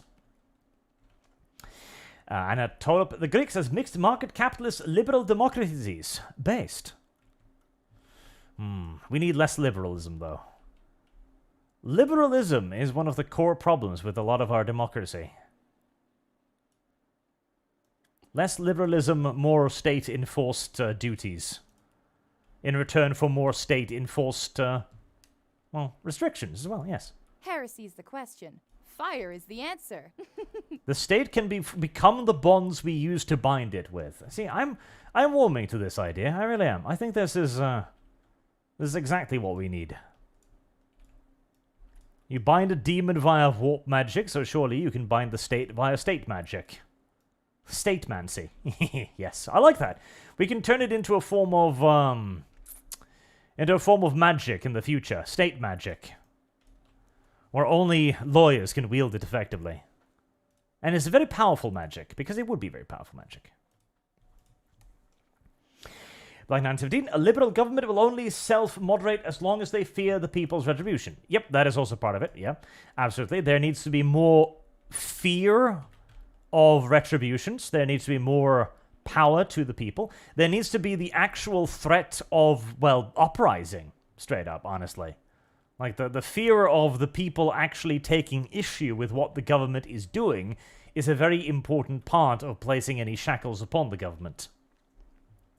If you cannot do that, if the government cannot be worried about you, then, well, if force is indeed the supreme authority, then the citizenship must have that force. This is the benefit of a state militia over an organized army, but of course the downside of that is that the state militia will never be as effective as an organized army, and so you're kind of shooting yourself in the foot.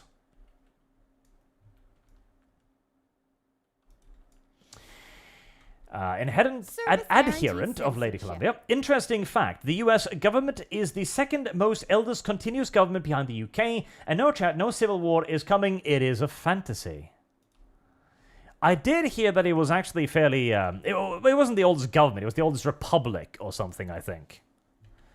But yes, it is... In terms of republics, it is for quite old. We can't seem to make your republics last for some reason or another.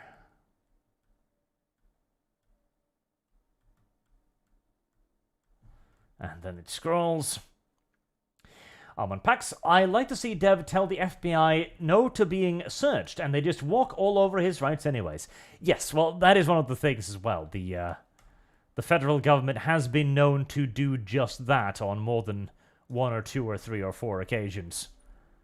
See, that is one of the problems with rights as well, as they do tend to become very conditional the moment the government finds it advantageous for them to become conditional.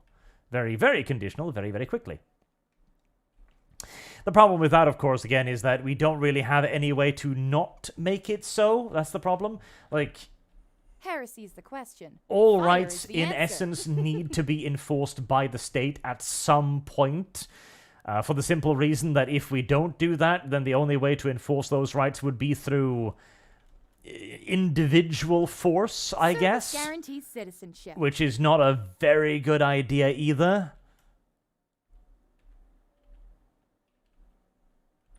Because then, of course, all you really have is people with guns arguing with other people with guns.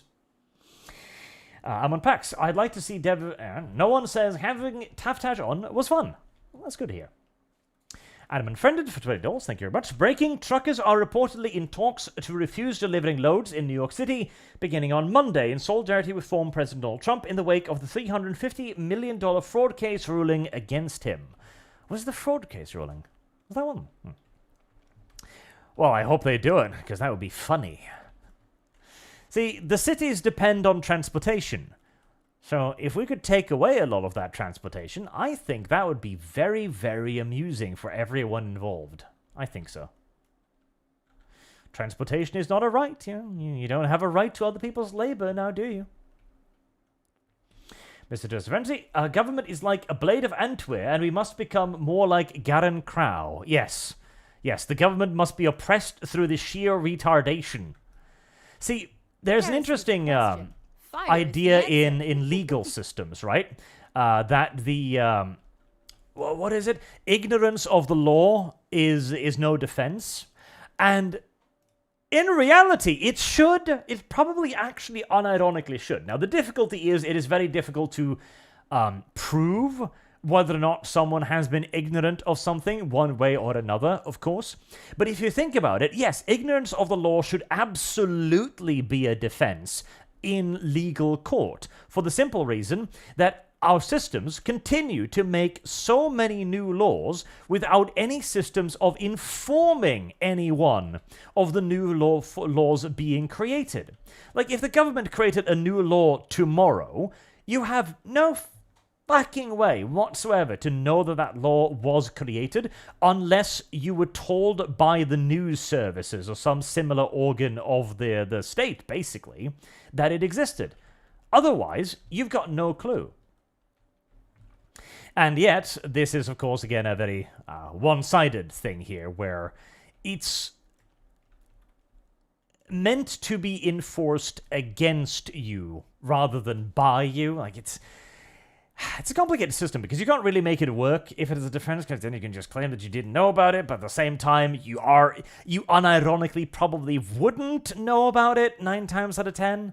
Like, half of the tax laws, for example, there exists, I don't know about America, but there exists no system in Norway to inform you about a change in tax regulations.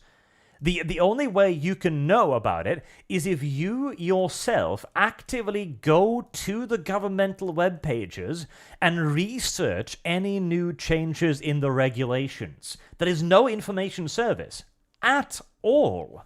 Meaning that you could be doing something wrong without having any clue that it is wrong. Adamant friend, Mr. Frenzy, government is like Blade Runner, Mercenary X21, Gov self-policing, good joke, Dev, now burn at the stake. Yes. It must be external policing by the populace. Go on to Odim. Midwittery requires an overconfident in that person's intellect, lack or humility, and also critical thinking. Dev, you're slowly recovering from your midwittery, but still have a long way to go. Jafar the Blade.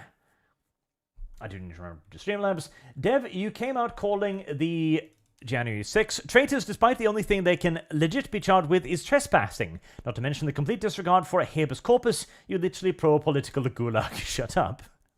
No, there was actually a complete, like, suspension of habeas corpus with the January 6 protesters. And in fact, they shot one of them as well. Thoroughly unprovoked, too. There was no reason for the security guard to open fire within the Capitol building and killing that woman, for example. There is no justification for that in retrospect. And of course, nobody was punished for it either. Nobody suffered any consequences. At the end of Lady Columbia, chat, we should do this, yells at content creator. Politics should be this, chat, RL, does nothing vote on election cycle or isolate self.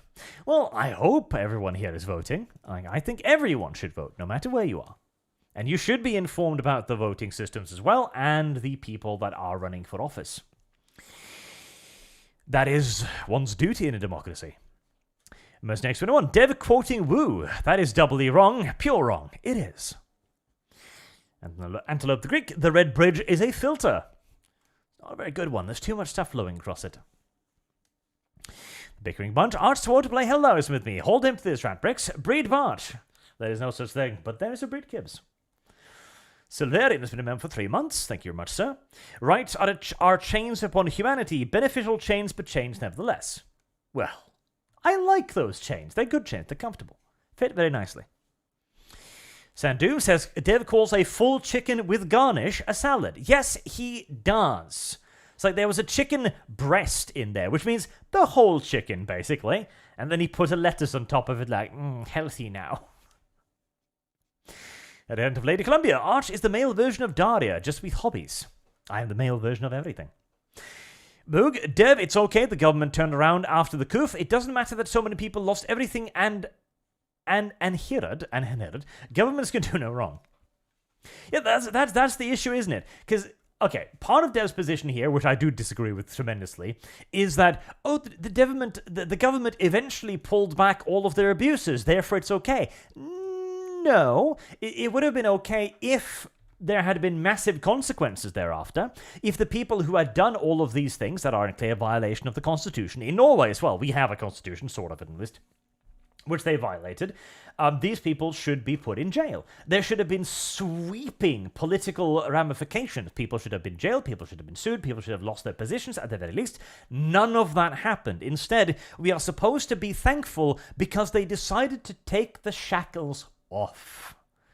So, I don't know about that. Lenning Turner says the only one who refused was DeSantis, and people who didn't want to take the jab, everyone else was in lockstep, especially California and New York. Blackdown17, top-down authority is what the left wants and is pissed they can't have it. The only reason they can't succeed is because they're too impatient and greedy. Jafar the Blade. Dev, so if I change the law before event and after the event I change it back, but the court case finds out that changing it was illegal, is everything that happened between legit? Because it sounds like that just fine, so we should change murder laws for a day. Oh, we should institute the purge. Too much coffee, says Dev, stop being reasonable. Give a hot take. Oh, everything Dev says is a bit of a hot take. Mercenaries 21. Dev thinks Trump lost to beer bug. How adorable. And Dev, your level of cope over 2022. 2020 is amazing. Black 917. Lockdowns ended in lefty-controlled states because people just stopped obeying them. Correct. Yes, unironically, and I think even Dev would agree on this, in that they stopped obeying them in his state. And that was what stopped it. It wasn't really that it was abolished, it was that people stopped complying with it, and the government elected to not enforce it, realizing to do so would be highly unpopular. Too much coffee says thanks, Dev. Mercenary X21. Dev, just admit you're wrong, stop being delusional. Lodicom was a Spartan, don't care. The F-graph was suspicious, regardless of whatever facts or explanations causes they could cook up. Black 1917, they ended in the right-controlled states because those government looked at the empirical data and said no more. And he also says, my home state of Texas threatened to fire any business that tried to have a mask mandate. Based. Mercenary X21, I am telling you guys, I've seen a peek behind the curtain, and it is freaking crazy, and Dev's going to eat so much crow when it finally hits the fan. I think so too. Play 917. You're right, Dev, he watched live as Rhinos betrayed Trump at the 11th hour and stopped the EU counts before they could happen.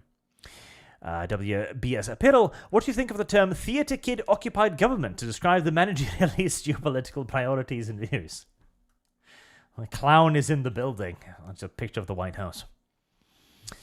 The head of Lady Columbia, and someone born from a female cop who lost 40% of her left arm strength, multiple spinal bone fusions, and broke ribs and worked undercover. They are rare. That is terrible, my dude. I'm so sorry for you. Sorry for her too, mind you. And yeah, no, they are rare. And hell, most men can't be cops either, mind you. Like most... See, this is why I am very pro the Norwegian form of policing, which I think it's a 3-year education to become a police officer. Because if you are to be entrusted with the safety of the body politics and the populace, you need to be good at your job, and there should be exceedingly high standards so that only those who truly deserve it get through. And then we should also increase their benefits and pay as well. Mark 117B. The girl said to her mother that the female cops looked like a lesbian aunt. She did not address the cop. Cop overheard and took offense. I think so, yeah. And the last thing, most next one, making new laws and not telling anyone is bullshit by design. Yes, it is. See, I also bet you that if the government was required to inform everyone about new laws, it wouldn't be quite so fun anymore to make them. Because bloat in laws is another huge problem in legislation. I looked this up the other day, and I think, what was it? How many laws does the US have? Oh, here we go. Okay. So just check this out, chat here. Let's see. Where does it say it? Where was the number? I think this was the one. 40? Can I find the 40 there? God damn it. Is this another one? No, this is the one, isn't it?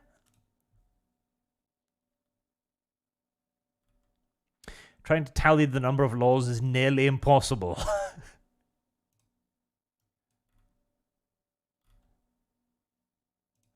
God, what was that? I don't know. So it was on the Google search thingy, but not on the link I just clicked for some. There we go. Is that? There we are. That's the one. So, there are 30,000 statutes that have been enacted since 1789. There are only 4,312 laws that have been enacted since December 2016, and that have 88,899 federal rules and regulations since 1995, with another 2,419 proposed rules were in play at the end of 2016. The United States has over 88,000 laws and regulations. 88,000. You're a criminal, chat. You've undoubtedly broken some laws. Like, I don't think there's a single human being in the US that isn't a criminal, probably. Like, this is a library's worth of just legal bullshit. And probably 98% of it is utterly superfluous or covers the exact same thing. Right? The legal system is the death of democracy, okay? Because when you have professional politicians that need to do things to justify their position, what does a politician do? He creates laws. He creates paper. A political class is nothing more than an enormous, monstrous printing press, as demonstrated. And Maximin117B says, Arch, did you see Acorn Cop freak out? Wild. I just googled it. Florida deputy fires weapon after mistaking sound of acorn hitting patrol car for gunshot. Service guarantees citizenship. Brilliant. Absolutely brilliant. And once again, why cops should be rare. I think Judge Dredd maybe got this right. Fucking Christ. Black 1917, they didn't refuse to enforce it because it was a bad look. They refused because there were too many people to arrest. Yeah, which is, you know, kind of aligns to the same thing, but yes. Right. I think... Was that it? That was it. Thank you all very much for watching, chat. Thank you for hanging out with me today and with Dev and Taftaj, and thank you for your very generous donations. Oh, McWall11, hail the supreme glorious greatness, Sir Arch of Terror, our Lord and Saviour. Criminal my ass, I'm a revolutionary, chat. High five rush when. When I get an artist free to actually do the thumbnail, which is probably going to be a while, and it's probably going to be albine, so expect basketball-sized furry tits.